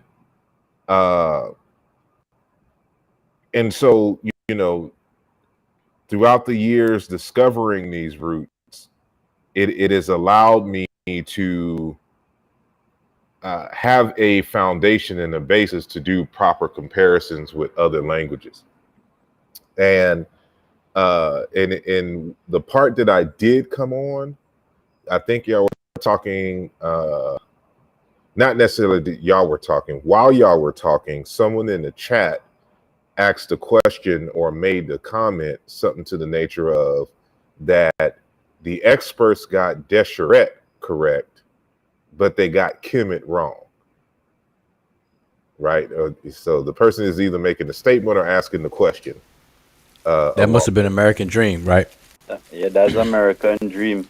American Dream is becoming and taking up a lot of the time, sending all it down some rabbit holes and taking all it down some rabbit holes. You know what I mean? Yeah, I felt like I was Elmer Fudd for a minute, but yeah. So his thing, yeah. So I just wanted to say that because y'all were talking about experts, and I think if I was on the panel at that time, actually Sister Emmy made the comment that I would have said. And that is when you're talking about a PhD, for example, they're not experts in the entire field. They're only an expert on the subject for which they produce knowledge in, which is their PhD dissertation. So everyone that has a PhD, go back and look at what their PhD dissertation topic was. That'll tell you what they are an expert in. That's why they got the PhD, to become an expert on that subject. When you want to talk about that subject, you come to that person who has done that research. But if they have not published on that subject, you cannot say that they are necessarily an expert. And I mean like research, not summary. Because sometimes you can just do like a history of knowledge, you know, an evolution of ideas type of, you know, article. And that's not the same as doing, you know, research to where you are doing experiments and verifying data. But that's a side conversation. But it was in that context that it is that Desheret is actually related to Sekhmet. And because both of them have an origin in fire. And you got to know these internal correspondences to understand how, you know, certain words, you know, come to get its many definitions. And you know, it's kind of hard to, because I don't have like my slides with me to kind of like guide you and show you, but that h in Sekhmet is the same as it interchanges, and it interchanges, and it's a dialectical correspondent to the word sh, or the consonant vowel, whatever the vowel is. More than likely, it is, you know, a front vowel, because that's the one that usually palatalizes the K sound to become the sh sound, right? And so that same sh that is in Desheret is the dialectical variant or interchange of the same k that is in Sekhmet. And they add prefixes and suffixes to expand the semantic matrix of the root. And so in this particular case, a new root becomes the M, which we transliterate as a lowercase x and lowercase m in the manual de cottage, you know, system, right? And so, but in the dialectic variant of that is, we say shoe, but it's probably more than likely like shiwa or shiwu or something to that nature. And so you got to know that M has an allophone of W and B, and or it can become W as a result of intervocalic weakening. And so when you say shoe, the desert, or shoe empty, right? And that same, because they're both roots in fire, and the same thing with Ogun. So that's why I cited in the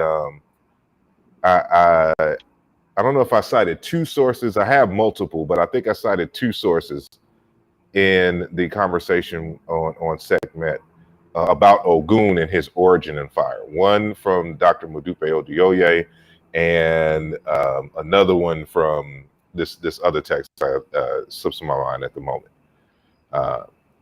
And, you know, so they talk about the origins in fire, you know, and Modupe Odioye, because he's a linguist, you know, he goes a little bit further, and, you know, he traces it back to like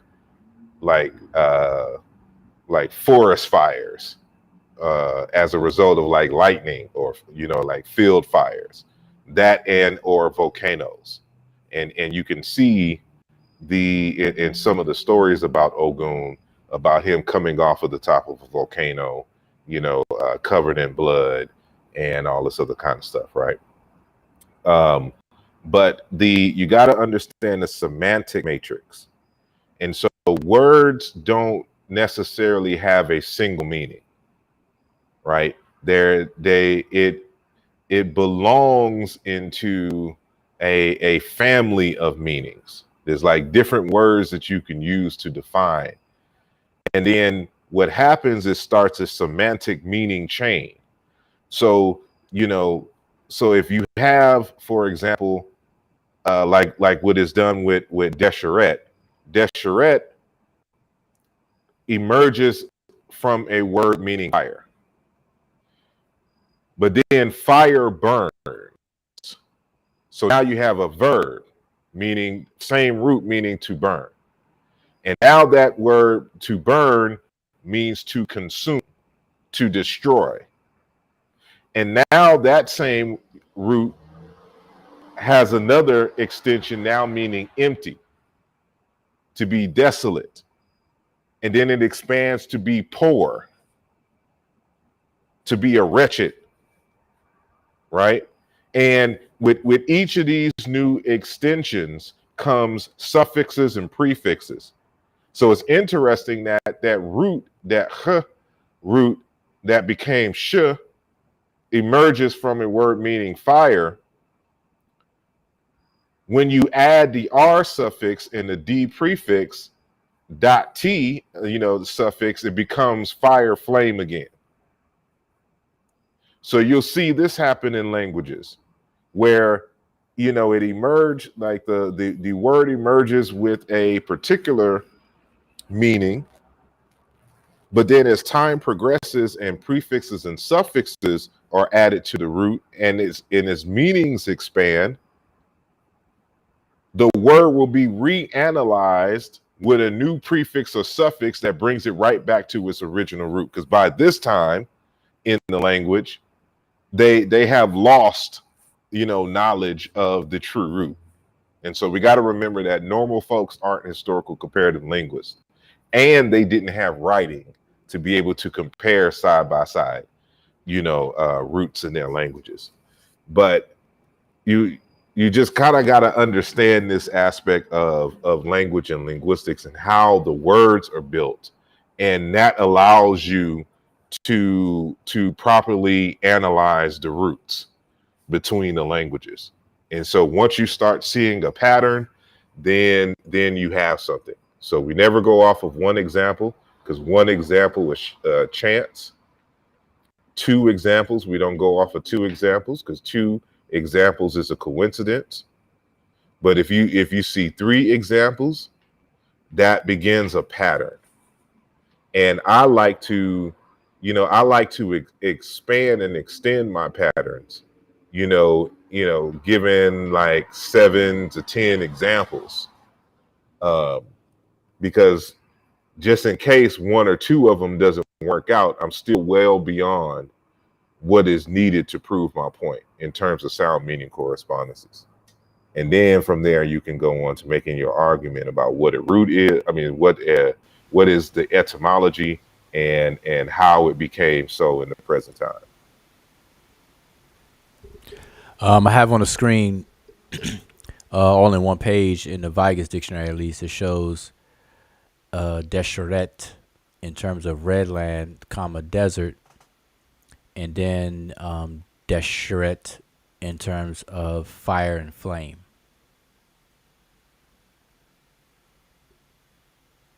Just to illustrate what you were saying.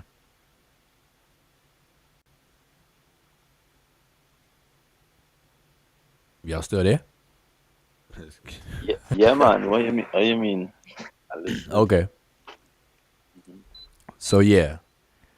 So it's just showing that. Matter of fact, if I can show something here, let me find it in my paper. So for those who have Illusion too, you have this information already. But just letting you know, in the work that I'm working on now, the knowledge is expanded, and it includes my analysis on Sekhmet to show how the roots of both of those words are related and how we can prove that the Desheret has to deal with the absence of water, and how a Kemet has to deal with the presence of water, of course. But let me find it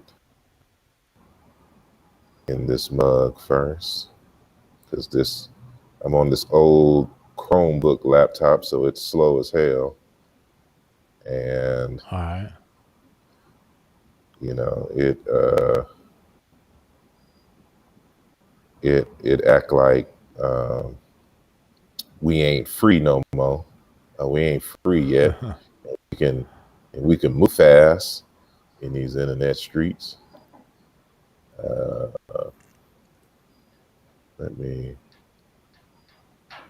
It's kind of so hard. while you do that, I just want Go to ahead. reiterate a couple of things, because I think American Dream is left, and that's crazy that he leaves now. But that always happens. But go ahead. But just to be clear, though, you know, unlike in these YouTube streets, among, you know, people that we watch on these different platforms, the goal and objective is not to base your agreement and disagreement on your feelings or your already preconceived bias or wants and desires. The goal of a true scholar or scientist, scientifically thinking scholars and things like that, is to really follow the evidence. And based on following the evidence, the breadcrumbs of the evidence will guide and dictate, you know, what you further investigate to discern whether something is live or Memorex, fact or fiction. And that process entails, you know, busting things up and getting closer and closer to the reality. So you have to, it's basically like a stripping away process to where you're closer and closer and closer to the truth. So what's left is the most probable and likely truth, objective truth. And that's the goal. It's not about feelings. It's not about if I disagree with this person, so therefore they're wrong just because I disagree.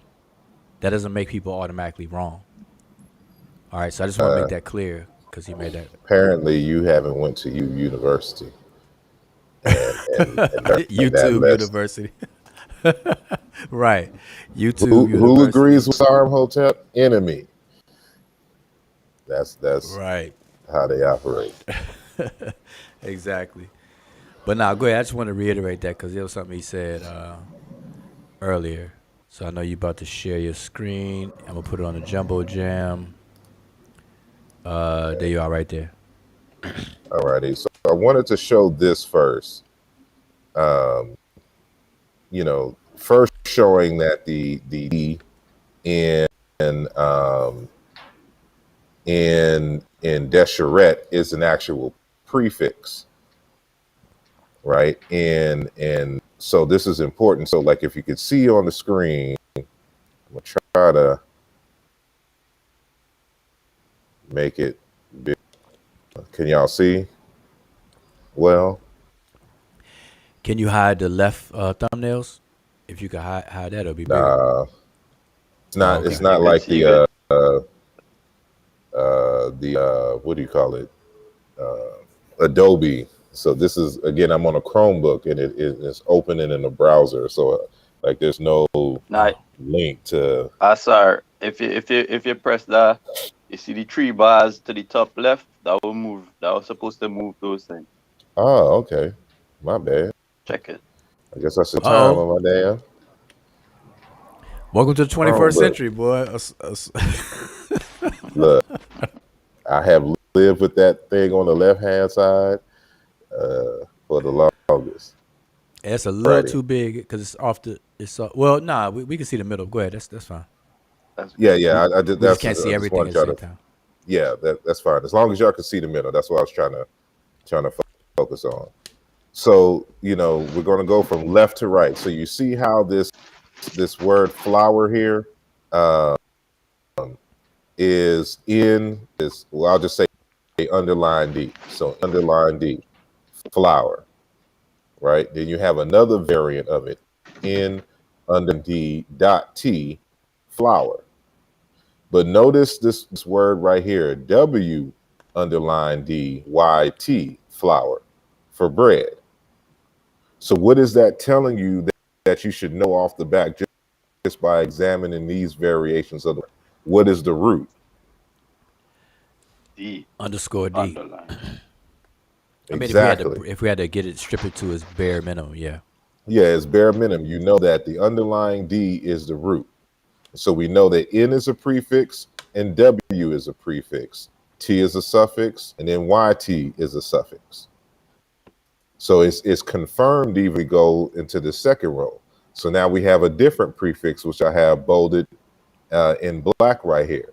So that's why I dotted it. So D dot D underline D. W, right? Flower, coarse flower. Then you have this variation for flower in general. D, WD. Remember that W was this from this one over here. So they prefix they put a prefix on the prefix and then gave it a different suffix. Right? And so look, we go to the second row. So remember, one is a coincidence. Column. Excuse me, one is chance, two is chance, three is a pattern. Right? So we're going to establish the pattern. So we had this word here, H, lowercase h, N. Bow down, nod, incur, approve, heed, feel, inclined to. Right? Now we got a prefix on it. D, to bow to touch the ground with the forehead. Then we have hen, head. Now that D in front of it, HN dot T. So and I know this is a suffix of body parts, this T here. So now we have this root here, sure, threaten, desher, angry, desheru, wrath. So this W here is a suffix of abstracts. And this is where you get the word red from. Because I analyzed this further, and I'm actually change a little something in this following paragraph. But you see, words are built. Yeah. You know, and from this same, let me kind of read some things now. So this is how you prove the nature of roots, and this is why we try to, connect it to Semitic and some radical roots. It's just ridiculous. Let me again. This thing is acting low.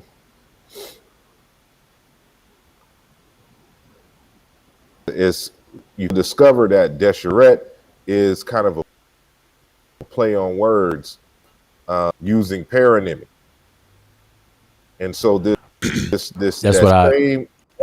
I'm sorry. Go ahead.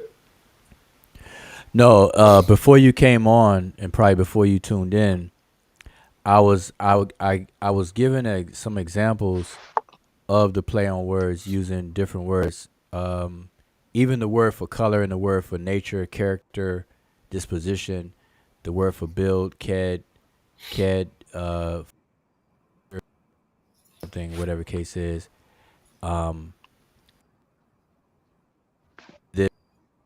That's how we got on the topic of charette in terms of with American Dream as well. I was explaining that.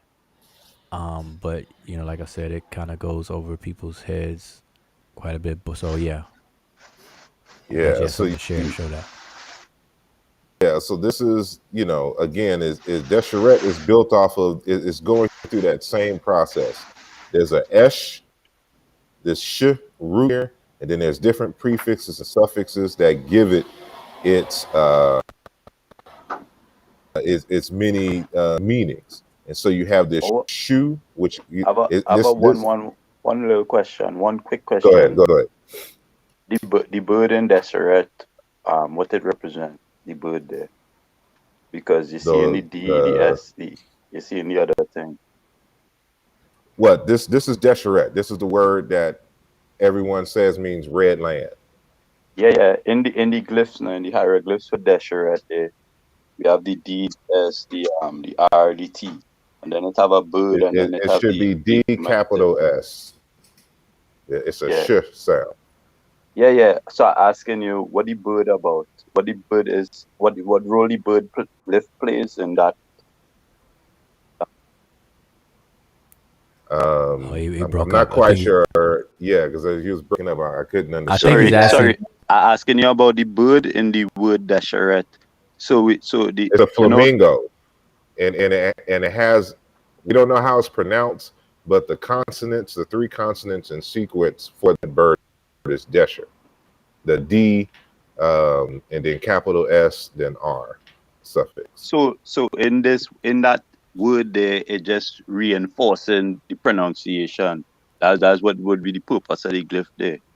Well, it's kind of serving a double purpose because it is just what you just said, because it reemphasizes the pronunciation, but it also is a pictorial representation of the general color, because flamingos are really kind of pink, and they kind of fluctuate between pink and a kind of a darkish red, but they don't have a word for pink, so pink is still red for them. So this is just an ideal representation of the color that is represented by the word. So it's serving 2 purposes. So it is more than likely possible that the flamingo was named after the color and not the other way around. But the other way around is also possible. And I discussed that in my 2014 paper, quote unquote, response to EgyptSearch.com members, and showing that when we're analyzing African words for color, sometimes you gotta step back and understand that colors is unique amongst cultures, and that like in the case of like cattle cultures, whatever the color is, so let's say we had just general colors, black, red, white, yellow, brown, or whatnot, in English. For us, these colors are terms under themselves. Like we don't necessarily reference anything in nature for those colors. We say that something has that color, right? Like a tree is green, but the word for green is not tree in English. You get what I'm saying? But for like the Dinka in Sudan, their colors derive from the names of cattle. So, a black cow, the color really isn't black. It's just the name of the cow that they've given a name to already, but that is predominantly that color. Or they'll have colors that are like say you have a cow that is, brown with white spots, right? Like there's a name for that cow, for how it is named. But now that becomes the color, the name for the color of, brown and white, if that's, makes any sense. And the same thing with green, like if they have a color purple, let's just say they have a color purple, it may be the word for like a bird that exists, with certain features in nature around them. And they will call what we're calling purple the name of that animal that has that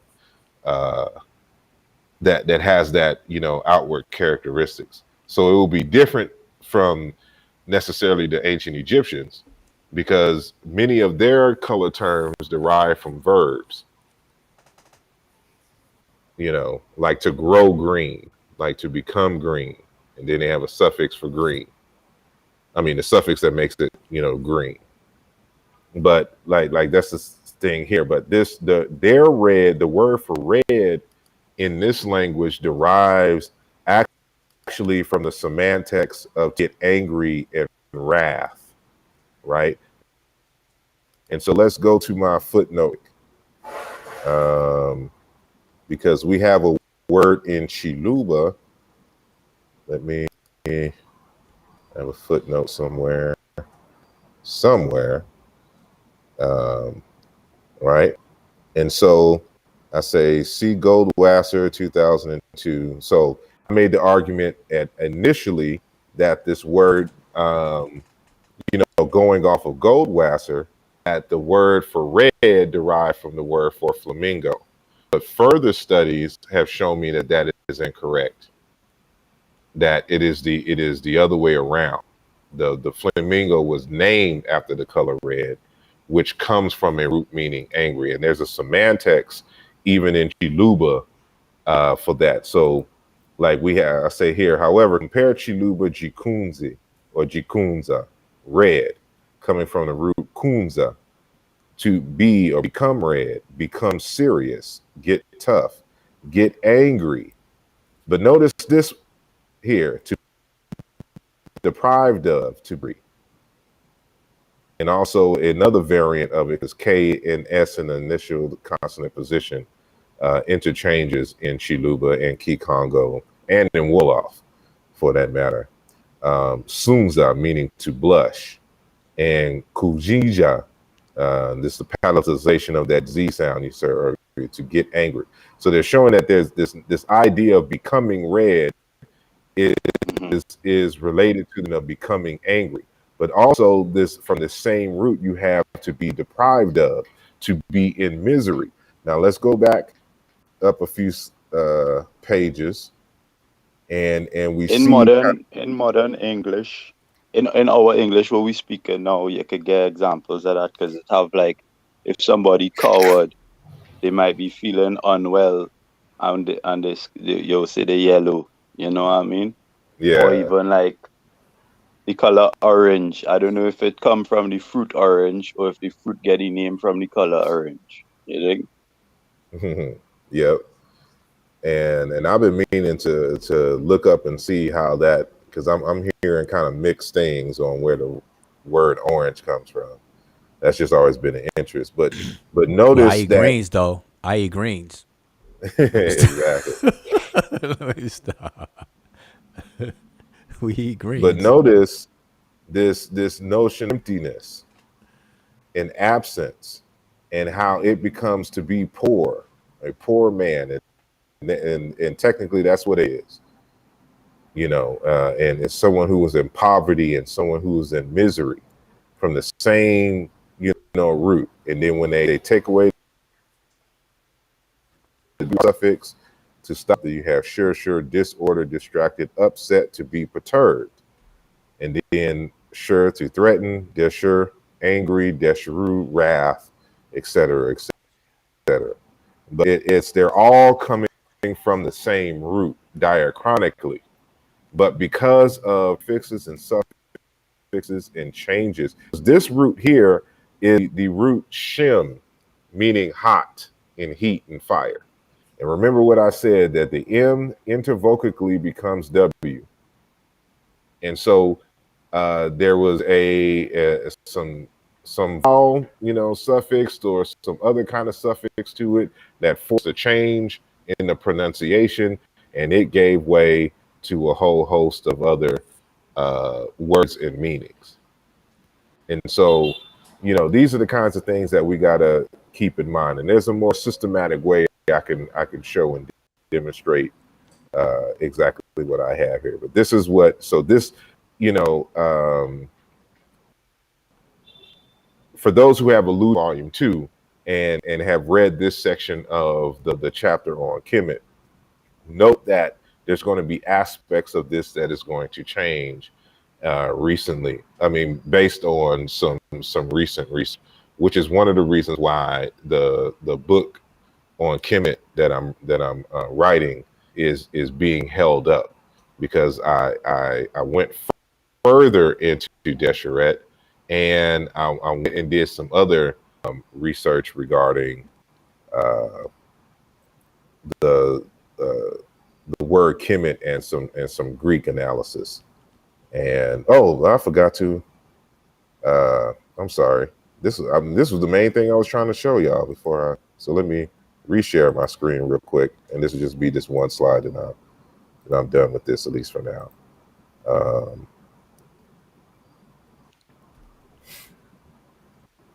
Let me know if you see it. Yep, it's up. Yeah. So this essentially is still the same. Let me try to. So um, damn it, this thing is there we go.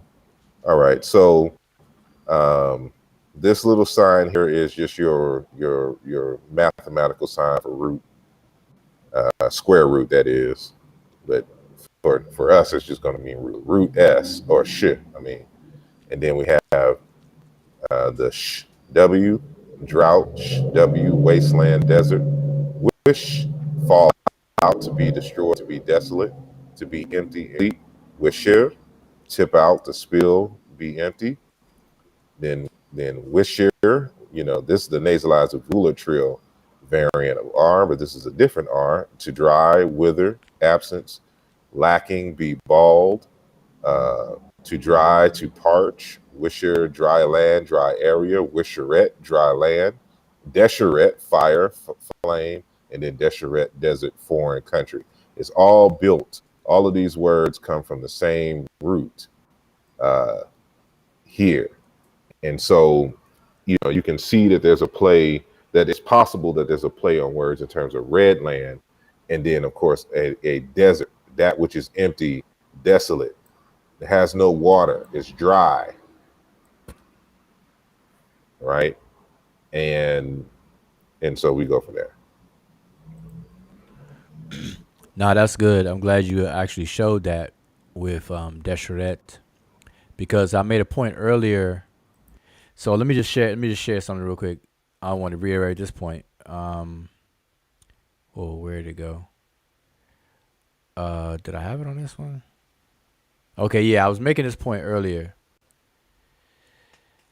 Just with like minus any of the technical know-how, right? Just a basic raising the eyebrow to build up curiosity to actually want to apply some technical skills and investigate is this right here. And I was saying that Kemet, these two variations of Kemet, when you look in these dictionaries, multiple dictionaries, you'll see that this word is given as Kemet, the Egyptological spelling Kemt, or its transliterated form km.t or whatever. And likewise for Desheret. But if you follow the flow of Desheret, it goes from the glyphs, and then they will transliterate it or spell it all the way out Egyptologically. And then they'll say red land and then conclude with desert. But when it comes to Kemet, they go from the glyphs to Kemet or its transliteration, and then they'll say black land, but then they'll have Egypt. So they move away from the kind of land, which is what a desert is. It's like a type of land on this side, but on the side of Kemet, they won't do that. And so what I was stressing earlier today was introducing riparian. It kind of solves that, and it keeps the continuity of even the logic, so people can understand that Kemet is all about a type of land that's farmable, usable, has utility, access to water, et cetera, as opposed to Desheret, which is a type of land that has the least amount of usability, accessibility to water, and blah blah blah blah blah. Livable, not livable, and things like that. To their credit, though, there are a few dictionaries that define it at least as cultivatable land, like land that's cultivatable, or arable land. Like even the Wörterbuch uses arable land in German, of course. Yeah, and in those instances, if that is the case, because the whole thing was, obviously we know the whole argument is the black thing and so on and so forth. And if we reorientate the focus away from the color and more so on the type of land it is. If it's arable, farmable, cultivatable, and stuff like that, then that solves all of the issues with these questions and arguments and things like that, because it pulls away, for sure, away from skin color being any inspiration for any of these things. And this is what I was trying to explain earlier to at least to American Dream, who came on here earlier, who kept saying the land of blacks, as one of his definitions. And I was telling him, okay, let's move away from that, and then we got on to black land, and scholars saying black land, okay, and they always explain it is black due to the silt deposit from the inundation of the Nile flood, and blah blah blah. So, The there you the have it. the SH root. What you say is the main meaning of it again, Asar? I'm sorry, I was on mute. I'm sorry. Can you please repeat your question? I was asking you what the SH root was the prime meaning of the root. It just depends on how far back you want to go. And the most ancient of its proto language is just a word for stick. And then from the idea of stick and in rubbing two sticks together, fire and or to make a fire.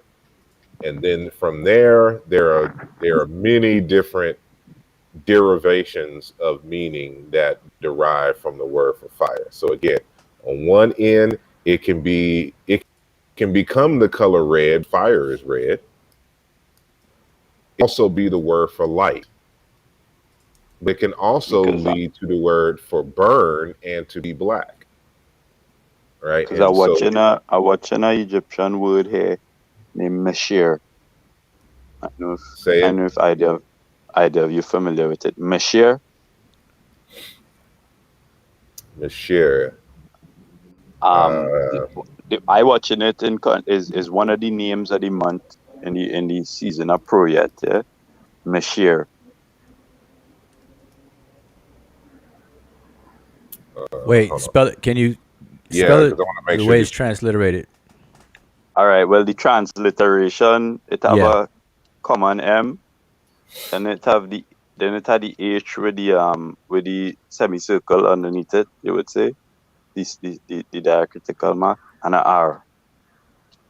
Oh, Mecher. You talking about an H with a curved. Yeah, with the semicircle under the H, and the R.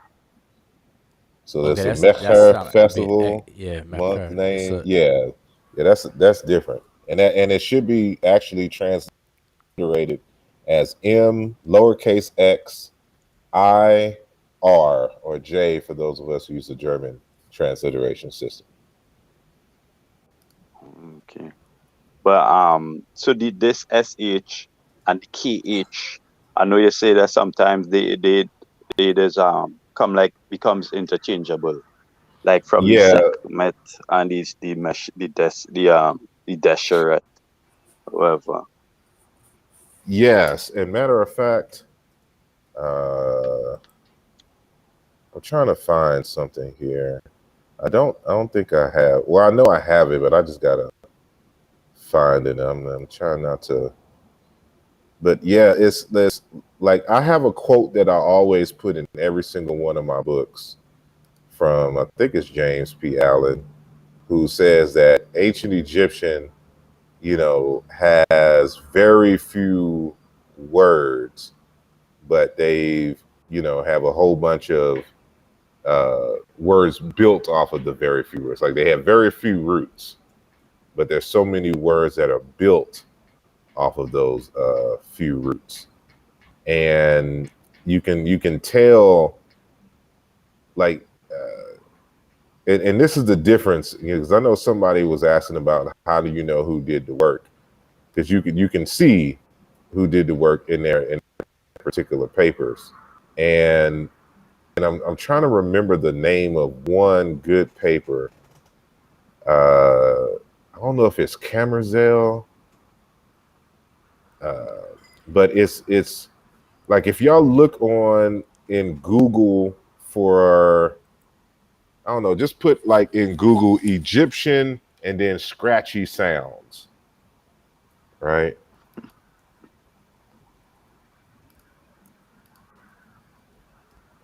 And so I'm typing that in right now. And let me see.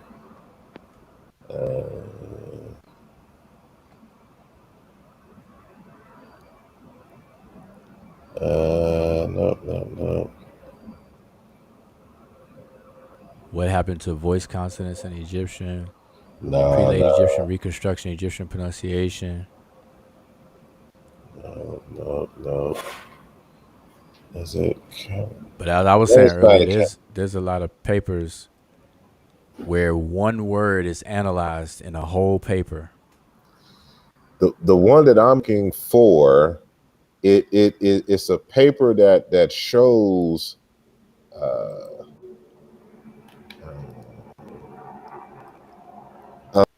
a number of those sound interchanges between the quote unquote scratchy sounds, like those the h, sh, and all those other kind of scratchy sounds.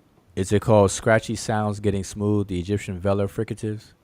That may be one of them. Let me see who the author is. Helmut Sattzinger.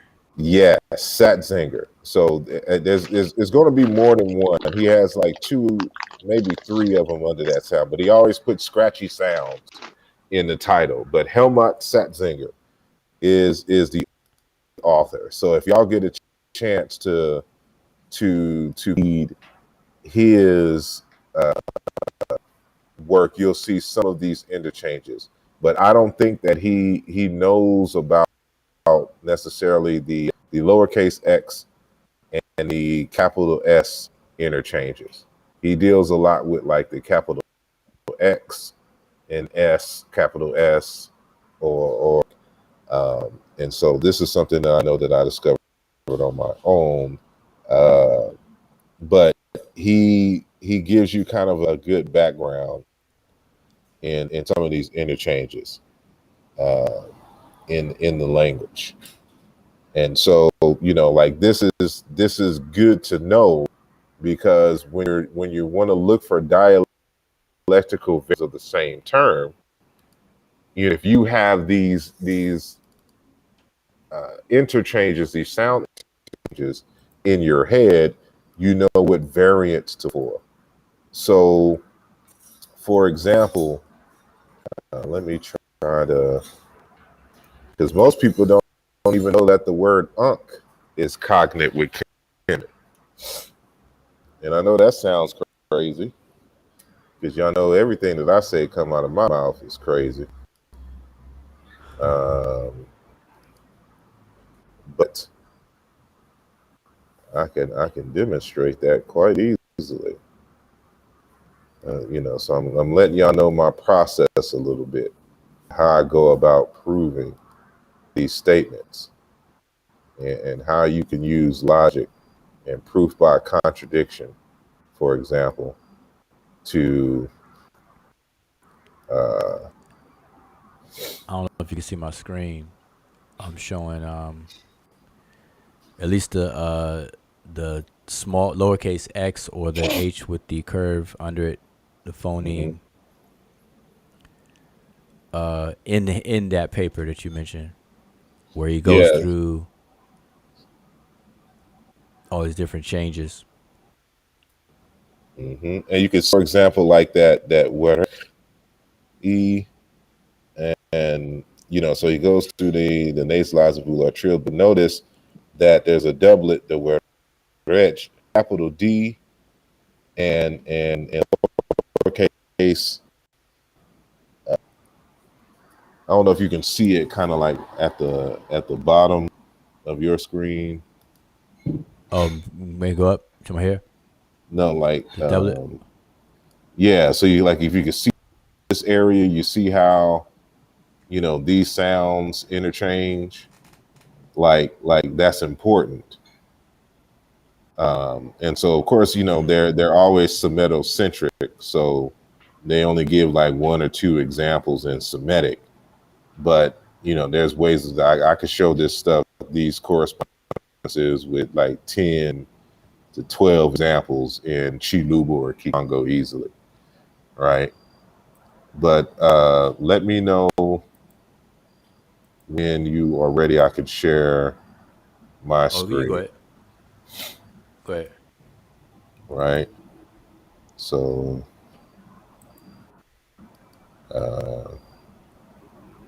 share. So boom, right? So like the word the jet meaning body, self, or surf. You know, the j, the d underlying d is the root, and the t is a suffix of body parts, and you know means person. And so we see that it has injet. The n is a prefix, just like we saw the other one. So now it becomes subject, slave, and then sajim, a servant. You see the pattern. The root is here, and we just saw there earlier that the underlying, excuse me, the looped h, the underlying loop h, and the underlying d, you know, correspond and interchange.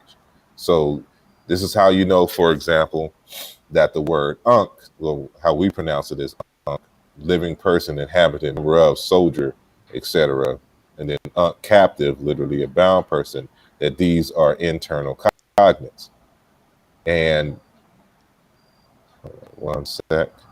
So when we see stuff like this, you know, like the jet, viper, cobra, then unk, snake, unkiet, a sacred serpent. So this helps to prove in terms of dialects and or different languages, which they say that they couldn't detect until Coptic times. You have the jet, flood, W jet, a body of water, jet, reference water, also the be watering. Then you have unk, water of life. You know, when they hone in on the word, give it that meaning for everything. It just can't be water. It has to be the water of life, because they're doing paronymy here, because there's a word unk meaning life, and then there's it's just simply a word unk meaning water. And then we have unk life, but it says the inundation. It's just inundation water. It's just flood water, right? And we can do this. So you see how, like in this word for baseness, this N, J, W, YT, baseness. And then we have W, evil, bad, sinister. And then we have evil, dirt, as his word here.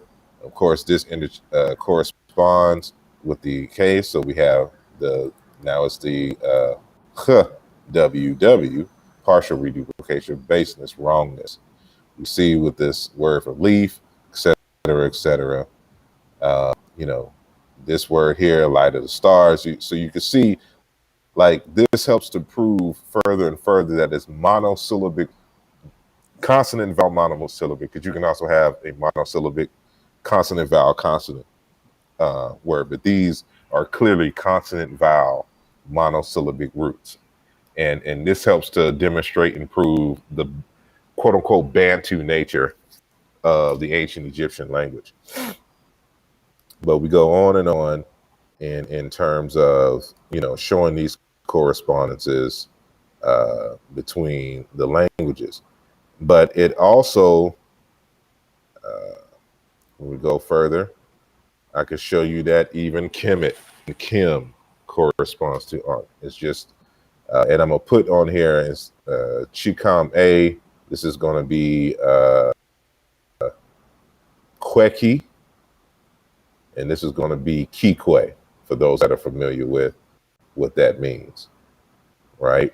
So when you have, you know, a cat, goat, herds, generally, flocks, general, and then Kemet cattle, Kemet black bull, and then Kemet or Kemet cow, and all these different variations. They're all built from the same root. And I have a further discussion on this because this really just means kind of wild animals. They both come from a root meaning wild animals.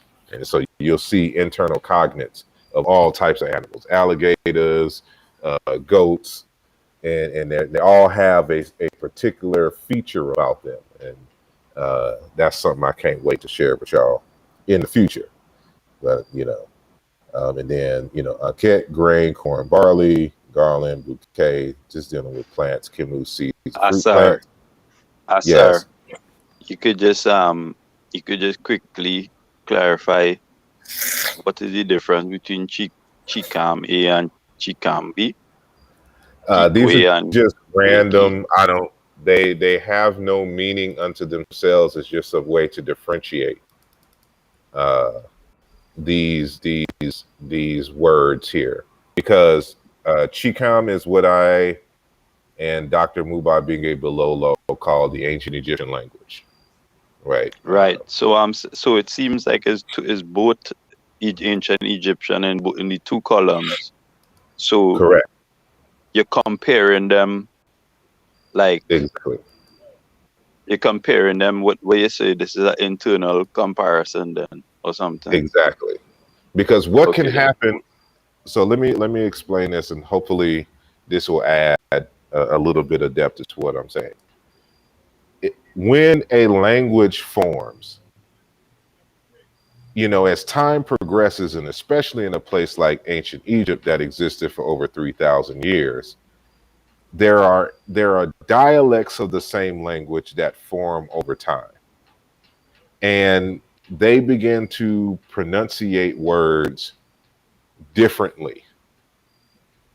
But it's also possible for them to come together at a later time, right? So, like, think about African Americans for 1 second. We come from all different areas of West Central and Southeast Africa, primarily, right? Now, we've all come together to become African Americans, Jamaicans, Haitians, people from Barbados, etc., in these clusters. But historically, we were one people in Central East Africa who spread out and became the Yoruba, the Hausa, the Akan, Ashanti, the Wolof, etc., etc. But circumstances, put us in, the descendants of those groups all together. Now, unfortunately, we didn't speak our ancestral languages. So those new languages that developed, those dialects from the mother tongue, did not coalesce in these spots here, so that when we're writing as one people, we have the different variations of the same word from ancestrally. Well, that wasn't the case in ancient Egypt. So when the dialects formed, their languages weren't replaced when they came together.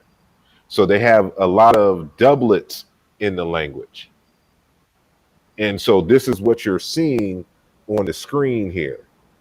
It is clear that these come from two different dialects and or two languages.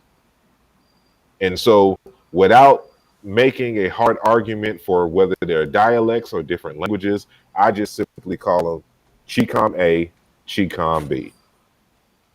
And then future studies will allow us to bring more clarity to the subject. But I don't want to make that argument just yet. I want to build a body of knowledge, a body of data, and then we can come back to that question at a later time. So I hope that brings clarity. If delivered. So and this is part of the research process. What I'm about to say now is I'm going to get rid of this whole line here, because these internal cognates, because the ancient Egyptians did not have a word for pupil. And I go into into details of that, and more so discovering how this T suffix of body parts allows for them to make a word, a random word, any word, become a word for I in the language. And so this I'm taking out of the data set. And this is why it's important to have a whole bunch of references, so that when you come back to analyze and something doesn't feel like I can this out and I'm taking this out, because this Kim twin is actually related to what they thought this root was, and these are mistakes in the dictionaries for where these were derived. So this whole row is coming out, and this whole row is coming out.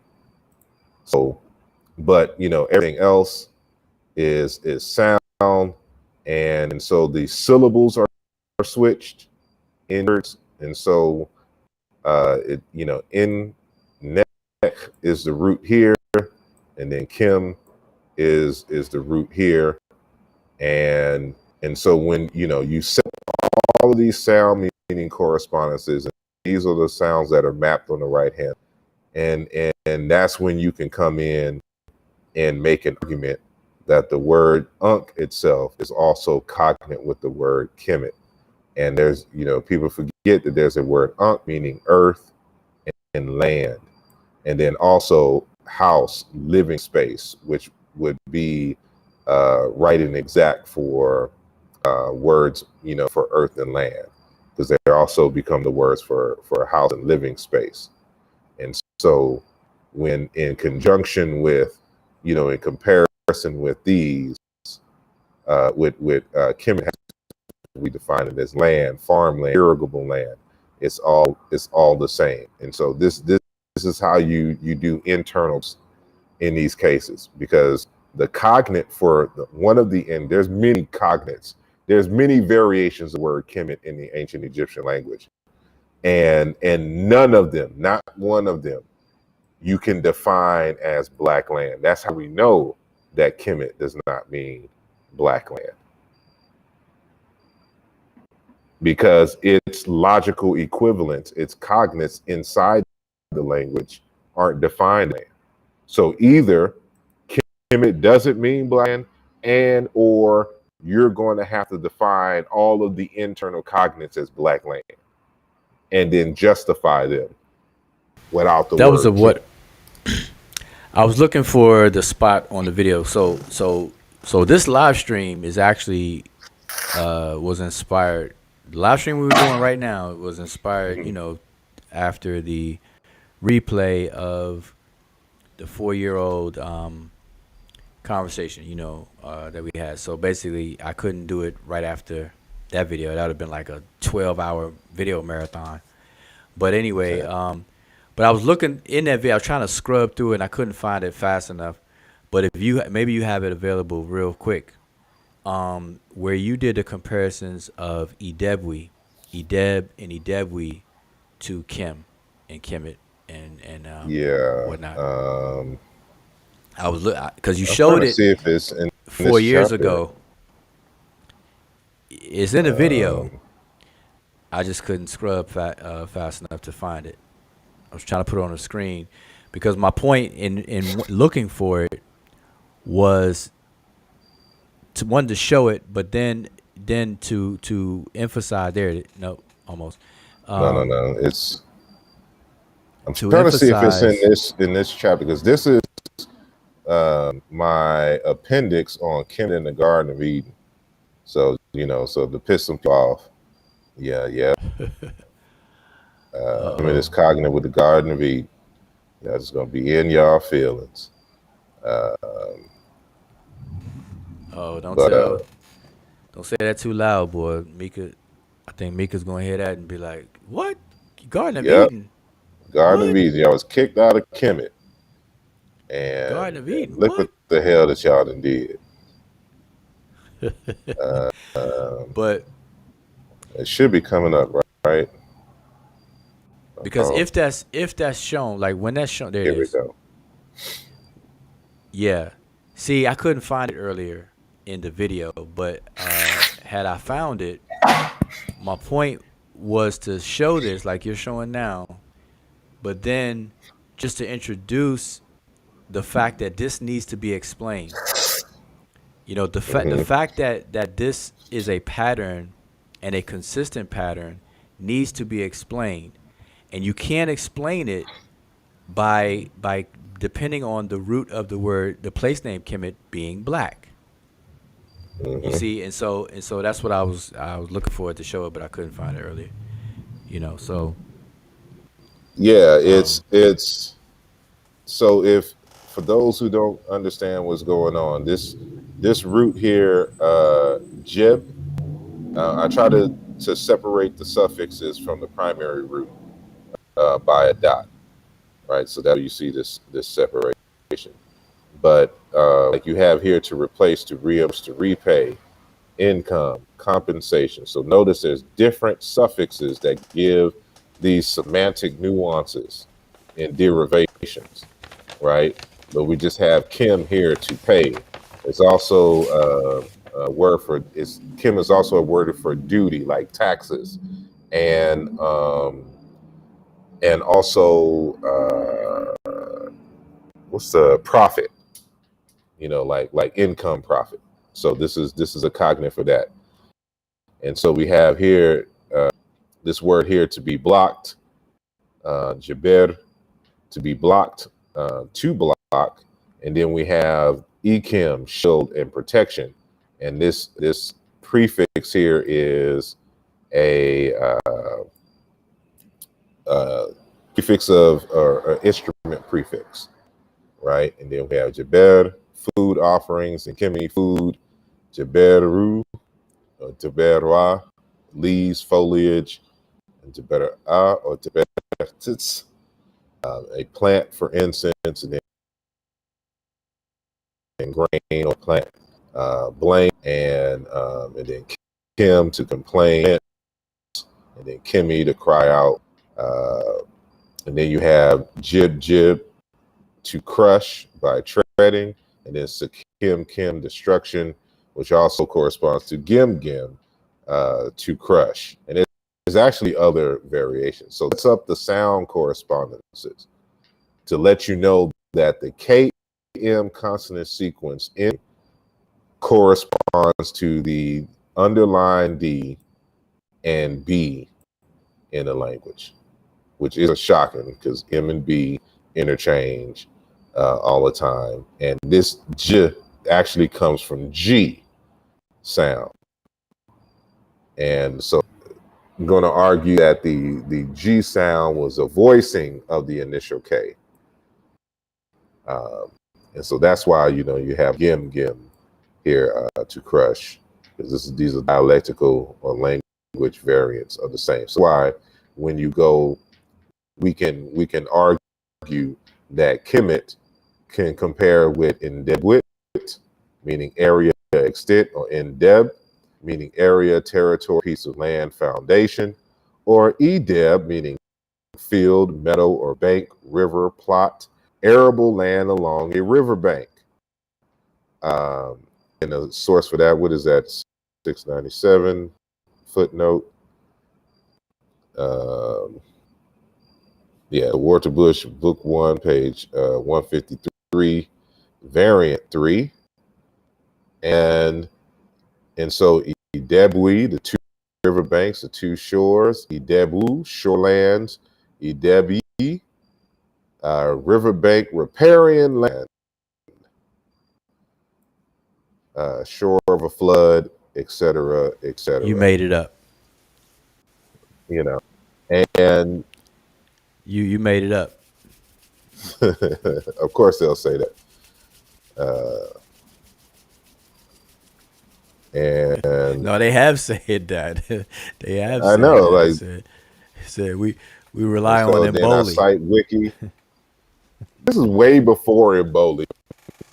Emboli doesn't even define it as riparian land. He technically does, though, but he doesn't use the word riparian. He just says in his that a Kemet is a land with a river running through.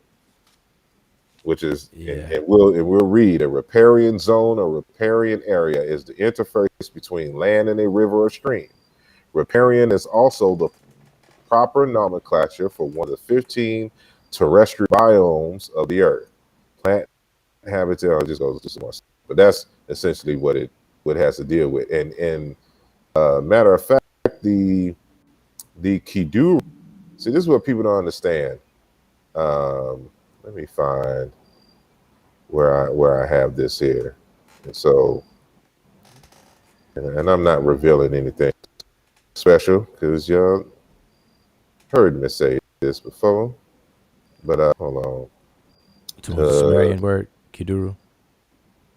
Yeah, but Kiduru is a specific type of land, and so here, so like in the, you know, what's his name, doesn't even know, and I've cited already this text, but you know, the limited mind of Reggie, you know, who does language and metaphor, doesn't understand how the words can be used metaphorically, and the word Kiduru is used to mean metaphorically, you know, a woman who is sexually aroused, right? Because of the you know, yeah. So if you get a woman hot and ready, you know that a certain area down there inundates, we'll say. It becomes Kemet. It becomes a Kemet, right? But So apparently they say in your deep voices be making people turn Kemet. Some of them. What do you expect? You know. So we don't. Hey, but hold up, wait. But hold up. Cardi B got a whole song about Kemet. People just don't know it. Look. I wanted to add that in there, but I'm like, no, I'm gonna keep it academic. Yeah. Cardi B did a whole song about Kemet that went over people's heads. Don't want that Desherette. KMT is cognate with WAP. Basically. But here's we were speaking of Emboli. This is what it said. So this is in the French, and then I have above, and this kind of continuing from the previous page.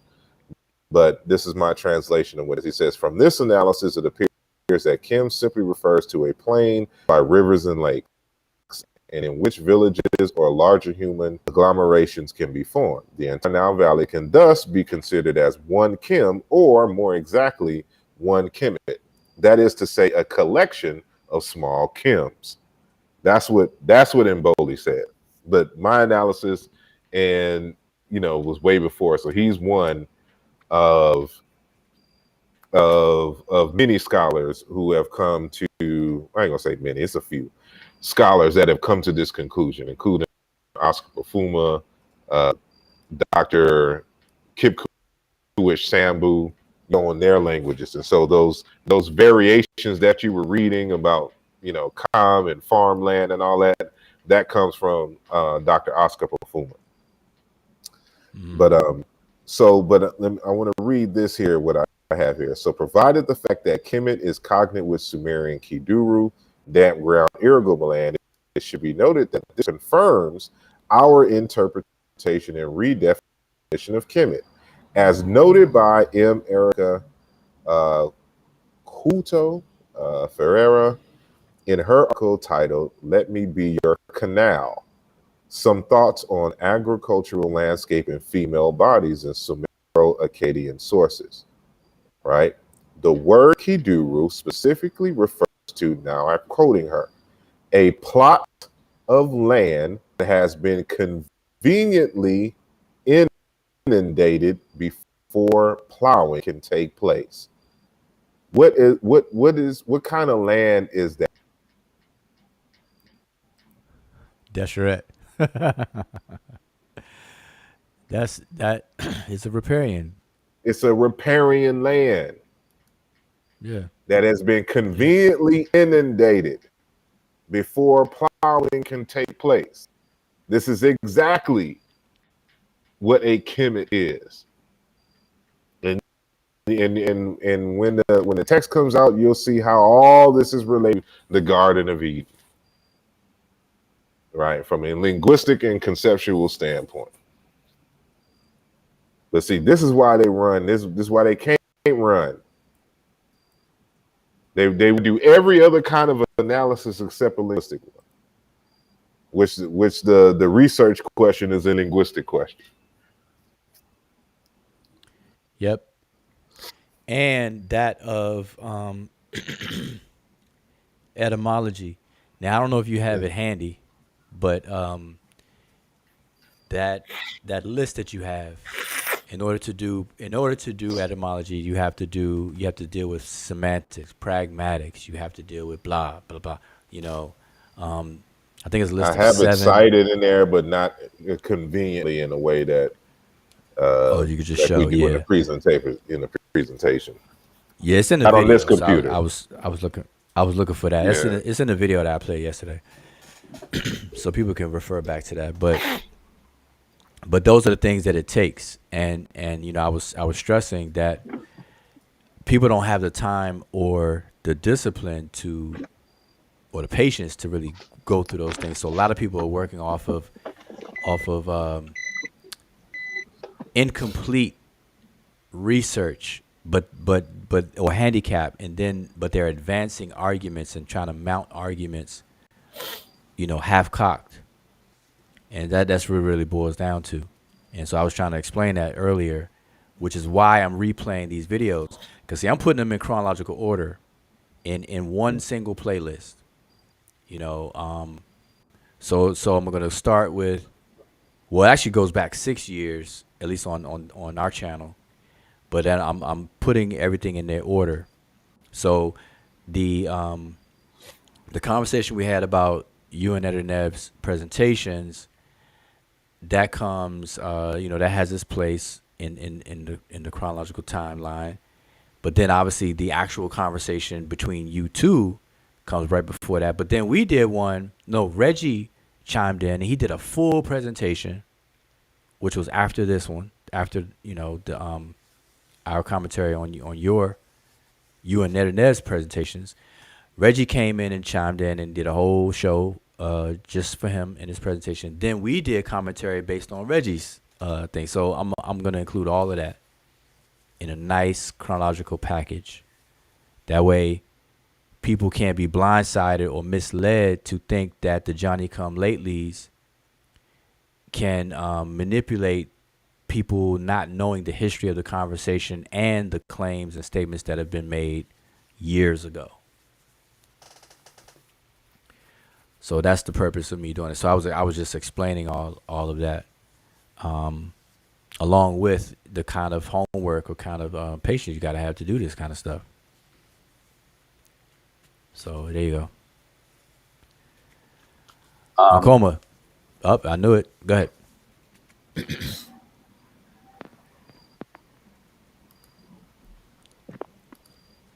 If you're there, go ahead.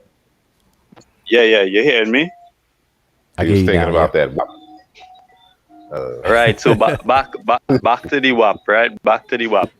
So just now, when all you're saying in the Sumerians, they kind of correlating riverside things to a woman canal, right? And but I find somehow in the Egyptian psychology, however, certain things that there's commonly associated to female, it seems like there's associated to males, like how they will have happy, the River Nile as happy. When they anthropomorphize it now, they put it as a kind of happy. And then, like how earlier we were saying, normally is referred to land as a female thing, but they just consider the earth as Geb and them kind of thing now. So as I see it, like if I can, somehow they have a kind of inverted connotation to certain things what we have as feminine in our psychology. It's like yes and no, and you kind of have to understand African cultures in general, like a common theme. the common you'll find across Africa is that Earth is personified as a feminine or female, and then the sky is personified as male or masculine in terms of its gender. But it You know, primarily has to do. Look, listen to what I'm saying. It yeah, primarily has to one do. thing. I listened in the explanation, Asar. I just wanted to throw in. I just now said that happy male, but then and they say happy is an androgynous type of character too, that male and female. Yeah, so I understand, but understand this: it has to deal with the direction and the flow of water. So the reason why the sky is masculine in most other places is because rain is looked at in the same fashion as sperm, and so they get the sperm from the masculine principle, which is the sky, which fertilizes the land, which gives it its life. But it's inverted in Egypt because it doesn't rain in Egypt.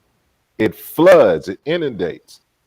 And there are certain places where they believe that the Nile River water comes from the duat, from under the earth, which comes in, rises and floods in that fashion. So again, it's the direction of the flow of the sperm. Since the sperm is coming up from the ground, into and flooding out in the open, is the out in the open, the sky that becomes the feminine, while the earth becomes masculine.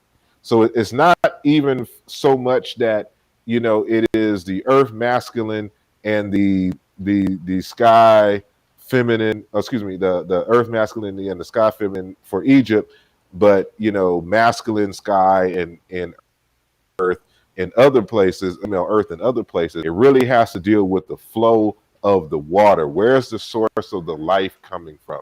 Is it coming from the sky or is it coming from the earth? And so for the ancient Egyptians, they believed that it came from the earth, which is why Cyrus is Lord of the Dew, and you see him sitting on a throne which is on top of the water. And he is responsible for the water coming up from out of the ground and inundating from out of the underworld and inundating the shores, making Kemet a riparian land. And so understanding this aspect of African religion and culture helps to provide a model and an explanation for why the gendered principles are inverted in ancient Egypt.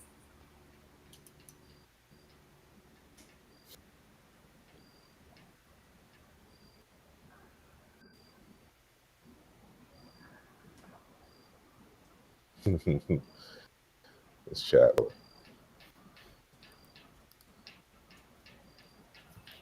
Oh, it got quiet. What happened? Talking about the subject got everybody twisted, Yep. huh? So, yep. All y'all running in the rain, get heated on by God. Yeah, man. Yeah. Sticking in your explanation, and just unmute. There's several texts that you can, at least for the masculine, but I think Modupe Oduyoye does a real good job of giving.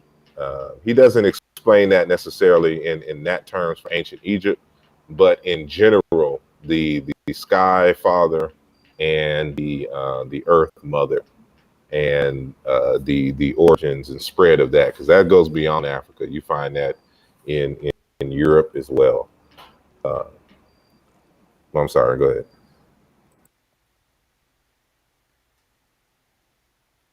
Now, just to add to what you were saying, along with that, the Nile or the water coming from the Duat underground and so on and so forth.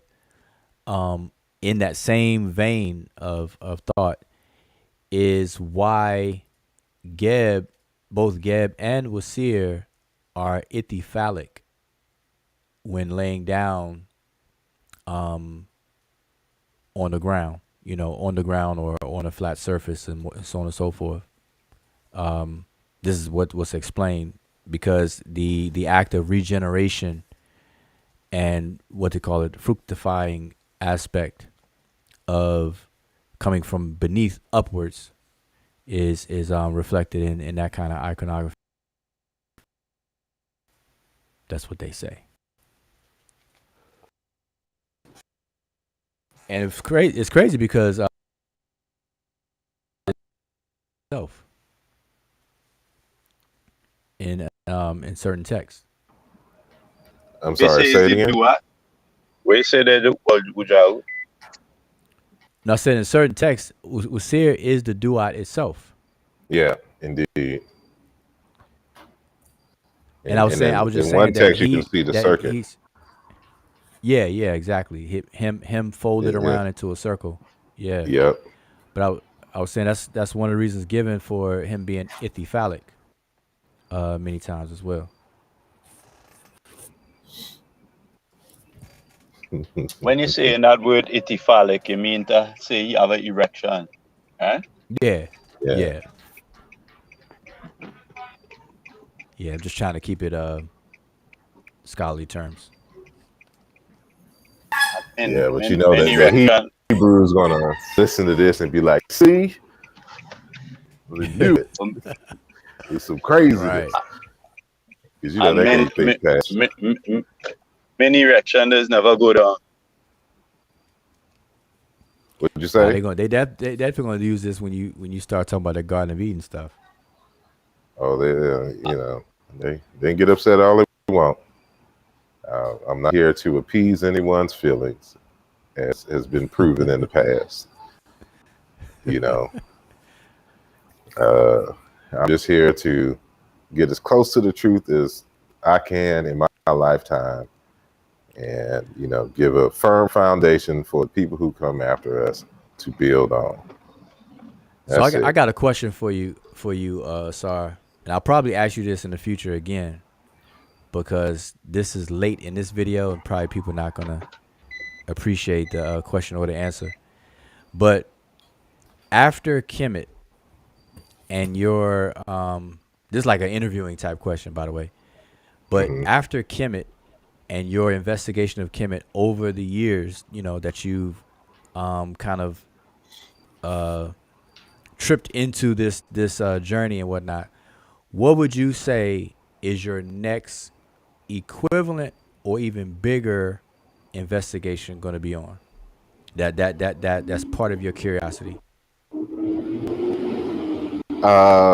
Well, this particular investigation, it started off simply with this was just a major part of the conversation on the identity of ancient Egyptians. And so, the larger conversation here is on culture, identity, how Africans identified themselves, what's the psychology and motivation behind their identity, and what does that mean? How did they use their identity and their connections with one another to develop their society? And how did the people internalize these attitudes and these values, and ultimately what can we learn from that process? Because the larger conversation for me is on building African American identity first and foremost, and then a collective Pan-African identity, and how to build an economic system, a social and economic system based on our own culture and values. And so it requires for me to have an accurate understanding of, cultures and how we were prior to colonialism, what happened as a result of the colonial process and its subsequent neo-colonialism, and then what must be done in order to overcome those catastrophic disharmonies and build for the future, and to build a social system and identity and culture that is immune to that type of violence against, you know, who we are and who we develop ourselves to be. So that's current large enterprise for which Kemet is just a minor thing. It's important for, you know, the Negro Pens who are still holding on to that as the only evidence that we have. That's the biggest thing that we got to prove that the ancient Egyptians were Black African, and that's far from the case. But besides that, it is how, and the larger enterprise is developing a strong culture. And, you know, with me being into science and an advocate for science and a scientist doing work in the scientific fields in terms of my practical everyday life, I'm very interested in, you know, quantum mechanics, physics, and the like, and being able to identify and compare to see exactly how far we have gotten along in that type of thought, and to hypothesize on how further we could have been had not the colonial enterprise had been successful in Africa. And so, you know, my next big thing is on the text that I'll be working on is titled Mechanics as African Heritage. And it will be the comparative analysis between the mythologies and rites and creations of creations, the internal workings of the universe as they believe it to be in these respective places, and see what they got, you know, close to what we know now, and what are the major differences. And but to you know, based on my preliminary investigations, you know, there were many African groups who were along this particular path, and even put down the first ideas for a quantum physics and analysis, including ancient Egypt, and to create a pedagogy, to create a curriculum that uses these different African cultures and systems. For example, the Dogon, the ancient Egyptian, Zulu, the Bakongo, are my primary, you know, folks. And so that we can encourage and motivate more of us to get into these STEM fields using, you know, African cultures and Kimoyo as motivating factors, you know, for that thrust in the community. If Africans could see themselves, you know, in the fields, not only just showing some Black folks doing science in the present day, showing them that this is part of your heritage, that your ancestors were already on this vibe, and that you will be continuing and building off of what they started. And so that's the if I'm not mistaken, I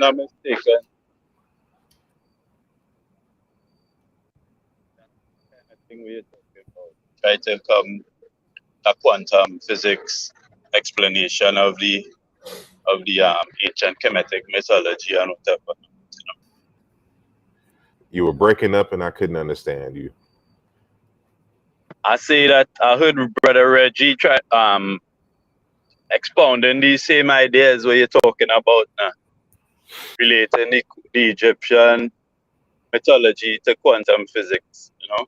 But I don't Yeah, know. there have been Is many. There have been many before. Like Shekhan Joke.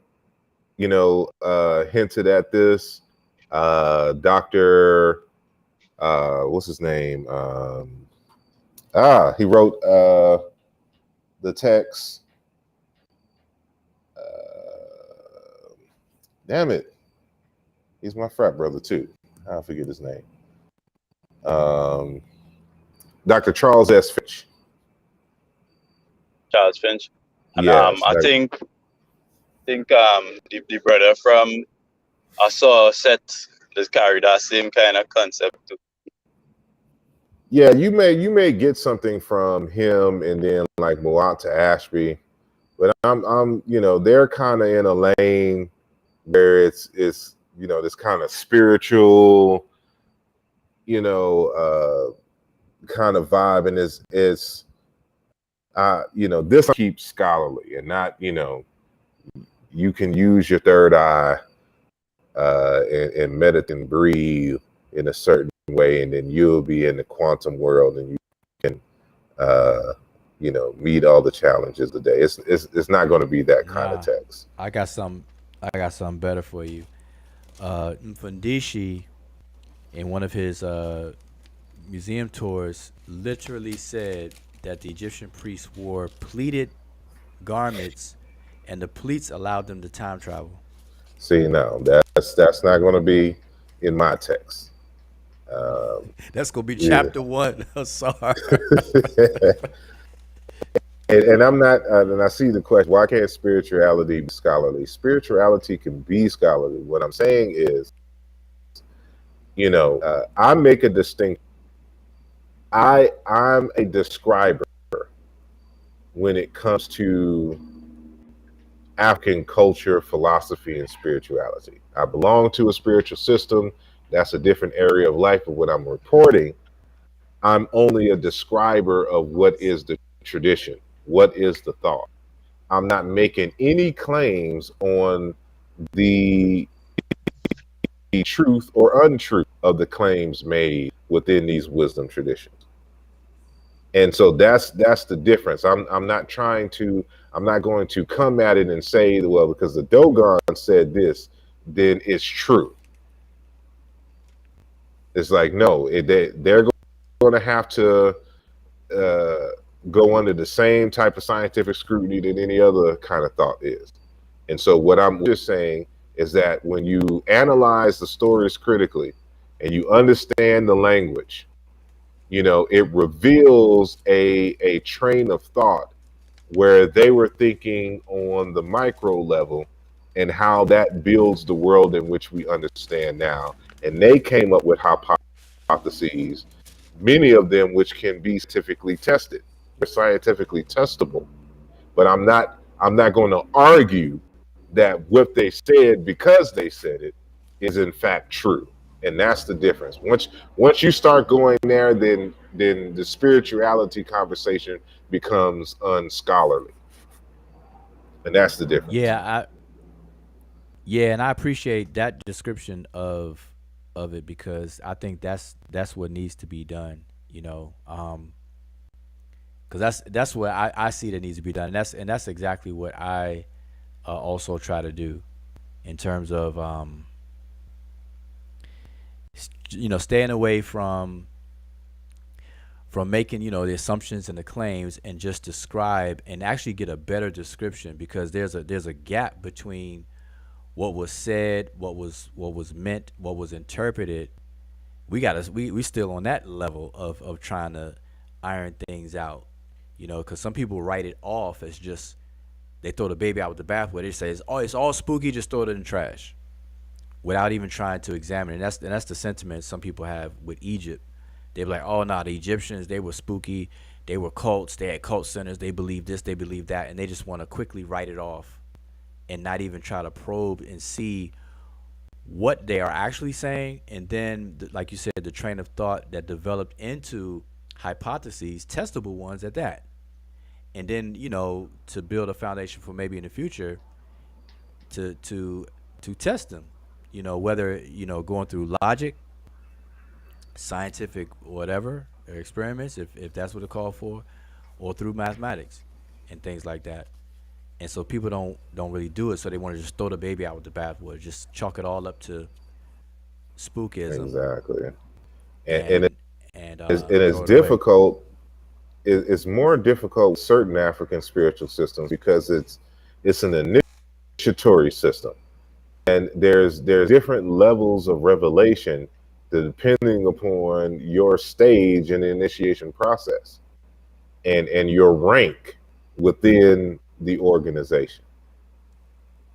So Right. this is, you know, so luckily, there are a number of texts of those who have been initiated who are at that level who have revealed some information, and I don't have to go through that process of becoming a Dogon elder, to reveal, for example, what it is they're talking about. Now, what is the a great tool in this process is language, because the language itself will reveal.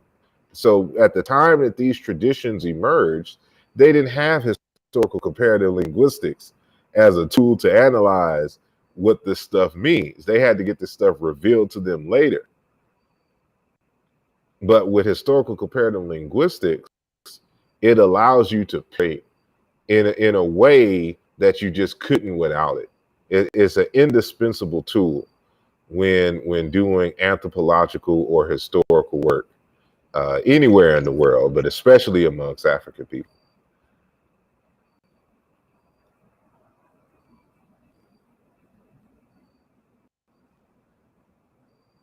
Oh, Akoma, you came out, but you back in. Yeah, sorry about that. Yeah. Yeah. So, Brother Ujao, I hope I answered your question at least adequately. Your initial quote unquote interview Oh, I'm question. sorry. I'm up here. I was muted.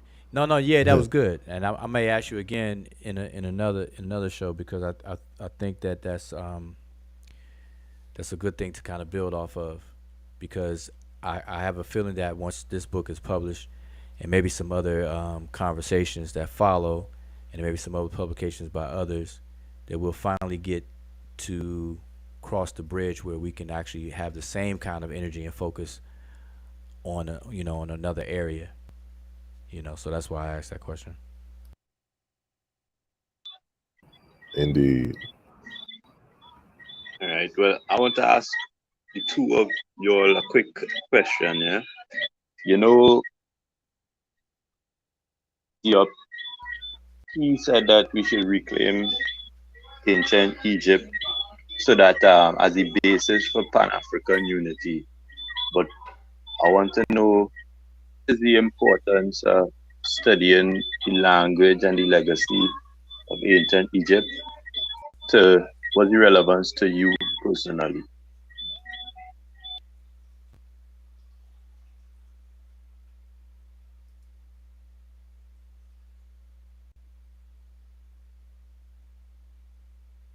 Oh, I was on mute. Can you please repeat the question?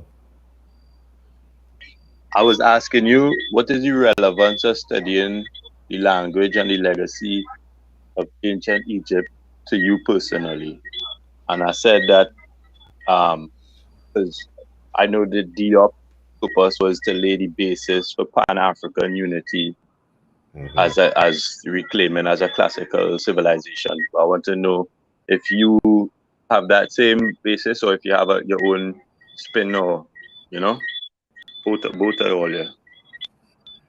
Well, there are several reasons. I don't have like a main reason for studying it, but there are several reasons. One which includes the ancestral mission, of Shekinah concerning the the revitalization of a classical African language. But there's also the issue of the transatlantic slave trade itself and how it devastated modern African societies as well as, of course, we know the effects of what it did to those of us in the diaspora in terms of us losing our language, losing our culture, or losing major aspects of our culture, right? And the knowledge of what it is and why we do what we do. So what historical linguistics does is allows you to penetrate and to go back into time and to get an idea, to go into the psyche of the ancestors, to see how they articulated themselves to one another and what kind of ideas they exchanged one another, and how those ideas inspired and shaped behavior and attitudes and values, and how that penetrated and migrated and moved with the people over time as they moved, right? So it lets us get an understanding of histories and migrations. So as a result of the transatlantic slave cost and the prior trans-Saharan and Eastern, Arab Islamic slave trading, the Arabs and the Europeans come into Africa, and with any group around the world, when different groups meet up, whether it is a beneficial coming together or one that's disadvantageous, they're going to shape each other, and certain cultures and modes of thought are going to enter into these spaces. And depending on the nature of the power relations between two or more groups, that'll ultimately determine, who has the dominating force, and who floods and influences the other more. And due to these forced meetings, for a lack of a better term, at this time, there was domination coming in from the colonial powers, and so ideas like religion and dress and certain foods and technologies, have impacted Africa itself. So reasons why I study historical comparative linguistics, and more particularly ancient Egypt, to answer your question, is because I'm asking the question, well, who and what was the African prior to their meeting with Islam and Christianity and Judaism and the colonial powers? And so I want to know what attitudes, what processes, what rituals, what terms and ideas existed amongst the Yoruba, amongst the Hausa, amongst the Akan, the Wolof, the Netjer, the Amazulu, the Bakongo, the Baluba, et cetera, prior to their interaction with these other folks. Now, with ancient Egypt, because we've already done preliminary analyses showing that the ancient Egyptian is related to these folks in these areas who I just named, and understanding the nature of how ideas and culture is provided or given to subsequent and following generations, because internal socialization processes, then by using ancient Egypt as an anchor in history, and by using historical comparative linguistics and stuff, and other tools, I can tell what ideas, attitudes, rituals, and cultures were inherited from the mother culture that permeated into ancient Egypt, that permeated into amongst the Yoruba, that became part of the Akan, et cetera, because this when I go into the Congo and they have the word, lunga, mulungu, for God, and or what is cognate for ma'at in the ancient Egyptian tradition or whatnot. I know that based on the sound meaning correspondences and the sound laws that we have established, and all of the rights and things, that this stuff is inherited, that this was a borrowing from the it wasn't a borrowing from the Arabs, and it definitely wasn't a borrowing from benevolent Egyptologists who penetrated and then gave all the people in the Bakongo these terms, rites, and rituals, right? Saying that the ancient Egyptians did it, y'all should do it too. And so the study of ancient Egypt, again, grounds me in history. And when I can show these parallels in a very systematic and scientific way, what I've done is established the African cultural elements that remain in these current cultures that is essentially African and could not have been borrowed by the Arabs or the Europeans coming in after them. So, hopefully, that adds some context. And then it's just interesting. There's just a scientist in me. When you have a culture that isn't living, that isn't a living culture, and as we understand it from the past, the culture and the language and stuff, there's a bunch of mystery there, and scientists and researchers, we love mystery. We're not like the Nation of Islam. We love the mystery gods, because where there's mystery, there's opportunity for discovery. So there's just a curiosity factor in the study of Egypt. And so all of these different ideas and reasons and meanings are working simultaneously, in regards to me personally. Well, you said a mouthful right there.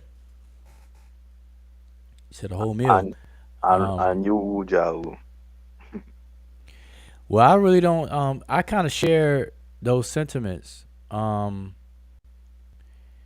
see the importance of it in my studies. I actually see. I like the psychological component to all of this, where what fascinates me is the psychology of the people, and with ancient Egypt, obviously one of the things that Asar already said is that we're dealing with a group of African people who have agency, but they have executed and exhibited a superior genius.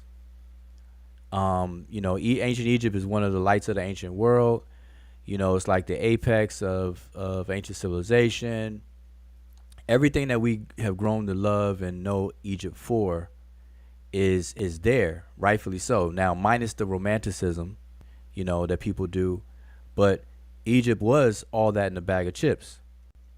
And so the question that I always like to keep in the back of my head is what kind of mind, or what went into creating the kind of minds of the people collectively to execute such genius?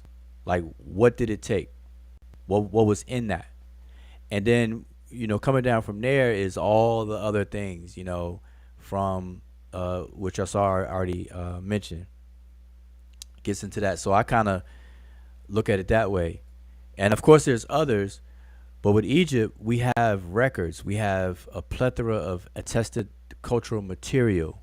They actually left footprints in the sand, if you will, with all of the papyri, with all of the carvings, the structures and stuff that are still standing, for our analysis and everything. So what better culture that's on the continent, that has the age it has, that has the genius it has, that has the agency it has for us to learn from, you know, and then sift through and see what's applicable, what's or not, to see what's executable or worthwhile probing to find those common universals, because you know a lot of things that's underlying in many cultures are these universal principles that could be applied anywhere and everywhere, that forms a foundation bedrock that we could build stuff off for the here and now, you know, with some changes, with some tweaks and things like that, you know, because I see culture as a breathing organism as opposed to tradition. I separate tradition. The way I define tradition would be more so for me be a snapshot of a point in time of a culture. So a tradition is a snapshot of culture, but stuck in time, like stuck like a still shot. Whereas a culture is a movie. It's a motion picture where it's constantly evolving and moving. Whereas tradition is taking an instance of it and then getting stuck. So some people do something traditionally means that they're going backwards and doing something based on a snapshot. And sometimes that could be detrimental. Not always, but sometimes it could be detrimental. So anyway, I just see it as that. So they say it's a dead culture, and I don't think that we should be trying to go backwards and become ancient Egyptians in that sense at all, or whatever the case is. But for all the things I said, that's my thing. And that would go for anything, but my focus has been Egypt. Mm-hmm. Because I read somewhere before that it had 3 indigenous African scripts from antiquity, right? And they have it as Medew, Netcher, Meroitic, and Giz script, you know. And I think sometime Meroitic script, it kind of have a lacune in text, and it's not fully deciphered. But then the Giz script I find amongst Pan-Africans and Afrocentric or conscious community, it is kind of, it doesn't get no focus because of its classification as Semitic, you know. But it have a large corpus of Giz inscriptions and texts and these things too. But also give a kind of reflection of the psychology and cultural ways and thing of ancient African people too, you know. In terms of script, yeah, the script and the writing. Yeah, well, writing, you know, script is, you know, as far as a writing system, is the visual representation of speech, and so language and communication is embedded within it is the psychology of the people. So you know, my thing is you know, you can't become intimate and know about a culture except by way of its language. Now people can study a culture without probing and getting deep into the language, but you're handicapped. So to remove those pieces of being handicapped and everything, it's best to engage a culture by way of its language. And so I feel that that's important, and that's been my what I advocate and what I put into practice myself. So ancient Egypt, got to deal with the language to get to know the ancient Egypt and its people. Hands down. In terms of, all right, well, going along with what you're saying there, Ujau, in terms of like positioning ourselves against white supremacy in the future, you think it will come a time where we need to adopt either Medew, Netcher or some indigenous script as opposed to the Latin script that we using now as just like the lingua franca kind of thing, the status quo? to express our ideas and these kind of things. Well, so think about this for a second. Um, if we speak the same language as our supremacists, but we just code it in a different script, then how effective would that be? I mean, in terms of along the lines of what you're saying. Well, It's the that's what first I'm step. saying, because what happened now, it have people, cultural researchers and things that will let you know that when we speaking, we're not really speaking in the grammatical ways and certain forms of the Europeans and Israeli. We might have Africanisms and thing in the way that we speaking now, and we're just using the vocabulary then of English and writing. We recognize Latin letters and symbols or whatever it is. But I'm wondering now if this might be inhibiting our same potentialities because we dislocated in the type of script and the kind of thing that the symbols that we use it. I would suggest learning Kiswahili, which is, slowly but surely becoming the Pan-African language, first and foremost, and teach your children and your grandchildren, and you communicate in your homes using that language. And, we can start, like I've started, using the Kwanzaa, 7 principles to identify the 7 days of the week for which we live. And so in my practice, when I start my shows, I'm like, on Kuumba at 3:30 p.m., we're going to be talking about this. And, it's going to be a process of people getting acclimated into using these terms in, at least just some singular terms. And then we can move them, to people who are more serious into learning the language. But then we got to communicate and we got to write in the language. And that's what I'm saying. So as far as I know, the Kiswahili, they use the Latin script to transcribe it to write. This is where I'm going. Right. We can use the Madombe script. It's a script that originated out of Congo. That is, easily we can create scripts for it in terms of fonts on a computer system and use it. So you can look up Madombe, Madombe, Madombe script. That's one possibility. It doesn't have to be Netcher, or we can use Melodic. Well, that's what I was telling you, Asar. I was bringing forward because Merotic, the symbol, they say some of the symbols not deciphered correctly, or it not in the full stage of decipherment. But I was bringing forward the script is pretty much deciphered in terms of the phonetics and the sound values. It's just the meanings of words that hasn't been deciphered. Yeah. I understand. But the Merotic, it have Egyptian form type hieroglyphs, and then it have variations from is it like Greek type forms inside of it? But you got to understand as well, the Latin script is not Latin. The Latins didn't invent this script.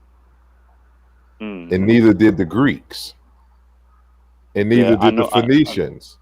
It's still ancient Egyptian script. It's just a simplified. It's just like hieratic is a simplified script of the Netjer, the hieroglyphic script.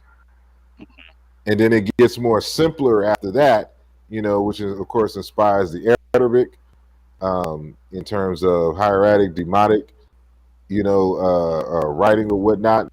But in the same fashion, the hieroglyphic script was simplified, and then certain stuff was added. by the Phoenicians, and then it was taken over by the Greeks and the Hebrews. Went sway with it, and then Latin folks, the Roman Empire, a Greek script, and then when the Roman Empire and all that took over that area of England and these folks, and then started translating the Bible, they used that script. It's all meta Netcher at the end of the day, But if you want to, use a script that is quote unquote untainted by Europeans and their usage, you're gonna have to use a kind of one of the modern scripts, and I think Dombe is on the rise to becoming a something to work with and something to work around. But there's even simpler scripts like Vi script, or we just invent a damn script. Like what did Marcus Garvey say? What humans have done, humans can do. Like we could just make our own goddamn script and popularize it, and apply it to Kiswahili and other African languages. Like we can kind of analyze the sounds of African languages and then create a script that is adaptable to those sounds in those languages so they can use it for their languages. And then, of course, we use it for the Pan-African language. It's just we got to get creative. We got to get bold and courageous and just do the damn thing. Mm-hmm.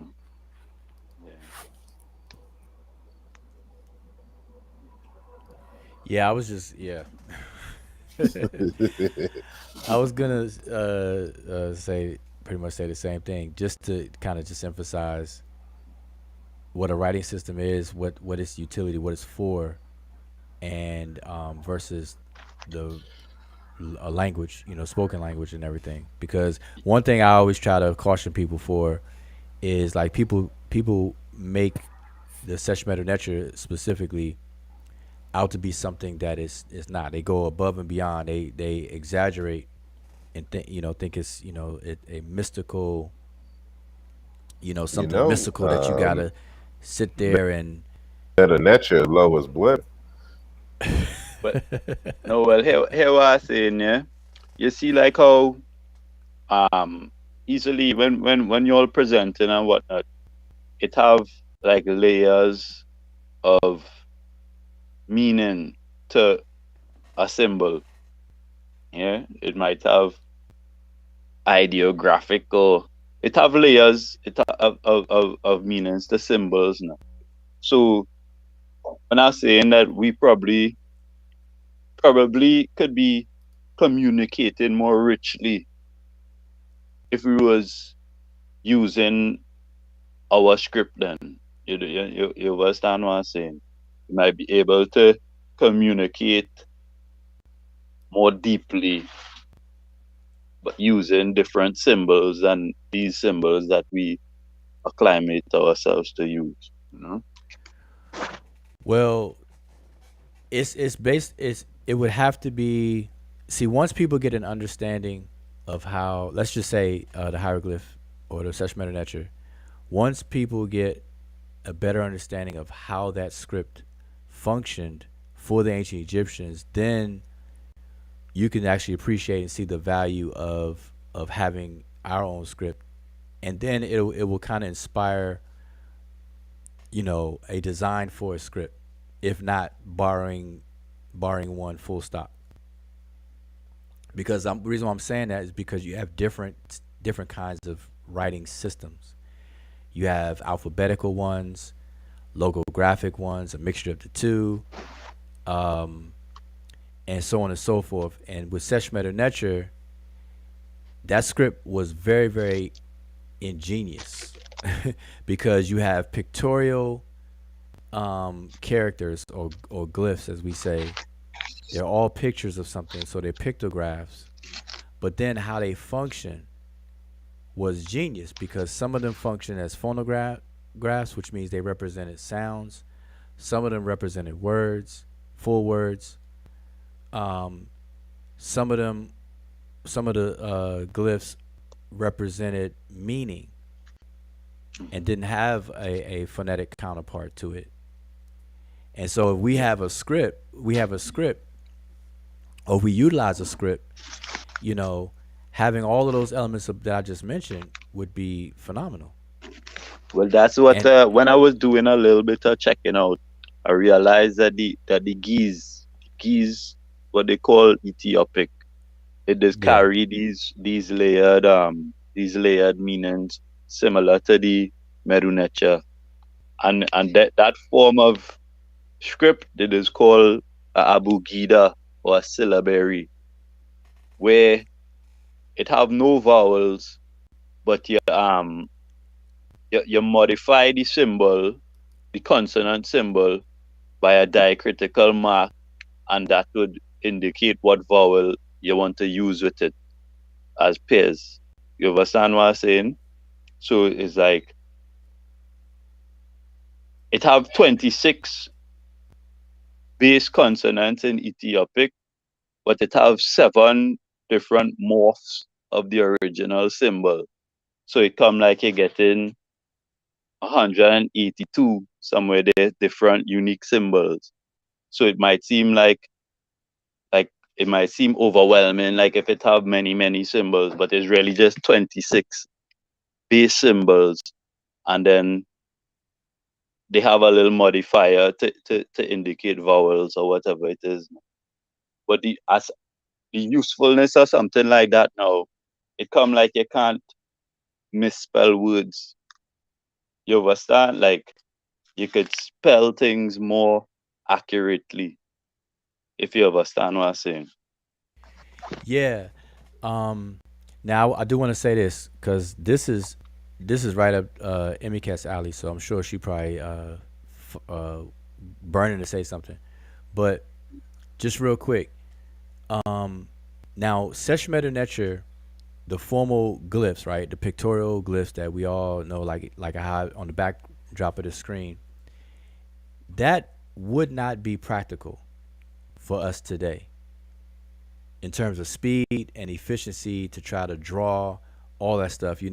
That means it'll take 15 minutes if I want to write a one-page essay or something, to actually draw those things in a level of detail that the formal Sesh Netcher has.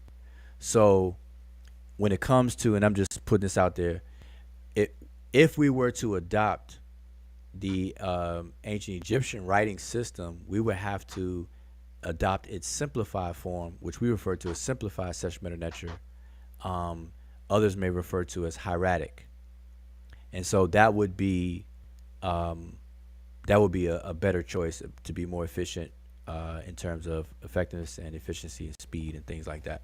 So I just wanted to make sure that I say that because people will hear me say Sesh Netcher. If we adopt that, they're like, well, wait a minute. That means I got to learn how to draw, and it's not practical. Now, maybe on permanency on stone, if we were doing some things, whatever, that's another story. But I'm sure because Emicat specializes in the scripts, so I know she want to say something. So Emicat, I'm gonna put you on the spot. Do I? Yes, I was actually, yeah, because y'all know scripts is my thing. So, but I just wanted to, give some extra input because, there's some things that needs to be put in consideration because, when you are creating a script, usually even on the continent, you have, newer scripts that are being created to accommodate different languages. And that is actually done specifically because there's something lacking. If there's something lacking in the Latin script or in the Arabic script, for example, that is being used for Kiswahili as well. I know, for example, like in my mother tongue, Doluo, if when we discuss the language and write it, there's a lot that is lost in the written, obviously because there are some intonations that you can't really document with the Latin script. So in those instances, we've had like the Dolio language. I know there's 2 brothers that actually came together a couple of years back and created a really good script to be used specifically for different phonemes that are actually lacking, that we have in the language, in Dolio language, that are actually hard to write faithfully to visually represent them faithfully. So these are things that people put in consideration when you're coming up with script. Is the most important things you want to think about, even before deciding, are you going to create one or are you going to rely on borrow the one that is already in existence. Is obviously there's the sounds in that particular language, because you might have like the Abugida script, Giz, like the one you talked about, that is good for that particular language itself. And you'll notice that in Ethiopia, they had different scripts depending on whatever language they so fit that particular script. So you might find that when you talk about that script, thinking it might be good to adopt that, but in the language that you're trying to use it for, you kind of stuck the same way that you're kind of stuck with Latin, because the sounds or the phonemes for that particular language cannot be represented accurately, with I understand what you're with the saying. characters there. So Let me ask you that is something, Emiket. yes. Concerning what you're saying there, even sometimes, like let's say in the case of the Oromo and the Oromia language, what they speak, I think it's almost like a political. It seems like it could have been a political motivation because of the competition against the Amhara and the Tigranian thing, to adopt the Latin script as like a matter of distinguishing themselves. Then, what do you think? That could also be in play for the most part. But just so you understand, since you're talking about something that you can use for a particular language, say Swahili, that if, or whatever other language that people decide that they want to use, the only things that you want to make sure that you think about mostly when looking at other scripts that you're trying to adopt is if you can faithfully represent those the phonemes accurately without having to adjust different ways.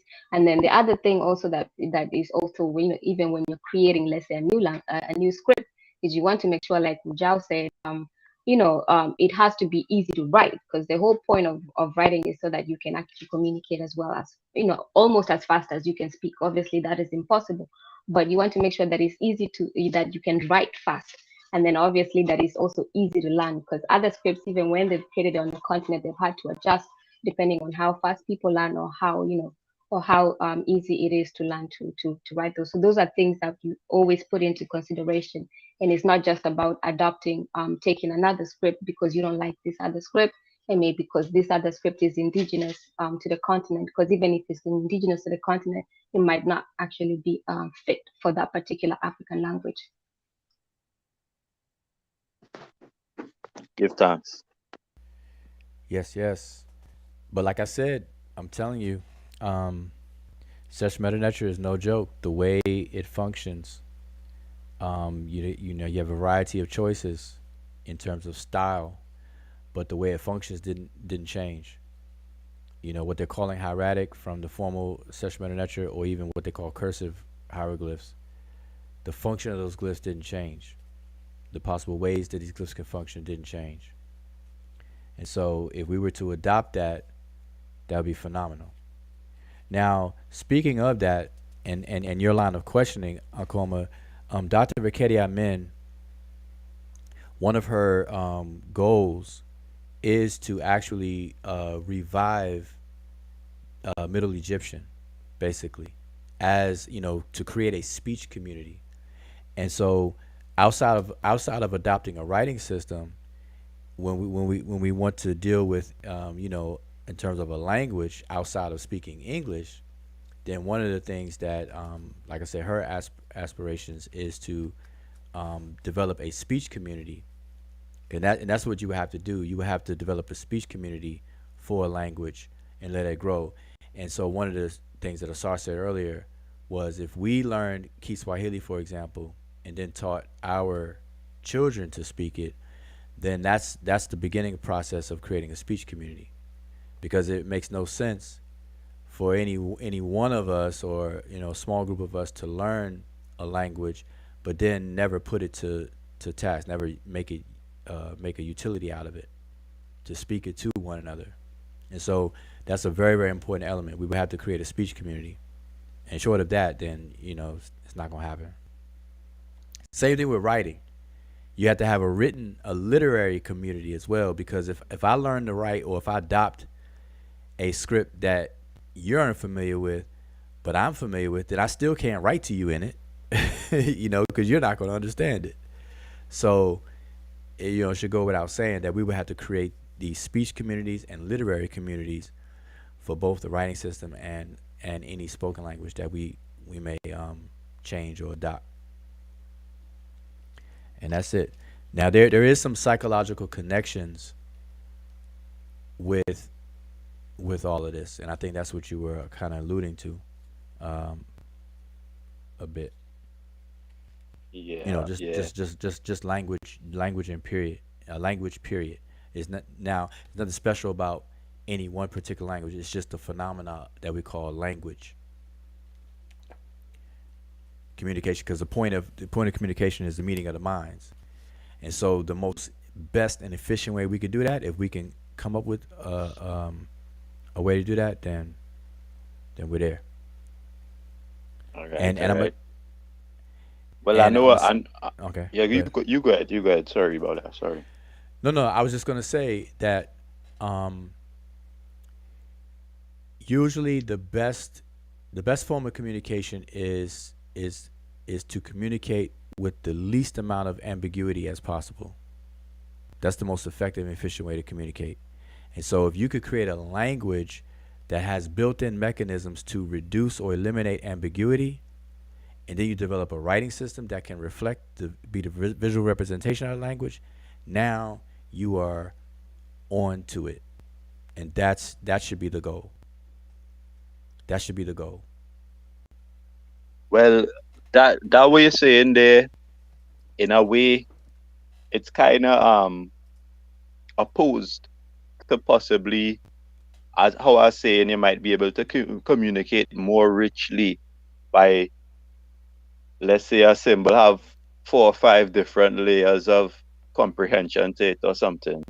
You know what I'm saying? So you saying it better to have something totally unambiguous as the best form of communication.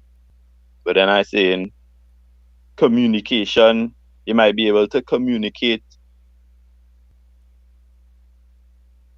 that. If do you understand the angle I coming at there, Ujau, for what I saying? You broke the very last part of what you said broke off. I mean, you broke up a little bit. Just repeat the last part. I was saying that sometimes is actually like a positive feature of language, where it have synonyms and parallel meanings to words and things like that, and is add a layer of value to communication. And they might use example of that might be how a poem does write, Yeah. Okay. So, what you're describing is the difference between literal and figurative expressions, which should be available in any given language. You have to have both of those things, and then also, from what I'm hearing you say, is like a multi-use or multi-layer. And see, that's fine. That's fine. And that's built into what I'm saying. What I'm saying. Okay, here's the thing. I know you've heard the saying, "A picture is worth 1,000 words." Right? You heard that before? Yeah. Okay. So now check this out. If a single picture is worth 1,000 words, then how effective would that picture be to communicate something? Because what that would mean is that you have 1,000 possibilities. If I show you this picture, then you have 1,000 possibilities of what I'm trying to communicate, and that's not effective. So if I'm going to utilize that, I have to have a way to disambiguate it, to save you from going through 1,000 different possibilities to the one that I want you to take it for, because I'm communicating to you. You see what I'm saying? You hearing me good? Okay, yeah, go ahead. There you go. Yeah, in your analogy now, a picture. Let's say you have a picture of of a girl in a field playing with a kite or something, right? The picture you might, upon seeing it,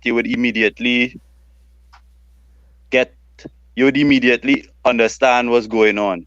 But then to use words now, you would have to describe the child, describe the scenery, describe the whole. You understand what I'm saying? Oh, So it come okay. like Yep. so it come like the picture, although from the way you approaching it, it come like the picture adding real ambiguity or whatever. But then the picture from a different perspective could just be immediately clear of what is the Well, scenario. see, like I said, you're like your exam, like what you're saying is like real issues that need to be addressed. Because what you're saying is okay. Like for example, Are you familiar with the Rebus principle? Have you heard of that before? I've only heard about it on your channel, and O- you would have Okay. to refresh me. You would have to refresh me about the rebus principle. Yeah. Okay. So a writing system is basically not a writing system until it employs the Rebus principle.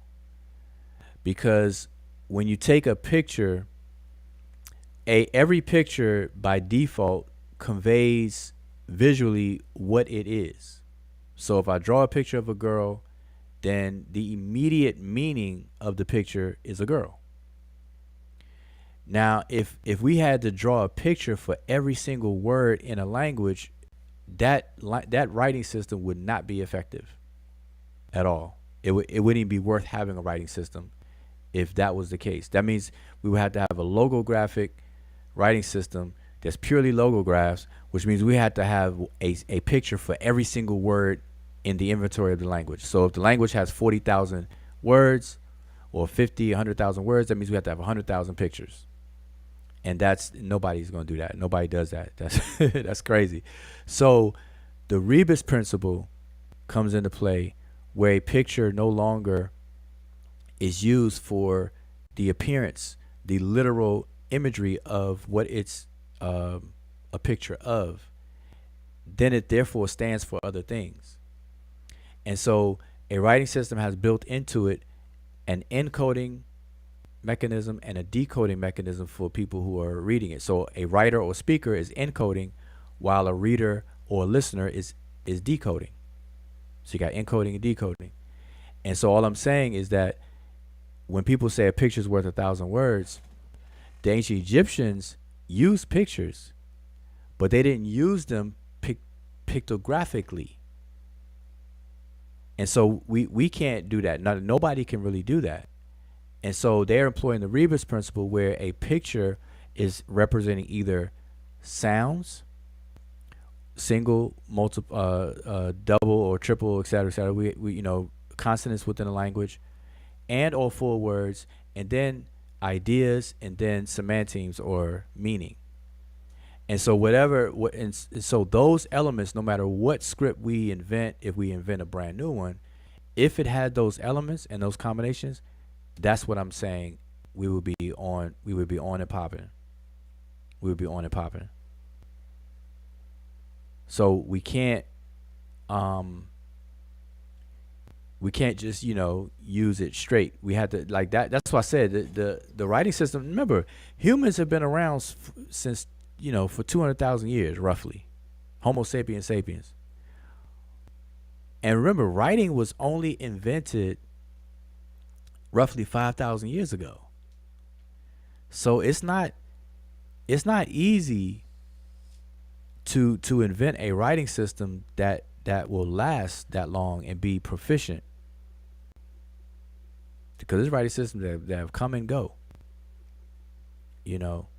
And English is an alphabetic writing. If it is uses alphabetic writing system. We use the Latin orthography, but it's alphabetic. So we have 26 characters, and that represents every combination that we need and we do.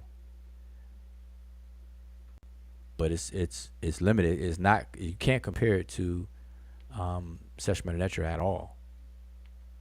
Only the monoliterals at best, which are 24 pictures that represent 24 sounds in the Egyptian language.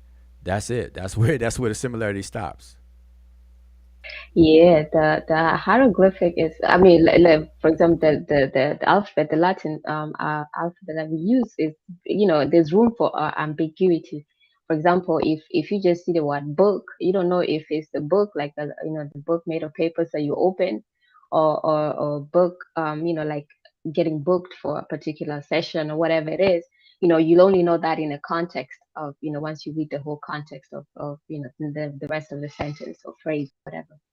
But with the hieroglyphic writing system, because of the determinatives, they have all these different intricacies where you have what we can have like call like a pseudo alphabet, then you have the other biliterals and triliterals, then you have the determinatives. So if you had the word book and then you have a determinative next to it, clearly that this is talking about this particular type of book as opposed to the other type of book. So the hieroglyphic writing system in itself is very, very flexible in that sense, and there's less room for ambiguity than like when you have the Latin script. So that's why it has more characters in it and stuff of that nature.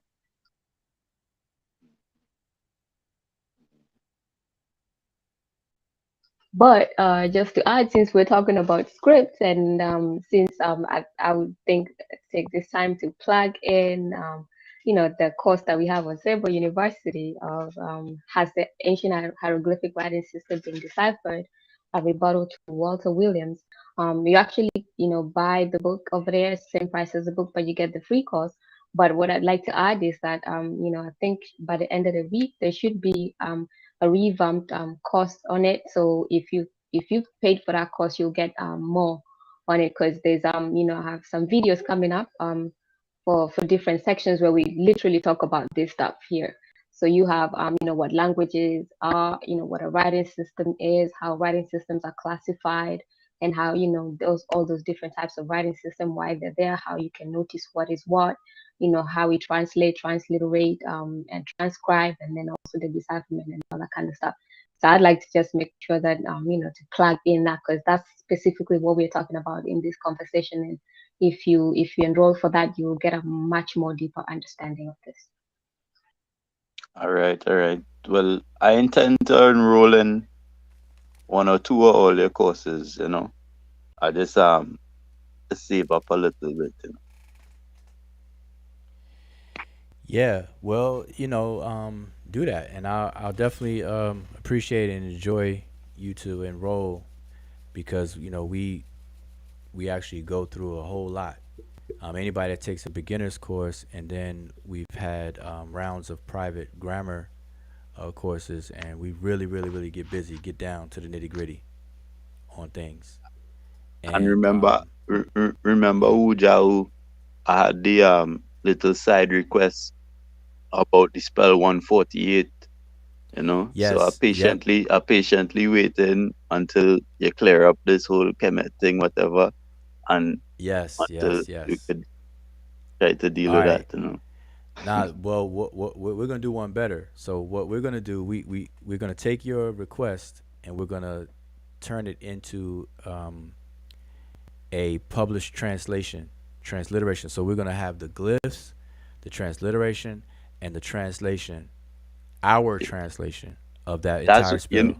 You know what? I'm glad you say that, because right now I don't know if it have a more important task for people equipped with the skills like Olia than basically providing new editions of these works, like the coffin text, the pyramid text, and these kind of things, because they come like I would use your translation in preference than like some next other like a budge or something like that. You understand what I'm saying? Yeah, yeah, exactly. And that's what we intend to do for a lot more. So, your request, we're just gonna do it with that one.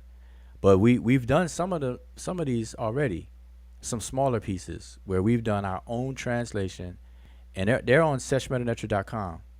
The Seshu members over the years, different students that have taken the classes with me have put to practice, put the work into practice in the transliterated and translated text. So it's on the seshmedenetcher.com website. You'll see several of those. Satep Ra has done some. Brother June, pretty much everybody that was that's on the Seshu Mani Meta Netcher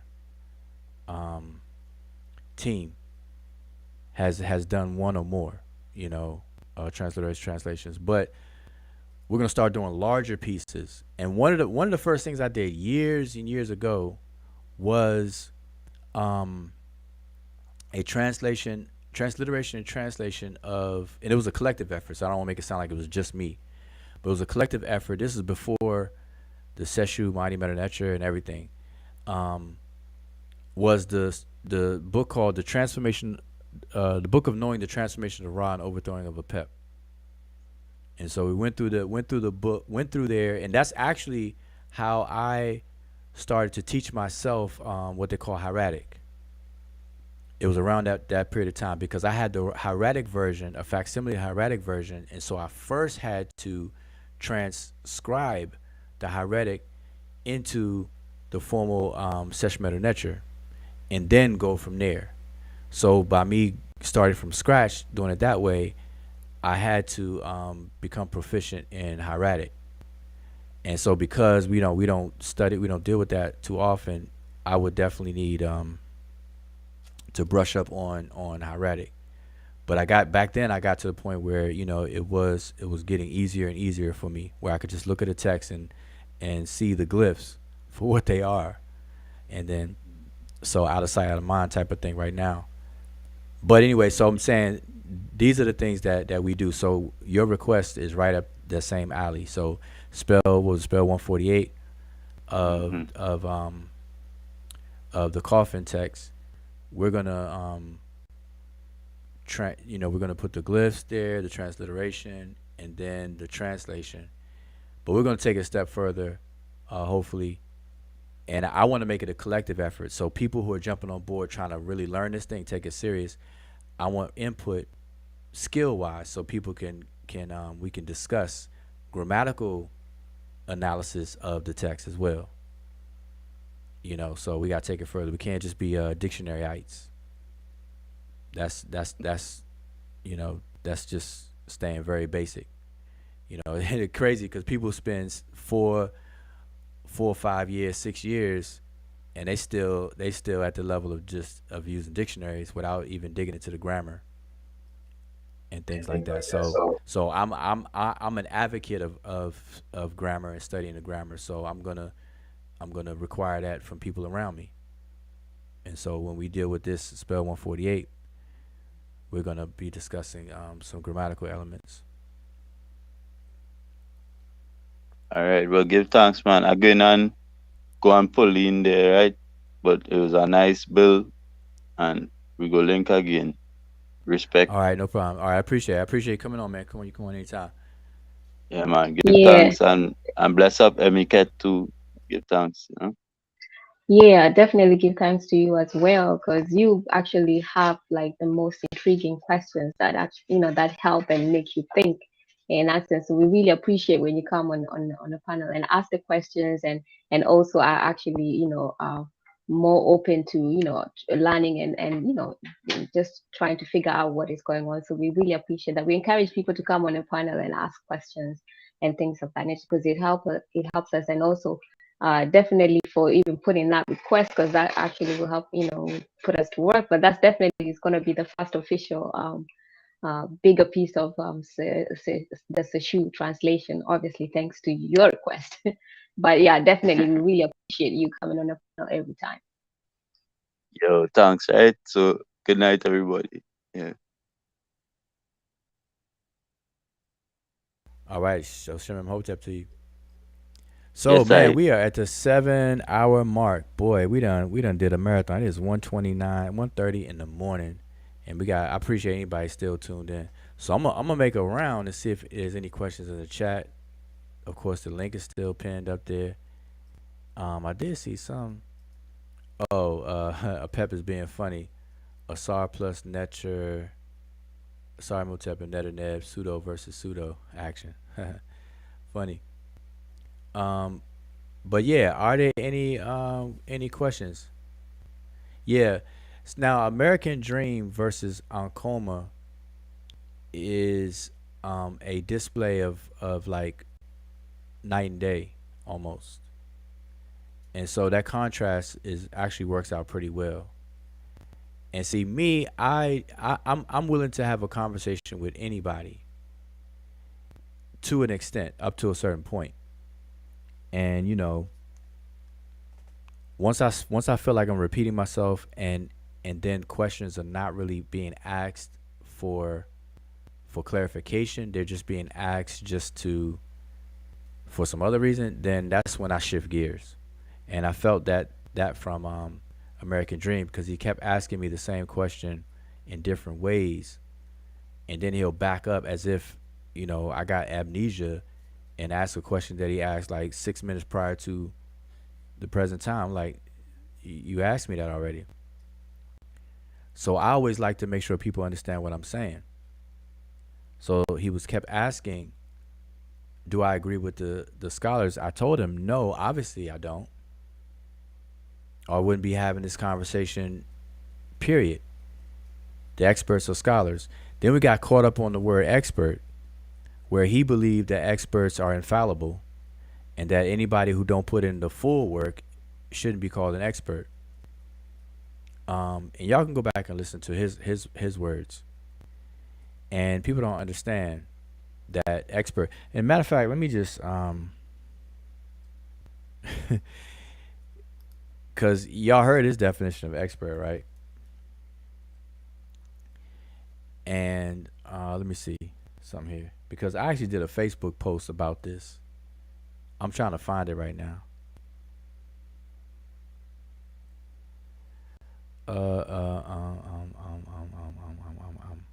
I did a Facebook post. I don't know if I can find it fast enough, and it's already late. But what I had mentioned to him, what an expert is it deals with experience. Like an expert is that directly related to experience, and the only way that somebody can gain experience in something is over time. So you have this tenure component and experience component. Those two things combined is what makes an expert an expert. But an expert having experience, they don't experience everything. And like I gave my analogy, an auto mechanic does not no longer, or an auto mechanic does not cease being an auto mechanic just because they didn't work on my car. So a scholar or expert doesn't cease being a scholar or expert just because they didn't do the etymological investigation for a particular word or a certain set of words. And so to me that was very, very bizarre and crazy. And I just gotta call it what it is. So American Dream, you lost points on that one. All right. So hopefully everybody understands. Get off the black thing. The ancient Egyptians don't, trying to box these ancient Egyptians, make them black, white, or whatever the case is. You're nuts. Trying to say the ancient Egyptians themselves were inspired to name their country after their skin color. You're nuts. Um, what else is there to say? And that's really the root of all these different arguments and conversations. And then when people want to bring in the whole Kim means black thing, they're really not really ready to have that conversation because nobody who tries to argue in opposition has ever studied the ancient Egyptian grammar. And because I say that a lot now, you may start seeing people Googling and microwaving grammar issues. Like Netter Neb made a big deal about the fact that adjectives can be nouns. If y'all go back to this video that we're having this live video from, you'll see how I address all of that. It's like, duh, of course adjectives are nouns. It's not like that they can be nouns, they are nouns. Adjectives proper name, linguistic name is nomen adjectivum. You have nomen substantivum and nomen adjectivum. Both substantivum and adjectivum are nomens, which means both substantives and adjectives are nouns. Basic. This is basic stuff. Anybody that this is basic. I think that's the day he probably learned that. You could tell when somebody just learned something, like they are so surprised, and then they come and tell you something like oh, I'm giving you some jewels right here, and then you're like duh, like. And that's the same thing people do. They show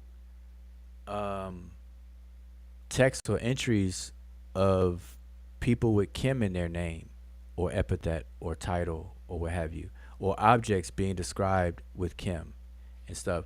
Like, duh. Like, all you have to do is just search KM and you'll come away with all the attestations. You got time to sit there, you could look through all and find them all. Been there, done that. It's like, so it's just clear to me, but I know it's not clear to other people, that it's a misunderstanding of the arguments, and no matter what we do to lay out the arguments or the situation, it's still being mischaracterized. And at this point, I'm just gonna have to say that it's purposely being done.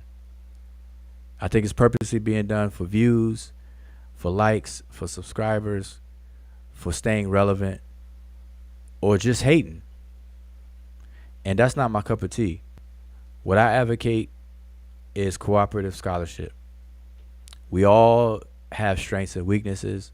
We all need to lean on each other's strengths where we're weak at, and then allow people to lean on us in places that we're strong at. That is a better move. You know? And so anybody against that can kick rocks. That's the Goofy Club. That's the Short Bus Shorty Club. That's the short bus. You know?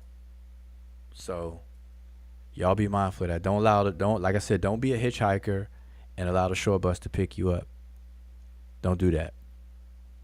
All right? So if you want to learn something about Egypt, learn through the language. If you need tools, like I said, I am recreating the Penmanship, which is our digital library. We had it before. It got discontinued. Got too big. It was like years ago. So I'm in the process of rebuilding that. And so, I'm gonna make all these things available for download and everything like that. All right. So any other questions? I'm just stalling really right now because we got 12 minutes. 12 minutes. Anybody in chat? We got Mr. Metro. Peace. Shout out to Mr. Metro. Where the questions at? Who's saying what? What's what? I see Garfield had on his channel Kemetic Wars, the Bible stuff, everything like that. I haven't had a chance to watch any of it yet. Depending on how long it is. So I know people look at these videos, like right now we're going on 7 hours. I know people look at this video and they go click on it like 7 hours. Nah. Nope. But we're gonna slice and dice this one up in terms of in the description. But any questions? Zane, Robert Rand. Who else we got? Where's a Pep? Where did Pep go? A Pep Hatem. Where your questions at? He said what he said and he left. 4X Nugget, where your questions at? Um,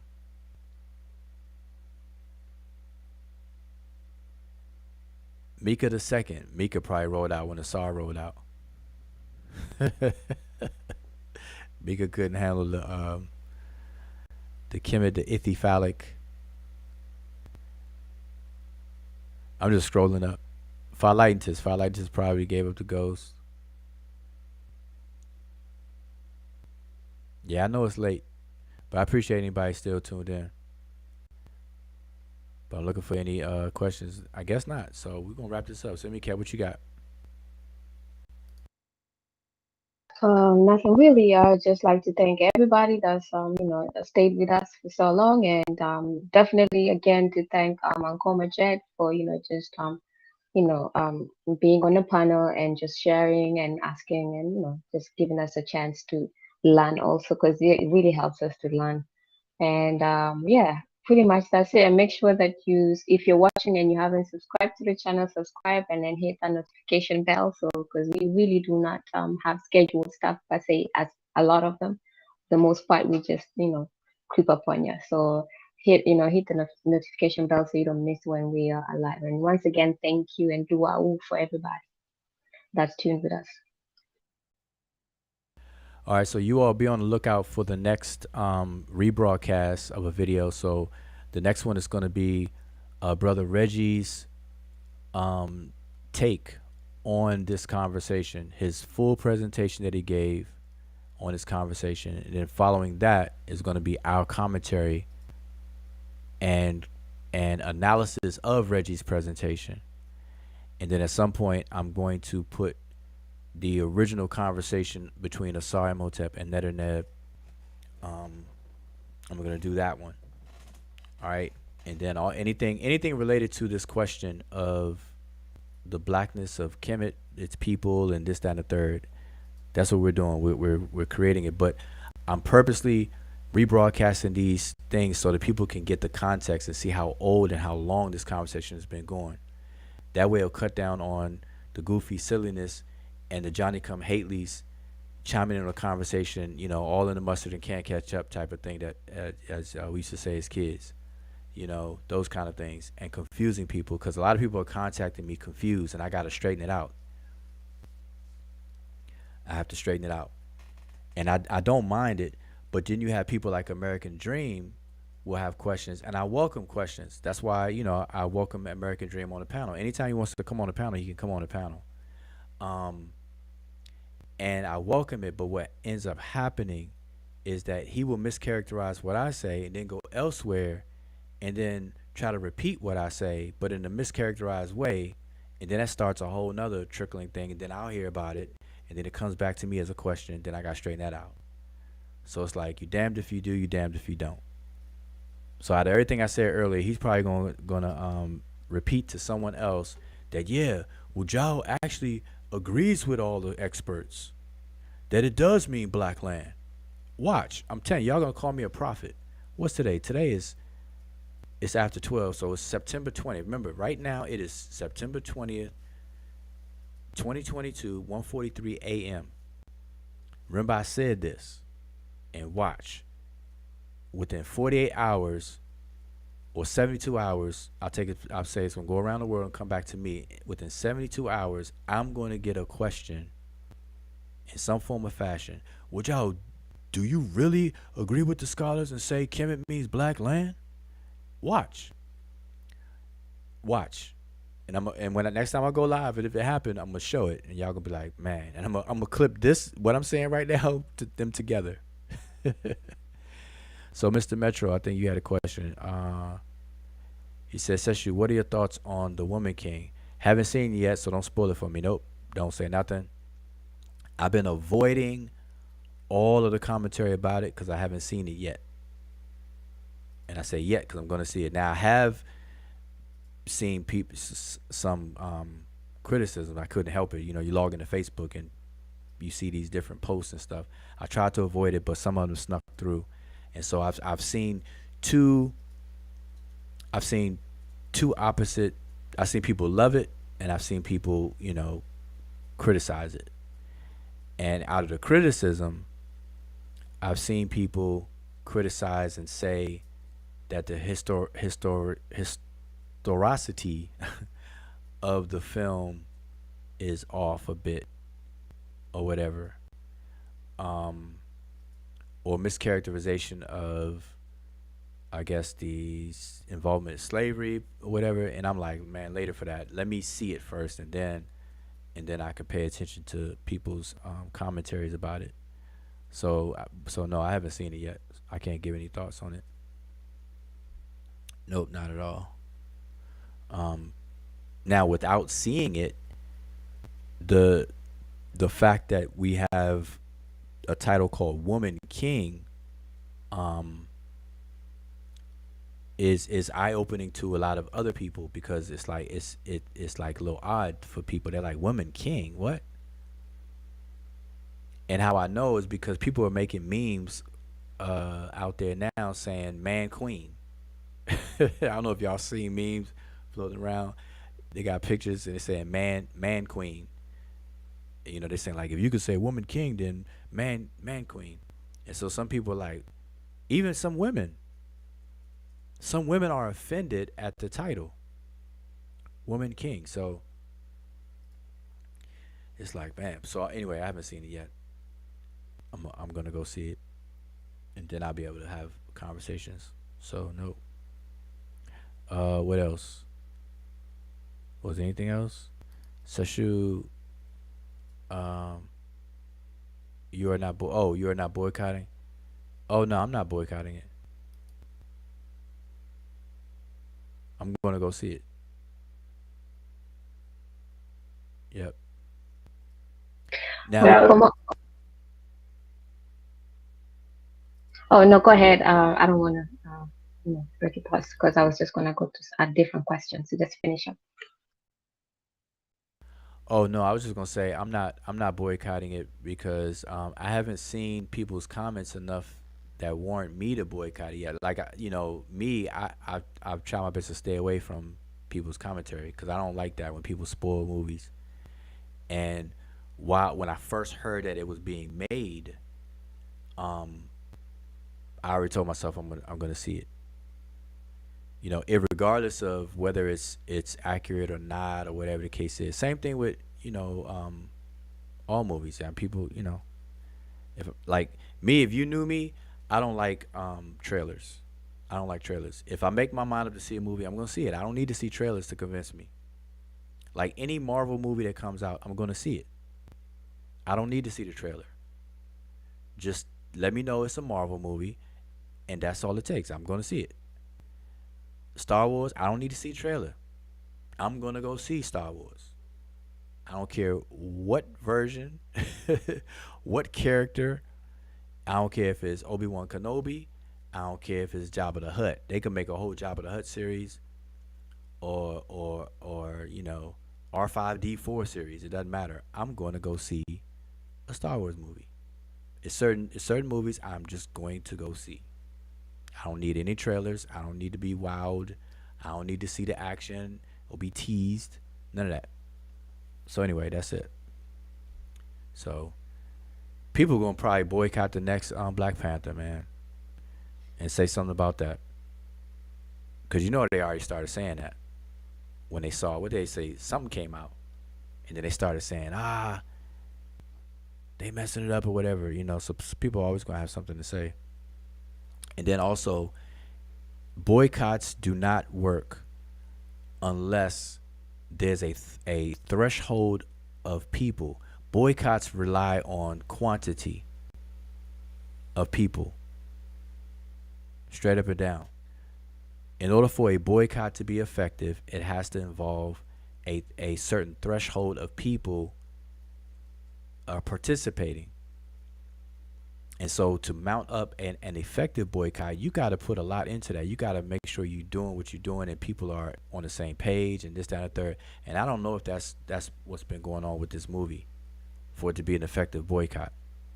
It made 19 million in the first 3 days, I believe. I just saw that earlier. Hold up, let me see if I can pull that up.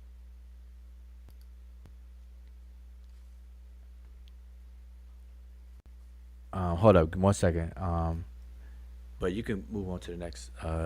Imhotep, if you still wanted to move on, let me find this. I'll come back to this. Oh, not really, but yeah, it was just with Uncle Majed asking Sashu should or stating Sashu should make a new playlist of original translations, and I think that's a good opportunity to let people know that we do have a playlist for Divine Words Wednesdays that had slow down translation, because we have Freestyle Fridays where we just off the dome read a translation, like off the dome, no tools, no dictionaries, whatever. And then on Wednesdays, what we usually did was then we just have a piece of inscription, and then we'll go over the steps and just slow down like the whole translation process.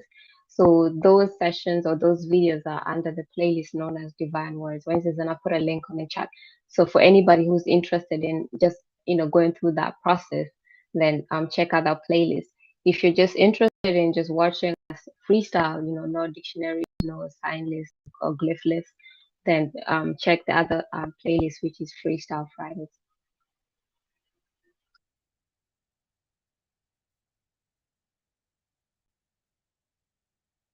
Let me see if I can share this real quick with y'all. There's just some stats on the movie. So, Mr. Metro, I hope you're still there. I want to share this for you right now. And hopefully it's not going to time me out, because I'm not a subscriber. But it's from the New York Times. It's from the New York Times. All right. Hopefully it's not going to time me out. But let me collapse this. It's probably going to time me out. Anyway, it says The Woman King surprises with 19 million at the box office. The Gina Prince Beethwood historical drama starring Viola Davis did at least 25% better than analysts had expected. So it's 25% better than expected, all right? Let's see, it goes on to say The Woman King, okay, it says, does not have to be all sequels and superheroes. The Woman King, an original war drama starring Viola Davis, collected a strong 19 million in ticket sales for Sony Pictures Entertainment over the weekend, at least 25% more than analysts had expected. It was the best September opening for a similar film. Pedigreed, awards-oriented, based on historical events since Clint Eastwood's Sully in 2016. Directed by blah, blah, blah. I'm trying to get down. Okay. The Woman King cost roughly $50 million to make, not including marketing, with Sony and E1 joining to pay for it. About 58% of the audience for The Woman King was over the age of 35, according to Sony, with 35% over 45. Black moviegoers made up 59% of the audience. The white ticket buyers, the second largest group. The R-rated Barbarian was second at the domestic box office over the weekend with about 6.3 million in ticket sales, for a 2-week total of 20.9 million. The low-budget slasher prequel Pearl arrived in third place, collected 3.1 million. So 19 million was the top thing. So anyway, I just wanted to bring that up because that's how you can tell if a boycott. I mean, you have to look at the stats in order to tell if a boycott is effective or not. Because the purpose of a boycott is to be effective. You boycott, which means you don't support by boycotting, which means you're not going to fund, you're not going to give into it, and then that tells these movie writers and things, it sends a message. And so if you boycott, but yet they're still making 25% over the expectations, then that boycott is not going to send the message that you're attempting to send. Period. All right. So hopefully that's understood. Regina on the chat actually watched it, said Yeah, that she watched it. Could you let us know real quick if it was good? Don't tell us anything, but in your opinion, was it good? You know, did it meet your expectations or was it disappointing? If you can, if you're still there. Okay, she could type that in chat. Mr. Metro, you're correct. Hatshepsut was a woman king. Yep, definitely. She wasn't the only one. Hatshepsut is the one that we everyone talks about, but there were others as well. Maybe we should do a show on that. That's probably a good idea because the woman king coming out, and then you have an actual monarch queen passing away, Queen Elizabeth II. I think there's a good opportunity to probably talk about women kings in ancient Egypt. Yes, Elizabeth actually is a woman king. We just say queen, but technically a woman king is a queen, and then what we say a queen is a queen consort. So yeah. Yep, there you go. Queen consort. Now I don't know how many of you all are watching um, House of the Dragon, but if you are a person who watched Game of Thrones, I am absolutely sure you are also watching House of the Dragon. But when it comes to monarchy and kings and heirs to the throne and stuff like that, that everything, all of that is in these shows. Um, you know, the house, not the house, but House of the Dragon and Game of Thrones. Obviously, Game of Thrones. So yeah, if you're watching that, you definitely seeing all this thing about fighting for the throne and kingdoms emerging and stuff like that. So let's see, what did Regina actually say? So she said she saw it, and I'm gonna keep going down the line. And Pianki says, I've been meaning to ask if you were a Star Wars fan. Figure you were. Oh yeah, I'm a Star Wars fan by far, man. Star Wars is it. Listen, when I was young, I had every Star Wars. See, I'm gonna probably tell my age right now, but when I was young, I had I had Darth Vader's mask was my Star Wars action figure case. I had all the Star Wars action figures. It fit into the big old Darth Vader's mask. Like, you open it up and it had compartments. You put all the figures in there. I had the Millennium Falcon. I had Boba Fett ship. I had the what do you call those Imperial Walkers, the ones in the snow for Empire Strikes Back. I even had the Rebel base. So I wasn't playing. I was not playing. Boy, I wish I still had those things. There, you talking about collector's items. But anyway, so yeah, I'm a Star Wars fan. I'm a collector, period. I collected comic books. I still have my comic books now.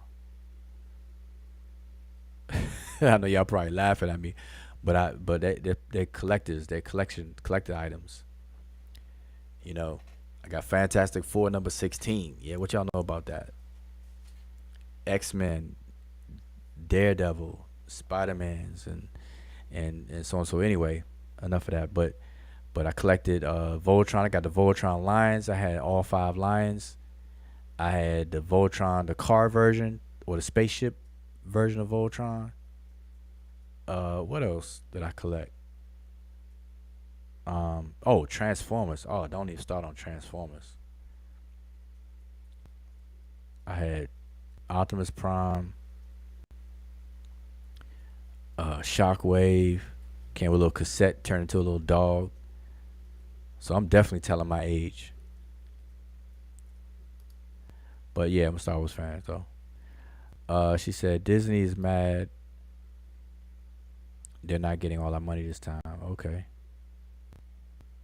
Yeah, well, 19 million to come out the gate with is not definitely not bad. If it costs 50 million and they made 19 in the first weekend, then they definitely gonna have returns on their investments. Yes. Was that a figure for the US or was it total? I forgot to check. I think it said domestic. Oh yeah, so they're making their money back. Yeah, because the movie's out. Then when it hits the subscriptions and stuff or whatever, because we don't do DVDs anymore. Pretty much, they gotta make it count. Yeah, in the international market, there will not be a lot of boycotting in the international market. So Okay, she said it was good, not great, but that's just me. Okay, that's all I need to know. I mean, I don't want to know anything else. I'm gonna go see it. yeah, that was a good answer because it doesn't tell you too much, doesn't and it spoil a lot. Mr. Metro, but here's the thing about the boycott. You asked about boycotting. Let's say, let's say that people still saw it but free, like they got in free.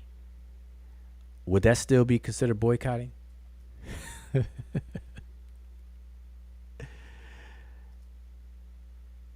Would that be, sufficient to still? Are you allowed to say you're boycotting, but yet you still saw it, but you just didn't pay for it? Inquiring minds want to know. I just want to know: is boycotting the not funding it, or the boycotting is just not seeing it, or both? And Bianchi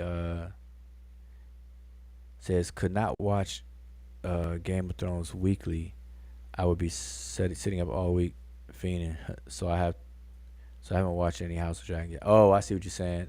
Hey, listen, I'm with you on that. I'm with you on that. Yeah, you gotta wait for them to all finish and then just binge on all of them, right? Yeah, I'm the same way, but I can only do that when there's nothing else to catch my attention. So I kind of got sucked into House of the Dragon, Hot D. Kind of got sucked into that. But I don't like people to spoil it for me, so I don't mention anything about it, and I avoid anybody talking about it. But I actually watch it because I don't want anybody to spoil it for me. Uh, keep trying to tell my brother he needs to watch the cartoon series to fill in some storylines to Star Wars. Yeah. Listen, Ampiaki, if you go to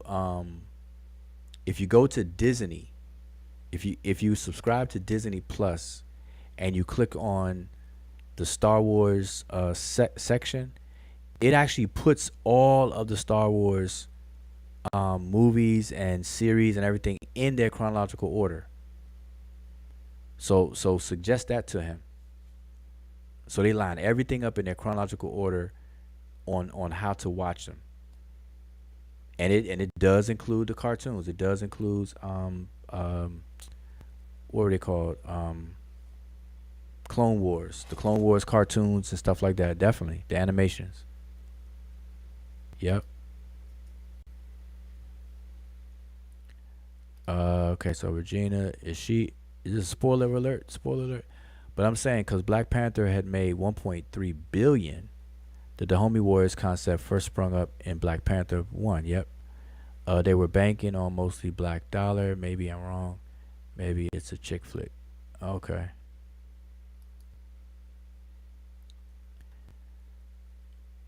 Okay. Mo says both. I done forgot my question now. She said both to the boycott or the free. Oh, you said both. Oh, you got to do both. So Mo, you're saying you got to do both. You gotta not pay for it and not see it. Okay, I got you. You got to not pay for it and not see it. But what if you saw trailers though? Does that count as a boycott? Like if you take a stance of boycotting it, but you slip up and see a trailer, did you renege? Inquiring minds want to know how much of the movie is allowed to be seen before you cross the threshold of no longer boycotting it. Inquiring minds want to know.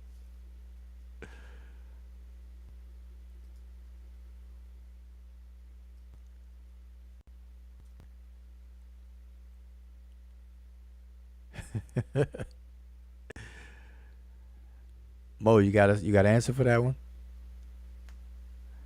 So if I watch a 2-minute trailer, am I Am I still boycotting?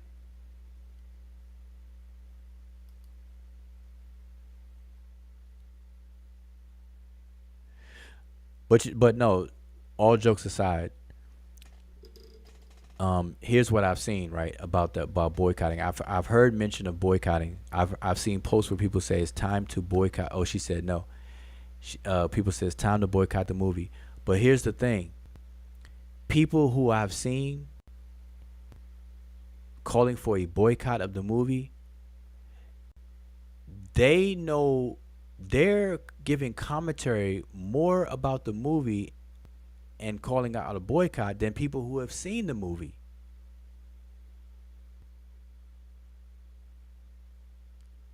And that's kind of weird. People will say, I'm calling for a boycott of the movie because of, and then everything that comes after the because of, they're explaining the movie. So it's like, it's not about not knowing. It's really not supporting financially. But anyway, they made 19 million in the first weekend.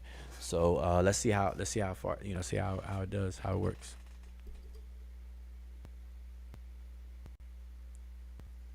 Let's see how it works. But if I see it for free, then I can't still claim that I'm boycotting it.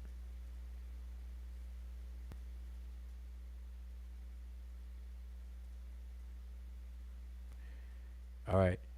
So I guess there's nothing else left. I'm just hanging, working on vapors. So listen, y'all look out for the next rebroadcast. Like I said, it's going to be the Brother Reggie's full presentation. So keep your eyes open on that. It's going to be aired as a preview, as a premiere. So we'll be able to chat. We'll be able to chat while it's going on. So I'm going to be engaged in the chat. We're going to see what people feel about what's being said and everything. And then after that, another video, not the same day, but the next video after that will be our analysis of Reggie's presentation. And then I'm going to go backwards in time a bit and put Asar and Neb's original conversation up. And then we're going to get into all the other conversations about this whole black thing, Kemet, and whatnot. Yep. And you're going to, and then, and then we're going to really get into the flip-floppers and the people who are chiming in the Johnny Come Hatelys and what people are saying and stuff like that. Start to address some things, But I want to lay the foundation for the context of the entire conversation over this past 6 to 8 year period of time. People thought I was lying when I say this conversation started 6 to 8 years ago in terms of its current iteration, its current manifestation. They say, nah, Wujao, you lying. It ain't whatever. And you'll see. You can go to the playlist right now and see. Hold up. I'm going to pull it up for you. I'm going to do y'all one better. I'm going to pull it up for you all right now. The playlist, that is. As it is so far right now.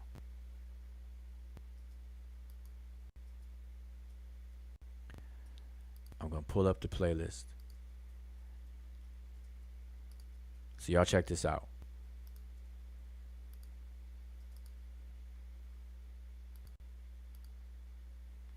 Okay, so this is the Sesh channel that we're on right now. So as you can see, we're live right now, right? And I'm gonna click on playlist right here. This is what y'all need to do. Click on playlist. You have home, video, playlist, community, etc., etc. Click on playlist, and you can see the various different playlists that we have. Go to the playlist called Kemet Topping Them right here. You see that? Kemet Topping Them. It has 11 videos in there. So I'm going to click view full playlist. Here's the playlist. So it starts off with Divine Words Wednesday, discussions on the meaning of Kemet and the use of adjectives. That video is 6 years old.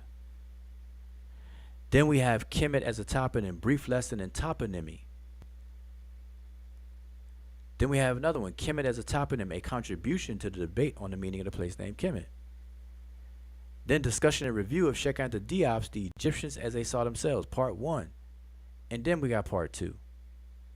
Then we have a live Q&A session with the Shimshu Heru research team, which is me, myself, Sanjeti, and Asar Imhotep. We went live just to answer questions on people who got the book early and read it. Then we talked about national personification and the importance of reading comprehension regarding Adrian Jones, aka Asar Imka. Then by June of 3 years ago, we did a video, the so-called Table of Nations, advancing Diop's description. All these videos are old, y'all. Will Joe and Adrian Jones, talking about Asar Imka, go live to discuss the nation of Kemet? Because see, this video and this video are kind of linked together. Then we have a reason why the meaning of place name Kemet is an issue, simplified. And then the last video, which is a replay, when keeping it real goes wrong, a message to Reggie and Ned. Y'all need to check that out. All right? Y'all need to check that out. And so the video, where's Asar? Where's the one just now? Okay, so the video that played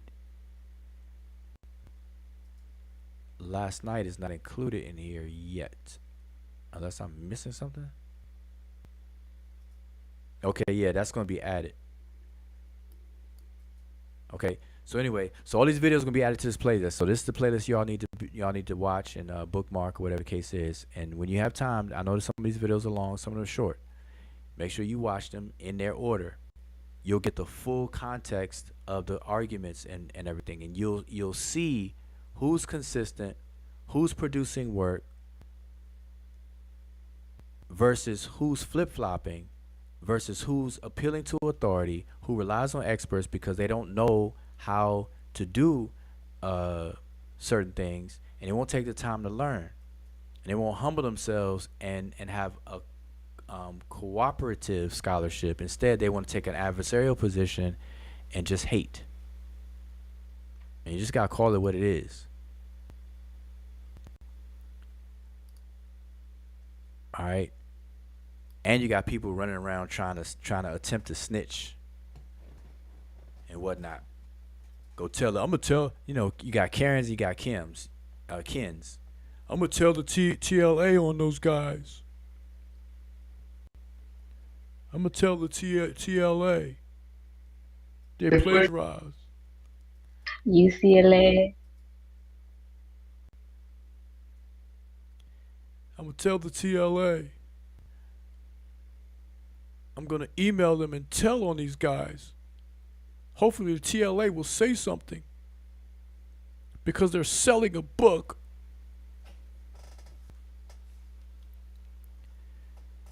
Boy, the TLA ripped that up. The TLA guy, one of the managers of the TLA said they see nothing wrong. Wait till we do. Listen, we got some things coming up, y'all. We got some things coming up. Yep. Just be on the lookout. Once I replay these older videos to lay the foundation for the conversation, that's just for people to get caught up. We have some other videos coming out, y'all, where we're going to address the things that people have been saying. We're going to address the confusion that's being caused and created. We're going to address the snitches. We're going to address the rats. We're going to address the goofy and stuff like that. All right? So just be on the lookout for that. And so with that, I don't have anything else. MK, you got anything?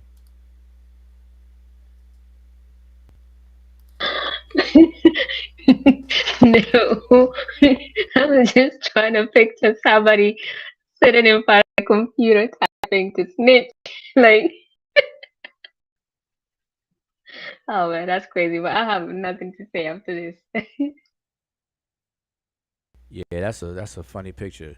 Imagine somebody actually typing an email to the TLA, and they probably tried to word it, Probably took like several hours to word it and get it all together. And then they finally hit the send button. Send! And they thought that they were doing something. I got him now. I got him now.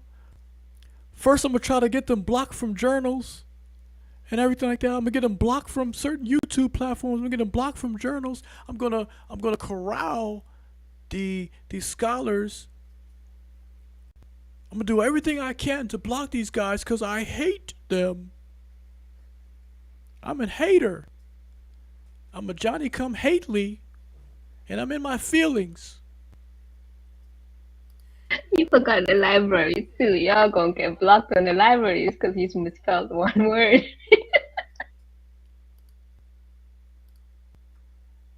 Yeah. I'm in my feelings. I'm in my feelings. Yes. I'm in my feelings. Get out of here with that. But anyway, so with that, I'm gonna say Imhotep, and I appreciate anybody tuned in. Make sure you thumb up the video before you leave out of here. If you haven't thumbed up the video, thumb up the video. Even if you don't like anything I said, thumb up the video. Just like, even if you like that glyph in the bottom left corner, just click like for that reason. All right, just click like. All right. But you have been tuned into the Sesh channel. This is your brother Wujao Medew Eri Ma'at, along with Sonet Imiket Aku Kenshaya Kenyi. And we will see you all next time. Shalom Hotep.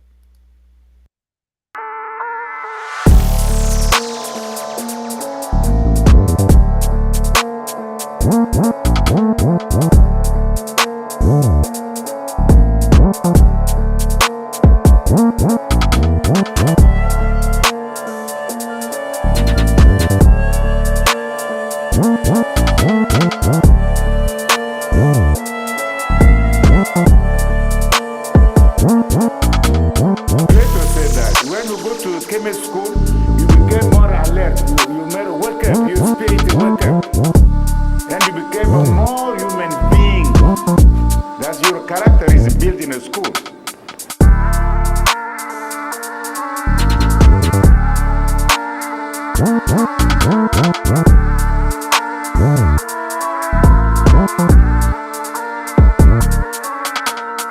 When you study what we call classical studies, we must know maybe Netcher. You see, maybe in the future we need to know some heretic too. We need to know maybe Netcher.